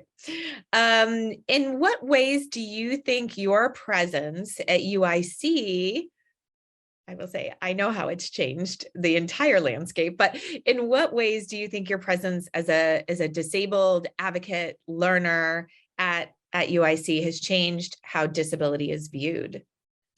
Yeah, I was really excited to hear from Caroline as well, because one of the things that I think has been important is that myself and two other students, Angie Murthy and Deanna Bidney, the three of us worked really hard to also found a chapter of MSDCI called the Disability and Medicine Interest Group. And I think that the powerful thing about having groups like this is it just, at a fundamental level, sends a message that we're here, we're present, and we're ready to make a change. We need to see improvement. And so through this group, we've hosted disabled patients to share their experiences. We've pushed UIC to implement a plan to change infrastructure because for all 4 years that I've been there, I've had to use a separate door from all of my non-disabled colleagues and fellow students. And now we're partnering with faculty members to reform our disability curriculum. But I think above all else, and kind of my personal mission has been to ensure that the social model and a more holistic understanding of disability is at UIC, that it's taught not only as pathology, but as I mentioned earlier, as identity. It's in diversity and equity sessions, not only in pathophysiology sessions. That we have question stems that include disability without the question being about treating the disability. And that our hands-on physical exam curriculum includes ways to alter maneuvers based on access needs. So I think that myself and certainly many other students, I've not done this work alone, our presence has made it clear that It's really nothing about us without us for our education and our healthcare, and we won't kind of stand by and watch it be anything different from that. Absolutely. And I think I saw both of you on the prior panel. And so a lot of this, I always say it's not one or the other, it's a 360. It's all connected. And so much of what you're saying and reflecting on is part of why we also need to teach disability and teach it in various ways. Well, thank you so much. I know, and UIC has a commitment to educating their DRPs to specialize in health professions. I know I'll be meeting one of your DRPs in about an hour. So yeah, I think there's been a lot of change at UIC, and you've been really the forefront kind of driving this, and we're also appreciative, and they're better for it. So thank you. Thanks, I'm going to move to Dr. Moreland, and then over to Dr. Pereira-Lima, and then back over to Dr. Moreland to cover kind of moving from student to intern to physician experiences with disability and disability inclusion. So Dr. Moreland, it feels very weird to call you Dr. Moreland, the other PI that anchors our lab. We are basically a set of bookends, but you do so much work in the UME and GME space on disability inclusion. And I was wondering if you could tell us a little bit about the largest barriers to inclusion in the continuum, and what does your research show?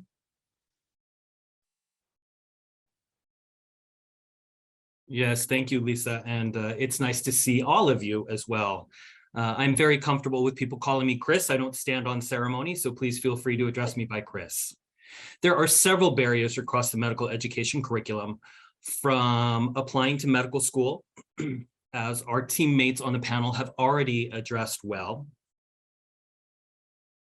And one of those barriers includes asking and receiving and managing accommodations. And I want to emphasize some of the findings in terms of accommodations with a recent study that we've been focused on over the last couple of years. And I do have some points to make there. One of the studies that I want to bring up is the Pathways study from 2021. And I think most people on the team are familiar with that study. We looked at students with and without disabilities from 11 different medical schools across several measures. How did they do on their first standardized exam, the USMLE Step 1? That's known as the first test that students take. What is the time to graduation? And then also, how did they manage their accommodations effectively during residency in medical school? With physical and sensory disabilities, students with physical and sensory disabilities were statistically more able compared to students without disabilities across those three measures. Now, if we look at students with cognitive and learning disabilities compared to their non-disabled peers, they had a lower Step 1 score and were less likely to graduate on time, less likely to match in their first choice or at their first attempt for a residency program. What's particularly interesting within this study is we first identified a disparity that impacted students with disabilities, and we identified some diversity in the findings within that group of medical students with disabilities. In other words, the diversity included disability. And I want to describe the impact of accommodations on that study. Students with disabilities without accommodations had Step 1 scores on average that were 12 points lower than their non-disabled peers. Having accommodations halved that difference to simply 6 points. Standardized exam scores are still crucial in terms of the application process to residency programs. So in other words, the provision of accommodations can improve one's potential ability to get into and succeed further on the medical education path. I'm going to pivot to the second study. In 2022, BMC Medical Education, there was a study that was published, a study that we conducted earlier this year. It was a specific subgroup of healthcare professionals and students with disabilities who were deaf and hard of hearing. There were 148 respondents representing a variety of professions, not just medicine. And I'm going to talk about their satisfaction with accommodations in particular. Only 50% of the respondents described very high satisfaction with their program or with their school's accommodations.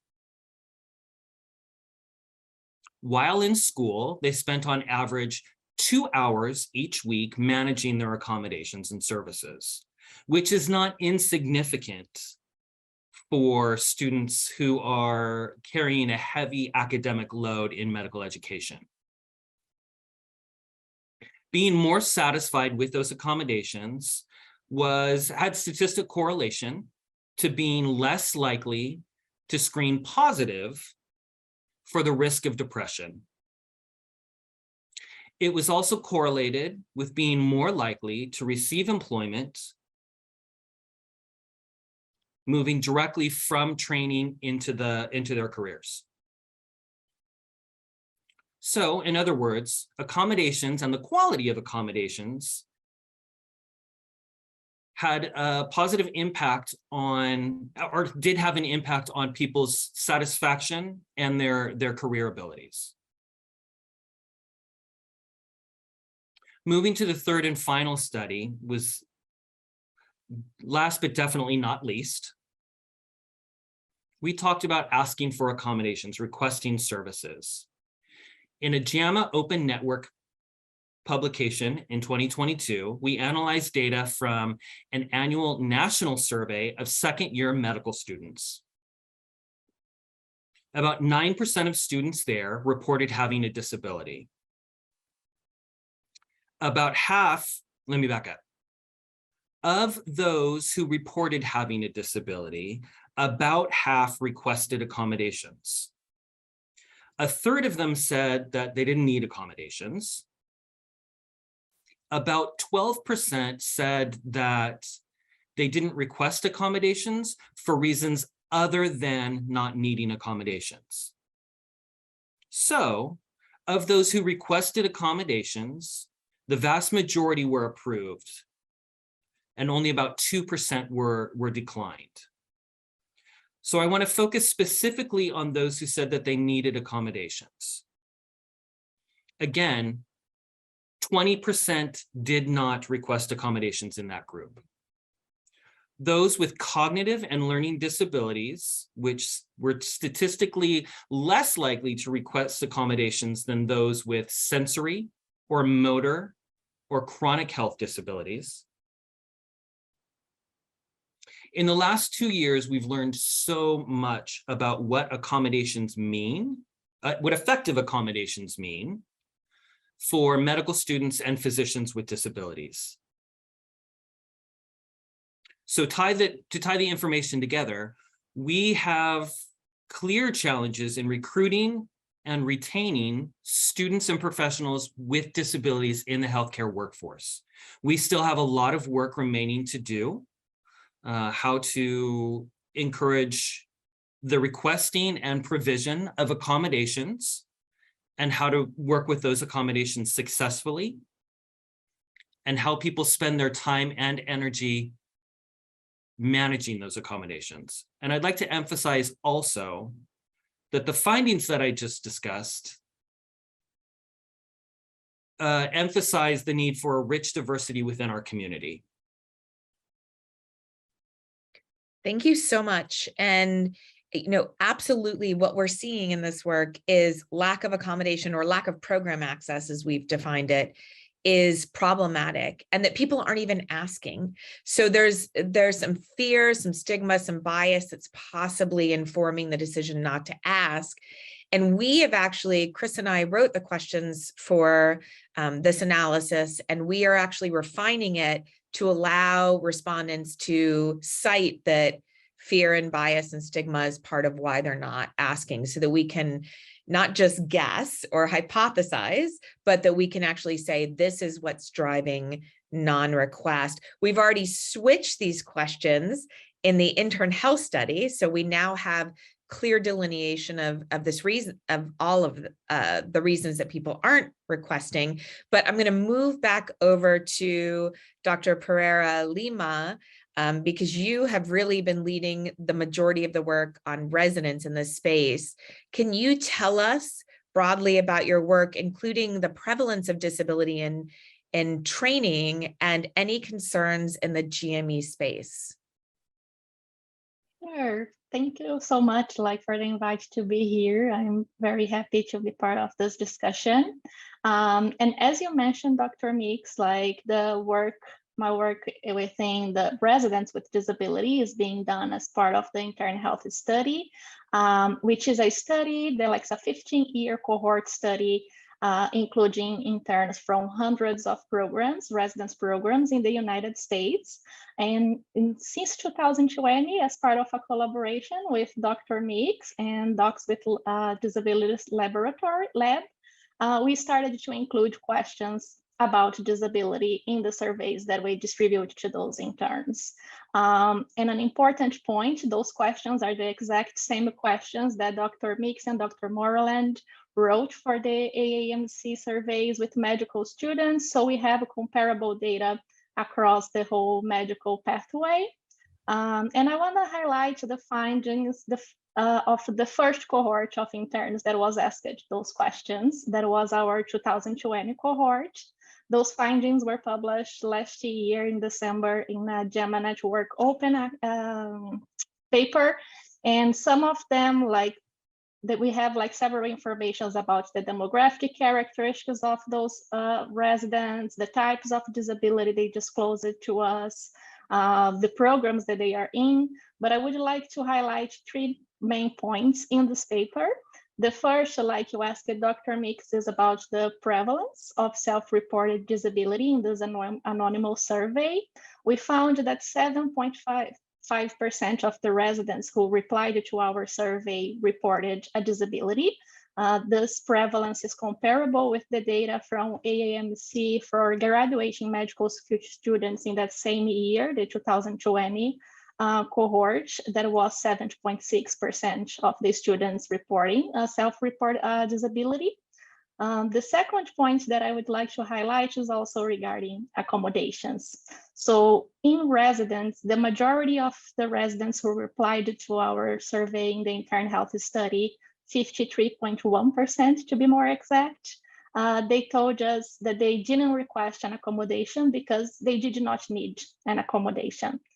32.3% said that their program provided accommodations for their disability. 1%, one of those residents said that their request was denied, and none of them had their accommodation request under review. And an important thing here, an important point, if we look only among those who said they need accommodation, so if we exclude those that said, I didn't request because I don't need, here in the study, 28.8, so almost 29% said that they did not request those accommodations when they needed. So the number even higher than what we found in the JAMA paper that Dr. Moreland commented on medical students. In that paper, we saw that 1 in every 5 medical students who needed accommodations did not request them, while in this study we found that 29% of those who needed accommodations in residence did not request them, like during the first year of medical residency. And then lastly, we looked at some possible associations of this lack of program access, the lack of accommodations when needed, with both mental health in medical residence and possible patient outcomes, so medical errors that they self-reported. So basically what we did in those groups, we looked at, in this study, we looked at 2 groups of residents with disability. One group was the group that reported that they didn't need accommodations or that the their program provided accommodations for their disability.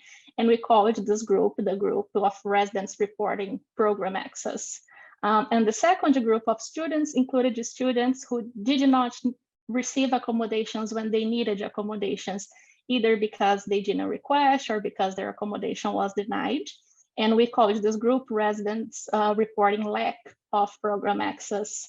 So when we compared those groups among themselves and also with residents without disabilities, what we found is that residents with disabilities with program access, they did not differ from residents without disability in terms of the increasing depressive symptoms that they have during residency. While residents without program access and with disabilities, though they had a higher increase in their depressive symptoms. And when we look at medical self-reports of medical errors, again, residents with disabilities who had program access, they did not differ in the frequency of self-reported medical errors. And residents with disabilities who did not have program access, they had higher rates of medical errors than both residents with disabilities and program access and residents without disabilities, which calls again our attention for the importance of providing those accommodations when they are needed, and like increase our efforts to encourage and support the request of accommodations for residents with disabilities. Thank you so much. So what we're seeing, we're kind of hypothesizing that people are not requesting because they're afraid of the stigma or the bias or what have you. But this paper of yours shows some serious implications for not having the program access that you need. And if I can try to weave it together a little bit, you know, what Caroline was talking about earlier was building a community, which we now know is really important to feelings of belonging, but also psychological safety. And so if you come into an environment where you don't feel safe, where disability isn't discussed, where there aren't people like, you know, Caroline or the whole group to welcome you into this community, you might be a little bit more hesitant, right? And disclose only at the very last minute when you absolutely have no other choice. But this comes with consequences. And it's unfortunate because, as Zoe was pointing out, there's so much benefit to being a person with a disability. Wouldn't it be fabulous if on the admission application it said, what benefits do you bring to medicine? And disability and lived experience was one of those check marks that you could check.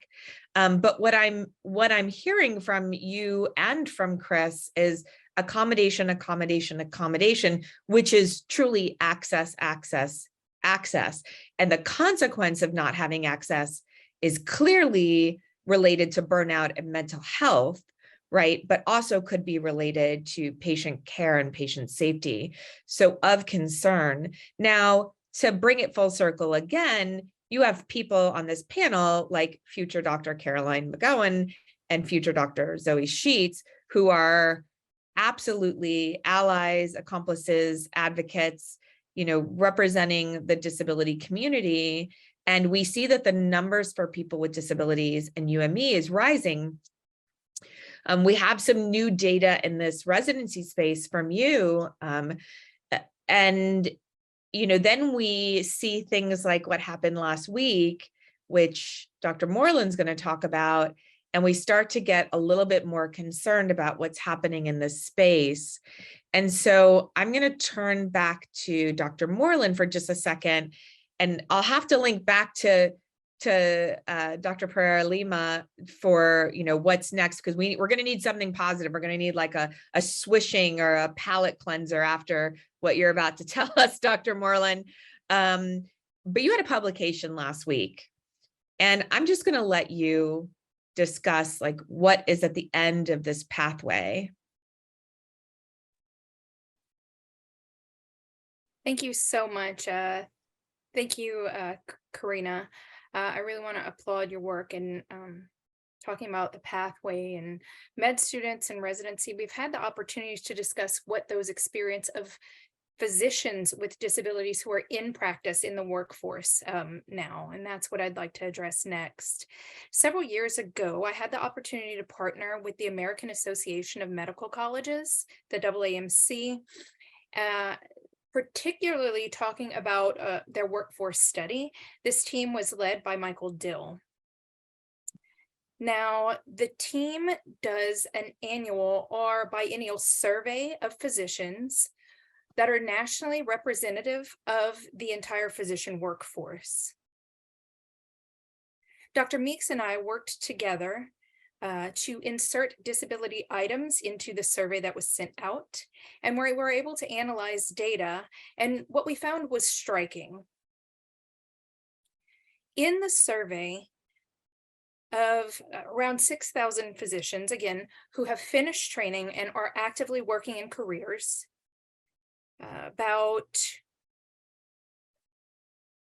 there were a large percent who had disabilities, and again, these varied by specialty, primary care, different subspecialties, etc. And these were folks from the United States who were US medical graduates, as well as international medical graduates. So we had a variety of folks who answered the survey. About 3% reported disability, and that was statistically significant because many of them identified as having racial, ethnic, or other underrepresented identities within medicine. So we did a survey about mistreatment of physicians within the workforce, and our findings again were stark. For physicians with disabilities, the risk of mistreatment was higher by every measure. 64% of physicians with disabilities experienced some form of mistreatment, and this was statistically significant compared with non-disabled physicians. I'll talk about a few specific examples of this type of mistreatment. Let me back up a bit. The type of mistreatment that we asked about specifically included threats of physical harm, actual physical harm, sexual harassment, negative comments based on race, ethnicity, gender, or having a disability. And so we saw generally the spectrum of mistreatment, and some of that's what I'd like to discuss now. There are some specific numbers that we found in the data. Physicians with disabilities were 8 times more likely to have experienced threats of physical harm by coworkers, and twice more likely to have been threatened in the same way by patients. And I should emphasize these findings were asked specifically over about the past 2 months before they filled out the survey. They were 17 times more likely to have been physically harmed by a coworker and 6.5 times more likely to have experienced physical harm at the hands of a patient. Disabled physicians were about 6 times and 3.6 times more likely to have faced unwanted sexual advances from coworkers and patients, respectively. This shows that physicians with disabilities are currently working in environments that are psychologically, emotionally, or even physically unsafe for them to be in. And this is a huge factor in the attrition of physicians with disabilities from our workforce. This shows and has been shown for physicians who have other identities that are underrepresented in medicine as well. So we need institutional and systemic change, and we need it now. We are aware of the findings because we've started to ask about what's going on. And as we collect data and learn of people's experiences, especially those of physicians with disabilities, we find that this is crucial. We need to act on those data, incorporate disabilities and disability-related training for our workforce as well. and establish and enforce policies, both locally, institutionally, regionally, and on the national and international level. Policies that will actually keep our workforce safe, both around patients and coworkers. Additionally, as several of my co-panelists have already mentioned, the recruitment and retention of physicians with disabilities in our healthcare workforce is a priority. Thank you so much. Thank you. And for those of you who are interested in these findings in more depth, Dr. Moreland is the first official inaugural DREAM speaker for our DREAM International Grand Rounds, and that happens on October 11th. So coming up very soon. I'm going to switch back really quickly to Dr. Pereira-Lima, and then we're going to go to questions. So please start sending questions in the chat to anyone on the panel. You can send those questions directly to me and I'll navigate them out. So what's next in the research in residency? Because we see what Dr. Moreland's pointing out, this almost, even if you look at it by the numbers, it's 7.5 to 3. That's a attrition of over 50%. I think it's like 62%. So there's a huge cliff dive. And now we have investigated why to some extent. What are we looking at next in the residency population?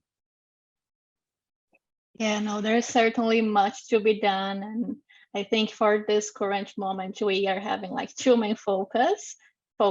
One, you kind of touched on it already, is like you're hearing more about this population and actually getting data demonstrating the reasons why they don't request accommodations when those are needed, and the inclusion of those questions that you're designed, like asking more about those reasons.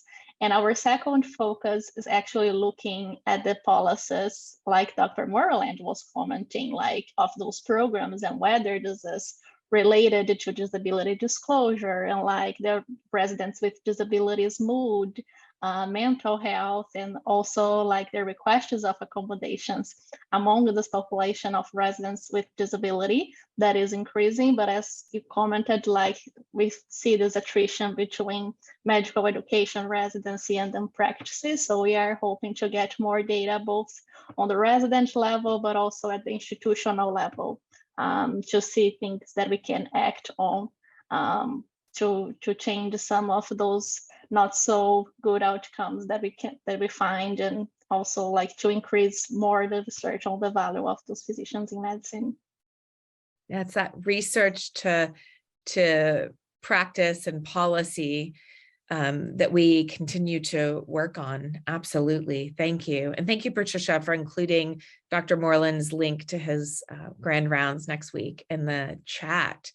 And, you know, we, again, just to circle back to Caroline and Zoe, we have these amazing learners who are unapologetically coming to this space with a social justice disability mindset and really demanding equal access. And so as these learners leave the UME space and go to the GME space, I think GME is going to have a reckoning of its own and need to work on that. But Dr. Moreland was part of a ACGME Equity Matters initiative to train PDs, and that information is available at that website as well. So lots of resources coming out across the continuum and into practice, but we're happy to answer any questions. So please start with the questions, things that are on your mind. We have about 15 minutes together, which is a great amount of time to be able to have some robust discussion. I'm going to start by looking at our first question, which is, given all of the things that you see downstream, as Dr. Moreland pointed out, Caroline says to the students, you know, what are your concerns as you navigate the medical education pathway, knowing what is at the end? And either one of you can take a turn, or both. I think for me, thinking about the findings from Dr. Moreland's study and also just anecdotally what I've heard from a lot of people, I feel a little bit of fear of what's to come. I also don't feel a lot of surprise hearing those findings. And I wish that I did, but I don't. And so to me, I think about when I first entered medical school and I knew very little about this world that we're kind of all sitting in at this moment, this world of people who are pushing things forward, who are saying this is blatantly not okay and are figuring out what we can do about it. And as much as I do feel some fear and anxiety, I also feel some hope that I didn't necessarily feel when I started medical school. I do think, though, I just submitted residency applications a few weeks ago. And one of my big factors that I've been thinking about, and thanks, Caroline, that I've been thinking about and asking about, and trying to remind myself that I don't have to be ashamed to ask about is, what will you do to protect me as a disabled doctor? What will you do to recognize that having me as a disabled doctor is a strength for your program, but will need to come with a level of intentionality around ensuring I have what I need, because that's the only way that my gifts and experience actually can benefit your program and your patients. So yeah, a little bit of fear, also some hope, but also encouraged to take steps to actually protect myself from being someone who experiences some of these things. Yeah.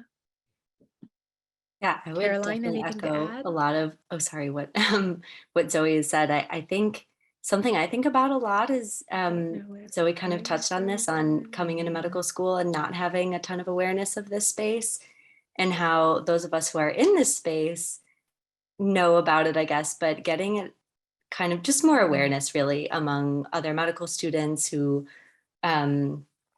just aren't as involved in disability health. I think that's really important. If more folks kind of know what's going on and what barriers students and learners with disabilities face, it's going to be easier to talk about those things, reduce stigma a little bit. So that's something I think about a lot, about how to expand that conversation beyond the folks who are like experts in this, really.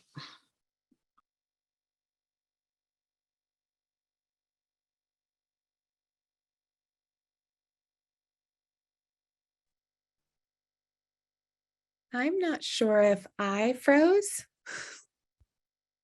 You're back. We can hear you. Okay, I'm so sorry. And it doesn't give me an opportunity to do anything. Can you see me?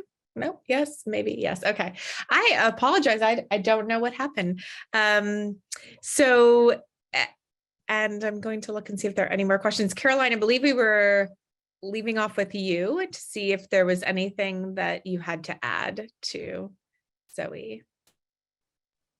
Yes, I just briefly echoed what Zoe said, and just shared that something I've been thinking about is expanding conversations about disability beyond the folks who are really passionate and interested and experts in this field, but to everyone in medical education. So yeah. Great. Thank you so much. So we have another question, and that is, how can we as students work to build a more inclusive environment for our peers with disabilities? How can we be good advocates? And I think probably allies and accomplices as well. Caroline, if you want to go first, you're welcome to. I just had one thing I wanted to say. Okay, so I think a big thing for me is I was really disappointed at the start of medical school to see how many social things I couldn't go to. For example, at the end of the first block exam that we had, everyone went out to have this large celebration at a place that was completely inaccessible. And so I went, but could only stay in one small area.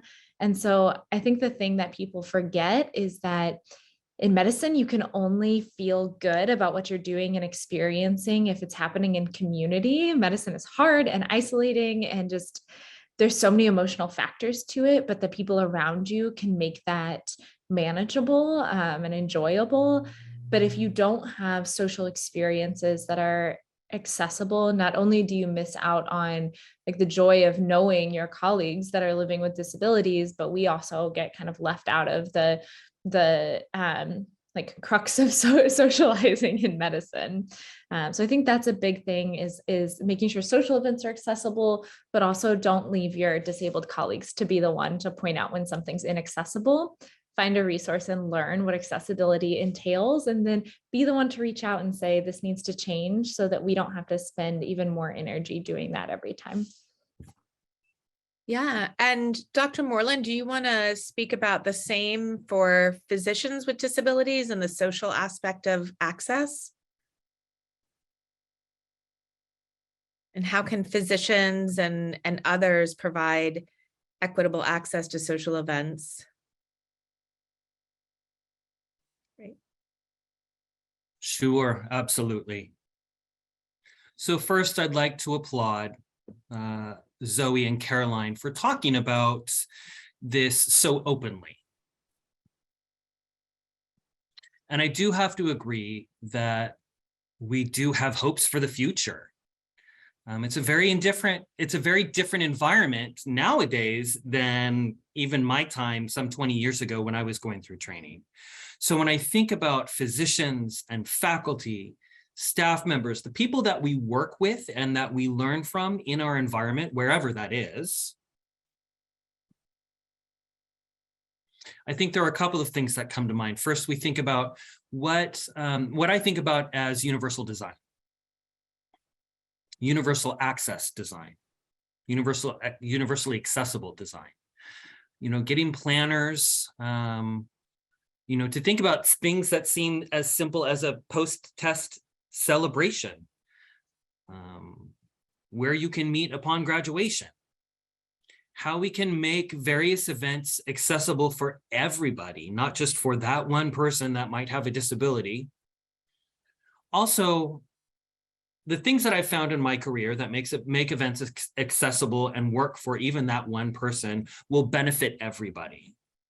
So I'll use myself as an example.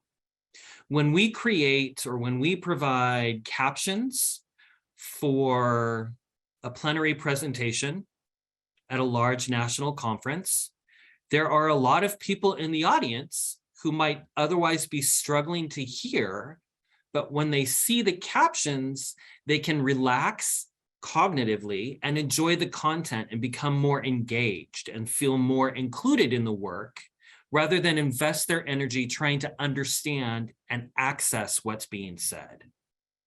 So universal design upfront, first and foremost, I think that's the most crucial place to start.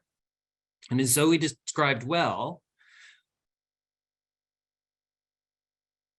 we need to extend a hand to various people, not only to ask them for what they need in terms of access, but also to learn from them and hopefully apply those lessons to future events and future situations.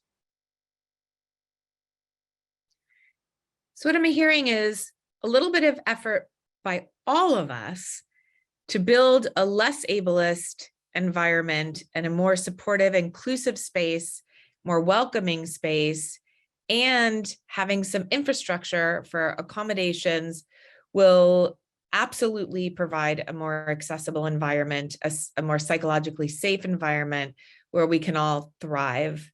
And that we all share a hope that in the near future, this will be the reality across the medical education and into the workforce continuum. Thank you all for being here today. Thank you for your work. Just what's come from the collective group here in the last 2 years is incredible. Caroline, you are an honorary lab member at this point. And thank you all so much. And again, thanks to the Center for hosting this event and to Drs. Mead and McKee. And I'm going to turn it over to Dr. Mead. Wonderful. Thank you so much. Dr. Meeks, and everyone who was a panelist here. There are so many exciting things going on, and I think it really does reflect a zeitgeist, a recognition that disability is diversity, that we need to make accommodations, and that doing so is going to improve medicine and healthcare. And so we're excited to be part of it. We are look forward to partnering with the Docs with Disabilities and Meeks Lab on numerous projects, and to continue to facilitate conversation about this important topic. I would invite you all to once again check out our webpage on the Center for Disability Health and Wellness, to sign up to receive our newsletter or to be on our email list, and to continue to participate and to engage in conversation. Together, we can transform medicine. And I think it, as said by Dr. Perlman this morning, really allowing that interdisciplinary perspective and building on that is what allows us to tackle these global challenges, which is what we're doing and which is making a difference. So thank you all for your advocacy, for your passion, for your dedication, and everything you do. Have a great weekend.